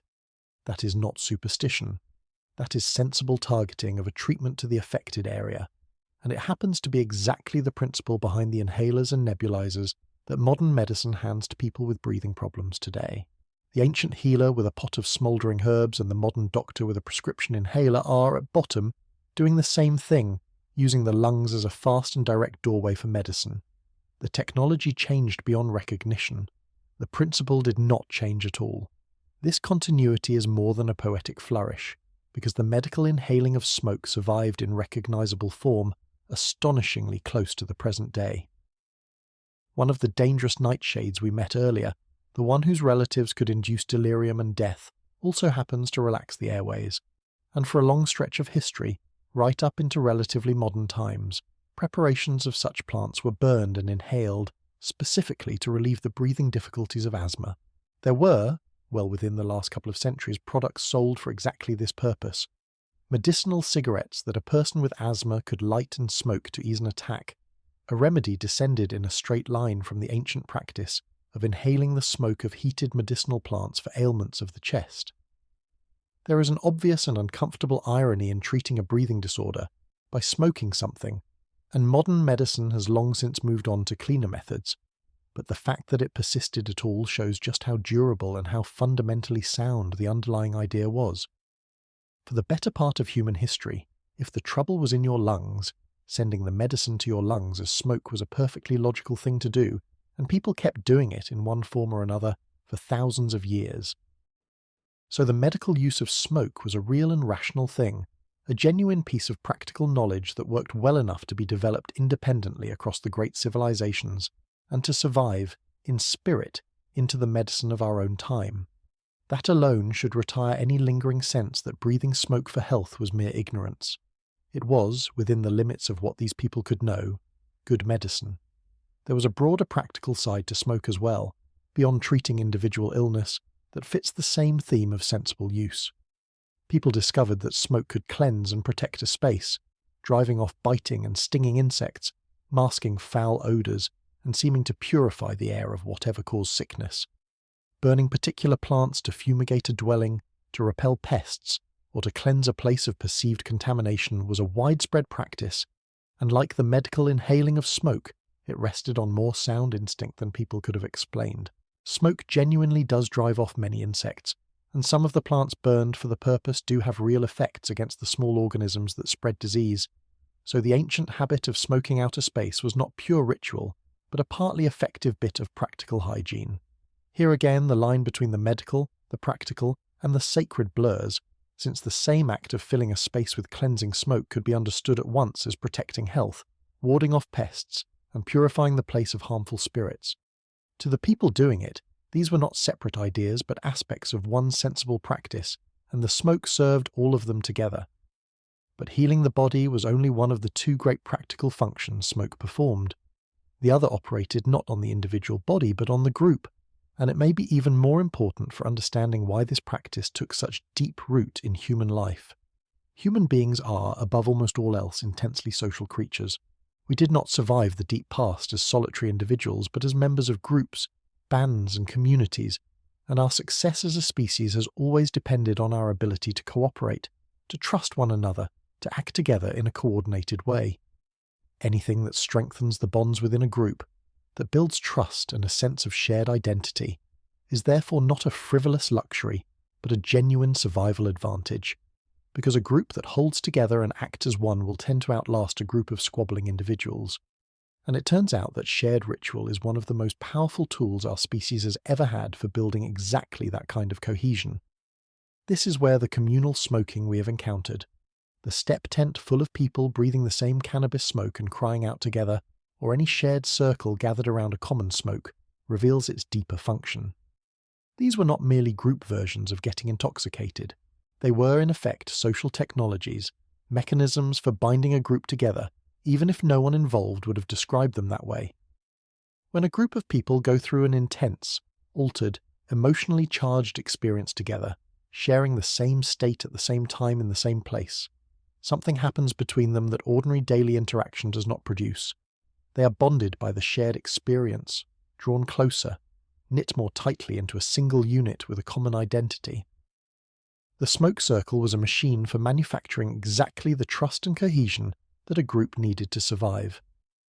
Modern neuroscience has begun to confirm in concrete terms what humans seem always to have sensed intuitively, that shared ritual genuinely changes the people who participate in it.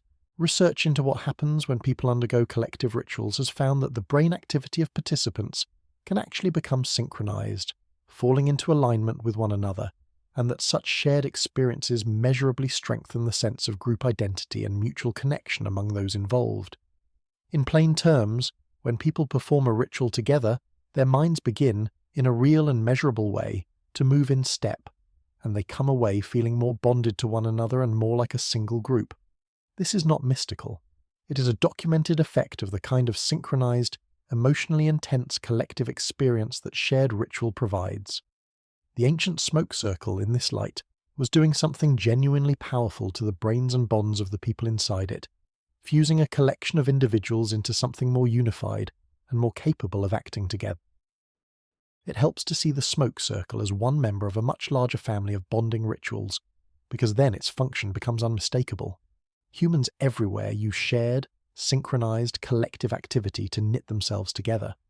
People sing together, dance together, chant together, move in unison, and undergo intense communal experiences of all kinds, and across cultures these activities reliably produce the same result: a heightened sense of unity, of being part of something larger than oneself. There is a well-known idea in the study of human societies that collective rituals generate a kind of shared emotional energy, a surge of fellow feeling that arises precisely when people do something charged and meaningful together as a group, and that this shared energy is part of what holds a community together and gives it its sense of common identity. Communal smoking sits comfortably within this family. It is simply another way of achieving the same ancient end, gathering people into a shared, altered, emotionally intense experience that leaves them feeling more bound to one another than before. The particular ingredient happens to be smoke rather than song or dance, but the underlying machinery and the underlying purpose is the same. It is one of the many tools our deeply social species evolved to turn a crowd of separate individuals into a unified group, and that is a function far too valuable to be dismissed as mere indulgence. There is a subtler reason shared intoxication binds people so effectively, and it has to do with vulnerability. To enter an altered state is, in a real sense, to lower one's guard, to give up a measure of ordinary control and clear-headedness, which is not a thing any animal does lightly in the presence of others. To do so willingly within a group is therefore an act of considerable trust, a tacit statement that you feel safe enough among these particular people to let down your defences alongside them, and when everyone in the circle does it together, that mutual lowering of the guard becomes a powerful shared signal, each person demonstrating their trust in the others by becoming vulnerable in their company. There is a reason people feel close to those they have shared such experiences with. Going through a vulnerable, altered state together is a way of saying, without words, that you belong to one another and can be trusted not to take advantage. The smoke circle, then, was not only a synchronizing ritual, but a kind of trust exercise, binding people through the shared willingness to be unguarded in each other's presence. For a species whose survival hinged on knowing who could be relied upon, that was no small thing to manufacture in a single evening around a fire. A shared night in the smoke could forge a bond that ordinary cooperation might take months to build, which is a remarkably efficient piece of social engineering for people who had never heard the phrase. Seen this way, the gathering in the smoke-filled tent stops looking like a mere party and starts looking like a piece of essential social infrastructure. It was a way for a group to renew and reinforce the ties that held it together, to reaffirm who belonged and that they belonged to one another, to enter as a collection of separate people and emerge as a more tightly bound community. For peoples whose survival depended utterly on group solidarity, on the ability to trust the person beside you and to act in concert when it mattered, this was no small thing. A practice that reliably strengthened the bonds of the group was a practice that helped the group endure, which gave it a value far beyond whatever pleasure the experience itself provided. The smoke did not just alter minds, it welded communities. What is more, these two functions, the healing and the binding, were very often not separate at all but bound up together in a single act. A great many healing ceremonies across the ancient and traditional world were communal affairs, conducted not in private but in the presence of the group, with the sick person surrounded by their community and the smoke filling a shared space. In such a setting, the smoke worked on both registers at once. It delivered whatever remedy the healer intended to the body of the patient, and at the very same time it gathered and bonded the community that had assembled to witness and support the healing. The act of coming together around the suffering of one of their own, sharing the same charged and smoky atmosphere, was itself a force that strengthened the group, reaffirming that its members belonged to one another and would rally when one of them was in trouble. So the two great functions of smoke were frequently two faces of one event. To heal a body was often also to bind a community, because the healing was something the community did together. This is part of why the practice was so deeply rooted and so resistant to disappearing. It was not serving one need but several at once, knitting medicine and belonging and meaning into a single, rising column of smoke, and this cast the entire human relationship with smoke in a far more rational light than the modern association with idle habit would suggest. Across the long, deep past, smoke was doing two genuinely useful jobs at once. On the level of the individual body, it served as medicine, a fast and direct way to deliver remedies to the ailing, grounded in a principle so sound that we still use it. On the level of the group, it served as a social adhesive, a means of building the trust and cohesion that human communities needed to survive, grounded in real effects on the brains and bonds of those who shared it. Healing the body and binding the collective, these were not trivial uses. They were two of the most important things a struggling human community could possibly want, and smoke, remarkably, helped deliver both. The reaching for smoke was never just about escape or pleasure. It was, in its deepest functions, about staying alive and staying together, which is about as serious as human purposes get. This is the smoke at its most constructive, woven sensibly into the practical business of survival, healing bodies and holding communities together across thousands of years and dozens of cultures.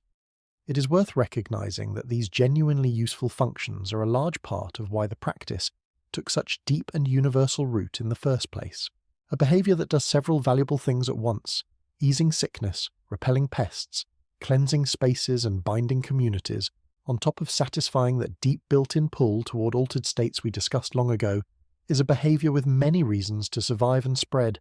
It was not held in place by a single thread, but by a whole web of them, useful in so many overlapping ways that no community had much reason to give it up, and every reason to keep it. This helps explain why the reaching for smoke appears so relentlessly across the human story, in culture after culture, age after age. It paid its way many times over.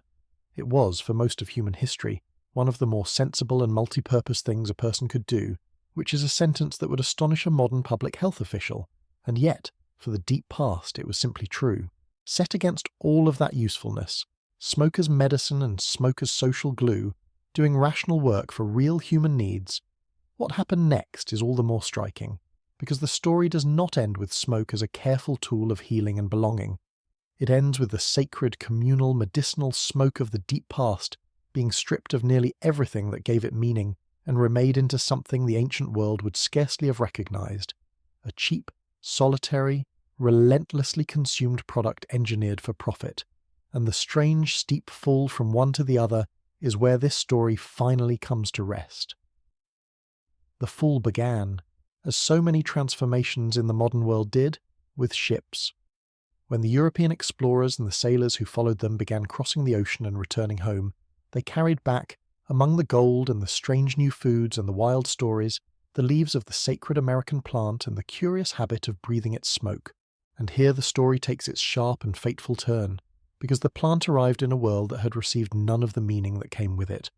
Tobacco crossed the ocean, but the thousands of years of context, the reverence, the discipline, the understanding of it as a holy bridge between worlds did not make the journey. What landed in Europe was the plant and the habit, stripped of everything that had once given them weight. And a thing without meaning, it turns out, is a thing that can be turned into anything at all, including, eventually, a product. At first, predictably, Europe could not decide what to make of it. As we saw, the very first reactions range from fascination to the suspicion that anyone exhaling smoke must be in league with the devil. But that uncertainty did not last long, because Europeans soon did what they tended to do with novel substances from distant lands, which was to decide it was medicine. For a stretch of the 16th century, tobacco was hailed across the continent as something close to a miracle cure, a wonder drug recommended for an absurd range of ailments.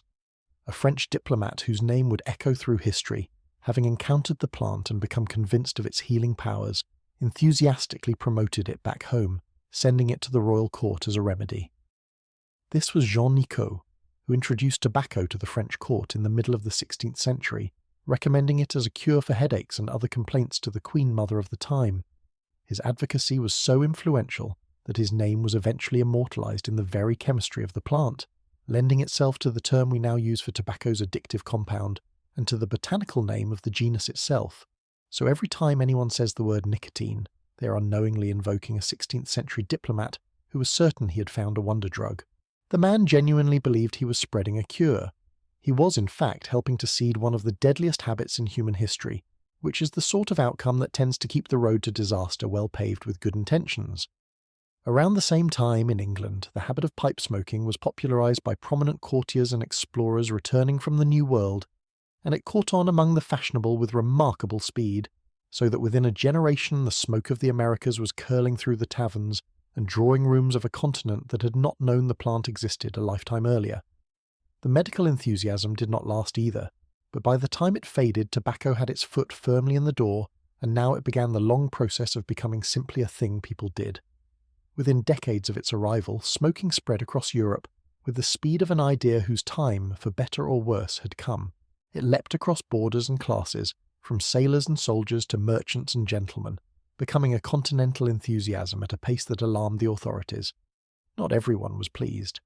One European monarch, King James I of England, was so appalled by the spreading habit that he wrote and published a furious denunciation of it in the early 1600s, a tract condemning smoking in vivid terms as a filthy, harmful custom, offensive to the eye, the nose, the brain, and the lungs alike. It was in effect one of the earliest public health campaigns in history, launched by a king who found the whole business genuinely disgusting, and said so at length, and in print. It accomplished, as such campaigns often do, almost nothing. The people had discovered smoking. The biology we discussed long ago ensured they were inclined to keep at it, and no amount of royal disapproval was going to put the smoke back in the leaf. By the 1600s, tobacco had completed its transformation from exotic curiosity into something far more consequential, a global commodity.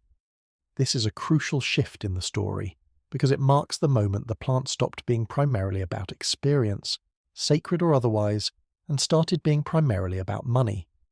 Tobacco became a crop grown on a vast scale specifically to be sold, cultivated on sprawling plantations established in the warm parts of the Americas, now under European control, shipped across the ocean in enormous quantities to feed the swelling demand back in the Old World.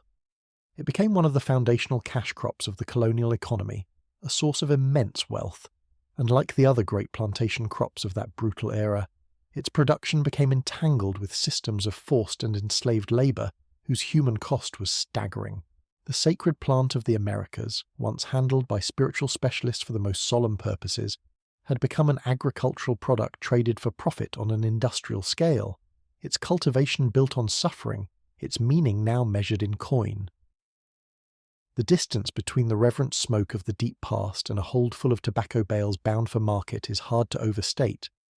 In the space of a little over a century, the same plant had gone from a sacred instrument handled by spiritual specialists to a line item in a ledger, and nobody involved in the buying and selling seems to have spared a thought for what it had once meant. That is perhaps the quietest tragedy in the whole transformation, not that the meaning was attacked or argued away, but that it was simply forgotten, left behind on the far shore of an ocean, irrelevant to the business of profit. The descent into the merely fashionable continued through the following century. By the 1700s, the height of refined taste among the European upper classes was not even to smoke tobacco, but to sniff it, in the form of finely powdered snuff, taken with elaborate little rituals and carried in expensive jewelled boxes that became fashion accessories in their own right. The aristocracy had taken the sacred smoke of shamans and turned it into a dainty social affectation, a way of demonstrating one's refinement and wealth, complete with the proper technique for taking a delicate pinch and the proper sort of ornate container to keep it in. There is something almost poignantly absurd in the image, the holy plant of the Americas reduced to a powder that fashionable nobles sniffed from gold boxes to show how cultured they were, dabbing at their noses with embroidered handkerchiefs. Whatever the plant had once meant, it now meant in these circles, mostly that you could afford a nice box and could sneeze with style. The 1800s brought their own forms, the rise of the cigar as a mark of leisured masculinity, the widespread chewing of tobacco in some parts of the world, complete with the spittoons that polite society would later prefer to forget, an ever-broadening menu of ways to consume the plant. But all of this, the snuff and the cigars and the rest, was still, in a sense, relatively contained, still bound up with particular settings and a certain deliberateness, still requiring some effort or expense or social occasion. The plant had been thoroughly stripped of its sacred meaning, yes, but it had not yet achieved its final and most dangerous form. That arrived with the new century, and it arrived because of a machine. The thing that transformed tobacco from a widespread habit into a global catastrophe was industrialization, and specifically the invention of machinery that could manufacture cigarettes automatically at tremendous speed and tremendous scale. Before this, cigarettes had to be rolled by hand, a slow process that limited how many could be produced and kept them relatively expensive. Once a machine existed that could turn them out by the hundreds of thousands, everything changed. The cigarette became cheap, uniform, convenient, and available in quantities the world had never seen. It could be mass-produced for almost nothing, sold for very little, and consumed anywhere, any time, by anyone, without ceremony or special occasion, or any of the friction that had previously kept tobacco use within some bounds. This was the final mutation. The sacred smoke had become a disposable industrial product, churned out by the millions and sold to whoever would buy, which by the early 20th century was an enormous and growing portion of humanity. The machine that made this possible was a genuine marvel of engineering, a device perfected in the late 19th century that could roll cigarettes faster than dozens of skilled human hands combined, and the enterprising businessmen who seized on it built tobacco empires of staggering scale almost overnight. One American magnate in particular recognized that whoever controlled this new mechanized production could dominate the entire market, and he did exactly that, churning out cigarettes in volumes that no hand-rolling operation could ever match, and using the resulting flood of cheap product to build one of the great industrial fortunes of the age. The economics were brutally simple. When you can make something for almost nothing and it happens to be addictive, you have stumbled onto one of the most reliable money machines ever devised, a product that, quite literally, creates its own demand by hooking the people who use it. The cigarette was that product, and the machine that mass-produced it turned a continental habit into a planetary one, putting cheap, uniform, endlessly available nicotine into the hands of hundreds of millions of people who would find it agonizingly difficult to ever put down. The great wars of the 20th century poured fuel on this fire in a way that is easy to overlook but enormously important. During those vast conflicts, cigarettes were handed out to soldiers as a standard part of their supplies, tucked into rations alongside the food, and issued as a small comfort amid the misery of war. The logic, from the point of view of those running the armies, was straightforward enough, since cigarettes were cheap, calmed the nerves, and gave exhausted men something to do with their hands in the long stretches of boredom and dread. The consequence, however, was that entire generations of young men were introduced to a powerfully addictive product at precisely the moment they were most stressed, most bonded to their comrades, and least inclined to worry about long-term health, given the more immediate threats they faced. Vast numbers of them came home from these wars already hooked, carrying the habit back into civilian life and into their families and communities, where it spread further still. It is a grim irony that a product which would go on to kill so many was distributed to soldiers as a kindness, but it served, intentionally or not, as one of the most effective campaigns of mass habit formation ever conducted, normalizing and entrenching the cigarette across whole societies in the space of a few short, terrible years. And here is where the story turns from merely sad to genuinely dark, because the cigarette in its industrial form was not just convenient. It was, in ways that became horrifyingly clear over the following decades, perhaps the most effective delivery system for addiction and disease ever brought to a mass market. Recall the biology we walked through earlier, the way the lungs offer a near-instant route to the brain, the way nicotine slots into the reward system and trains the mind to crave it, the way the speed of inhalation makes the whole thing especially habit-forming. The industrial cigarette was, whether by design or by terrible accident, optimized to exploit every one of those mechanisms. It delivered a fast, reliable, repeatable hit of nicotine to the brain in a form that was cheap enough to use constantly and convenient enough to use everywhere, which is very nearly the perfect recipe for hooking a human being. The ancient accident at the fireside had been refined, over the long centuries, into a precision instrument for capturing the human reward system and then manufactured by the billion. What makes this part of the story not merely tragic but genuinely damning is what the companies that made and sold these products came to know, and what they chose to do with that knowledge. Over the course of the 20th century, as cigarettes were consumed on a colossal scale, evidence mounted that they were causing disease and death on a colossal scale to match, above all the cancers and the ruined lungs and the failing hearts that we now firmly associate with smoking.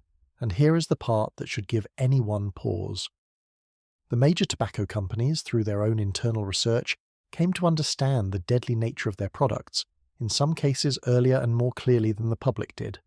Their own scientists assembled the evidence, and rather than warn the world, the industry, by the overwhelming weight of the historical record later exposed through legal proceedings and released documents, spent decades concealing what it knew, funding efforts to manufacture doubt about the link between smoking and disease, and working hard to keep people smoking despite the mounting bodies.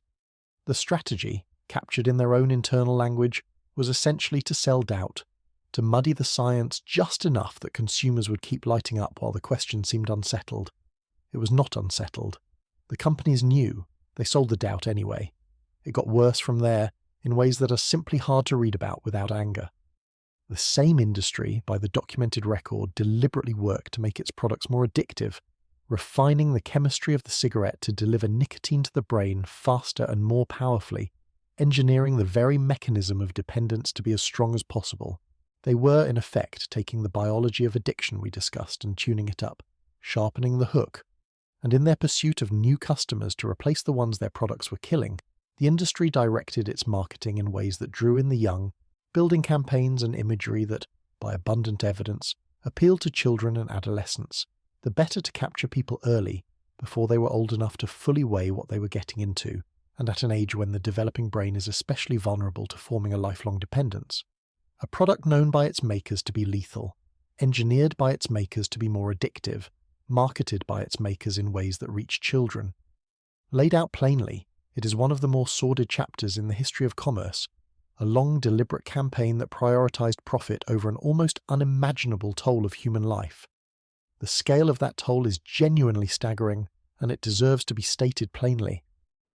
Smoking went on to become one of the leading causes of preventable death in the modern world, claiming millions of lives every single year, a quiet, ongoing catastrophe playing out in hospital wards across the globe.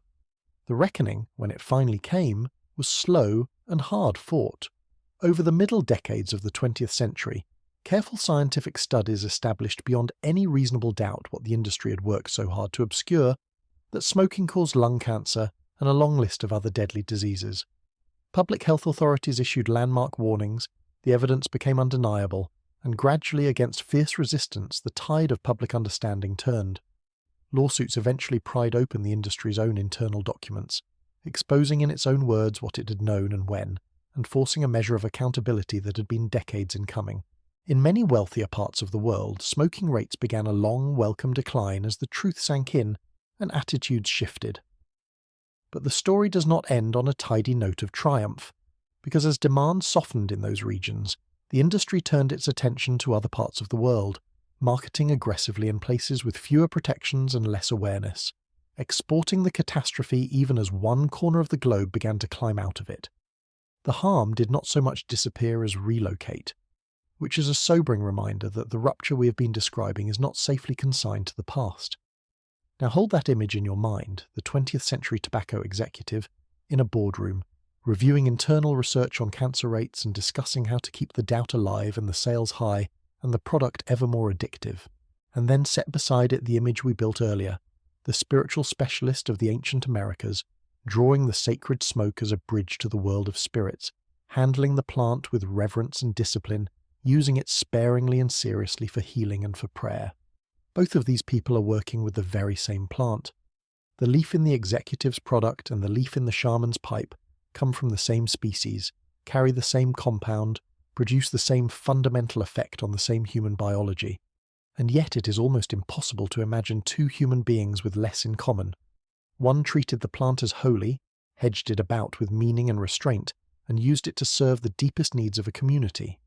The other treated it as a commodity, stripped it of all meaning, and used it to extract profit at the cost of millions of lives. The same plant, the same smoke, the same biology, and a moral distance between the two uses so vast it is hard to fully take in. That distance, that great rupture between the sacred and the cynical, is the real subject of this final chapter, and it is one of the strangest journeys any human practice has ever made.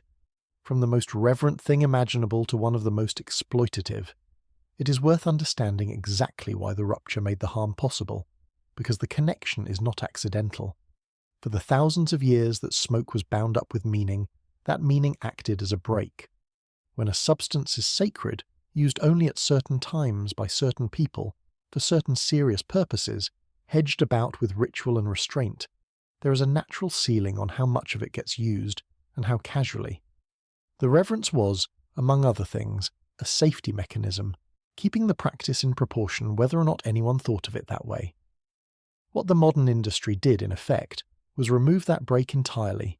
By stripping the smoke of all its meaning and turning it into a pure commodity, the industry also stripped away every restraint that meaning had imposed, leaving nothing to limit consumption except the size of the market and the depth of the addiction. A sacred substance used sparingly in ceremony and a cheap product consumed constantly out of compulsion are governed by completely different logics, and the move from the first to the second was precisely what opened the door to catastrophe. The meaning had never been mere decoration. It had been the thing that kept the practice from consuming the people who practiced it. Take it away, and there was nothing left to hold the line.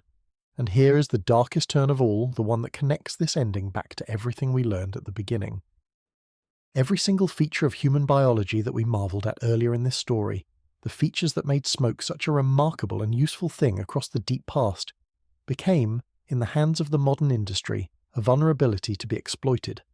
The lungs that offered such a fast and direct route into the body, which ancient healers used to deliver medicine, and which we praised as a natural marvel, became the channel through which the cigarette delivered its addictive payload with maximum efficiency. The reward system that evolved to guide us toward food and water and the things that kept us alive became the mechanism the industry deliberately tuned to keep people coming back. The deep social pull that made shared smoke a force for binding communities became the engine that spread the habit from person to person, friend to friend, across whole populations. Even the ancient drive toward altered states, that profound and possibly innate part of being human, became simply a demand to be met and monetized. Everything that had made smoke a gift in the right hands became a weapon in the wrong ones. The industry did not invent any of this machinery. It inherited it, the same machinery that had been part of us since before we were fully human, and it pointed that machinery at us for profit. That is the deepest cruelty of the modern chapter, that it took the very things that made us human and turned them against us. It is worth being clear and fair, because the point is not that tobacco, or smoke, or the human attraction to altered states is somehow uniquely evil. The whole of this story has argued the opposite, that the reaching for these experiences is ancient, deep, nearly universal, and often woven into the most meaningful and rational parts of human life, into healing and belonging and the marking of the great passages of existence. The tragedy of the modern cigarette is not that humans wanted to alter their consciousness, which they always have and probably always will, but that a deeply human impulse was captured, industrialized, and weaponized for profit, severed from every restraint and every meaning that had once kept it in proportion. What the ancient peoples held within careful bounds for thousands of years, the modern industry blew wide open in the space of a few centuries, turning a sacred and occasional practice into a cheap and constant one, and then knowingly profiting from the catastrophe that followed. The plant did not change, the smoke did not change, the biology did not change. What changed was the meaning, or rather the loss of it, and the arrival of an industry willing to exploit the emptiness where the meaning had been. And lest anyone imagine this is purely a tale of the past, the same essential story has been quietly repeating itself in our own time in a new and shinier form. In recent years, a new generation of nicotine delivery devices has appeared, the electronic cigarettes and vaping products that heat a liquid into an inhalable vapor, rather than burning a leaf into smoke. They were marketed, at least at first, as a cleaner alternative, a way to deliver the nicotine without all the harmful products of combustion, and there is a real argument that, for an already addicted smoker, they may be less damaging than the burning cigarette. But the deeper pattern is unmistakable and more than a little familiar. These devices deliver the same addictive compound to the same reward system by the same fast lung route, and they arrived dressed in bright colours and sweet flavours that, by abundant evidence, proved enormously appealing to the young, drawing in a fresh generation to nicotine dependence, many of whom had never smoked a traditional cigarette at all. The technology gleams, the marketing is slick, the language is all about innovation and harm reduction, and underneath it all runs the very same ancient machinery, the lungs, the receptors, the reward circuitry, being exploited once again by a new set of companies for the same old reason. The cast changes and the gadgets improve, but the play is the one we have been watching unfold since the cigarette machine first started turning. The pull is too deep, and the profit too great for it to be otherwise. So, having traced this whole long arc from the fires of our most distant ancestors to the factory floors of the 20th century, we arrive back at the question we set out with at the very beginning. When did human beings actually start smoking? And the honest answer, the one this whole journey has been preparing, is that we do not know for certain, and we very likely never will. The hardest physical evidence, as we saw, reaches back some 12,000 years to those charred seeds in the desert hearth, a date solid enough to plant a flag on. But that, as we discussed at length, is only the oldest surviving trace, the flaw beneath which the evidence simply stopped lasting, not the true beginning. The behavioural pull toward altered states, the deep drive we explored, almost certainly runs far deeper than any seed or residue could ever record, back through the long dark of human prehistory toward the very thing that made all of it possible in the first place, toward fire itself. There is a temptation to feel cheated by that answer, to want a clean date, a single moment, a tidy first time we could circle on a calendar. But the lack of a precise answer is not a failure of the story. It is, in a way, the truest thing the story has to tell us. Some human things are so old and so deep that they have no beginning we can ever find, because they were not invented on any particular day but emerged gradually, across an unimaginable stretch of time, as soon as the conditions allowed. The pursuit of smoke is one of those things. Asking exactly when it started is a little like asking exactly when human beings started to feel wonder, or to fear the dark, or to love their children. These are not events. They are part of the deep fabric of what we are, woven in so early and so thoroughly that the question of a starting point dissolves the harder you look at it. The honest shrug, the admission that we do not know, and probably cannot know, is not an evasion. It is a recognition that we are dealing with something genuinely primordial, something that runs right down to the roots of our nature, older than any record could ever be. Because in the end, everything in this story traces back to that, to the moment, more than 1,000,000 years ago, when a creature that was not yet quite us learned to keep a fire and sat down beside it, and breathed, without choosing to, the smoke that rose from whatever it burned. Every chapter of this long history grows from that root. The receptors waiting in the brain, the lungs perfectly shaped to carry compounds inward, the deep pull toward altered states, the plants scattered across every continent with their accidental keys, the rituals and the medicines and the sacred smoke, and, at the bitter end, the cigarette. All of it depends, first and last, on fire and on a creature willing to sit close to it and breathe. Smoking, in the deepest sense, did not begin with a decision, or an invention, or a date that anyone could ever find. It began with the fire, and with the simple, fateful fact that where there is fire, there is smoke, and where there is a human being, sooner or later, there is the breath that draws it in. There is something quietly humbling in following the thread all the way back like this, because it reveals how thin and how unbroken that thread really is, stretching across a span of time the mind can barely hold. Fire, smoke, breath. 3 simple things, joined in the same simple way, running in an unbroken line from a hominin at the mouth of an ancient cave, through the steppe nomads in their smoke-filled tents, and the mountain mourners with their potent funeral haze, and the shamans bridging worlds with sacred smoke, all the way down to this present moment, to us. The whole vast story we have traced is really just the elaboration of that one ancient gesture, repeated across 100,000 years and 10,000 generations, the leaning toward the fire and the drawing in of the smoke, and the thread has not been cut. It runs right up to you, wherever and whoever you are. The next time you catch the scent of a campfire drifting on the evening air, that particular smell of wood smoke that seems to reach some old and wordless place inside us, notice what happens. Something in you responds to it, some deep and ancient recognition, a pull older than language, older than farming, older than every name and date in every history book. When you breathe in that wood smoke and feel that strange, soft tug of something familiar, you're doing exactly what human beings and their ancestors have done since before they were fully human, since the very first nights beside the very first tended fires. You're answering the same call they answered.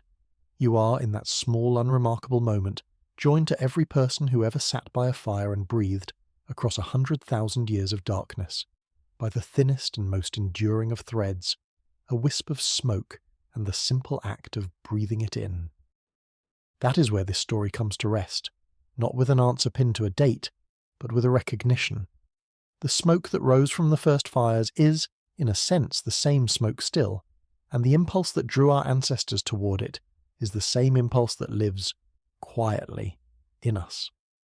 It has been put to the most beautiful uses and the most terrible ones, made sacred and made cynical, a bridge to the gods and a tool of exploitation, but underneath all of it has always been that one simple, human thing, the warmth of a fire on a dark night and the breath we cannot help but draw. The fire has been burning for a very, very long time, and as long as there are people to gather around it, the smoke will keep rising, and someone, somewhere, will lean in and breathe. So on that note, it is time to let the fire burn down low, and let this long journey through the deep history of smoke come to its close. Thank you for sitting beside this particular fire with me tonight, for following the thread all the way back through the dark to its beginning. Wherever you are, whatever the hour, rest easy now. Good night to every one of you, and may your dreams be gentle and warm, as soft and as drifting as smoke rising into a quiet sky. Sleep well and sweet dreams.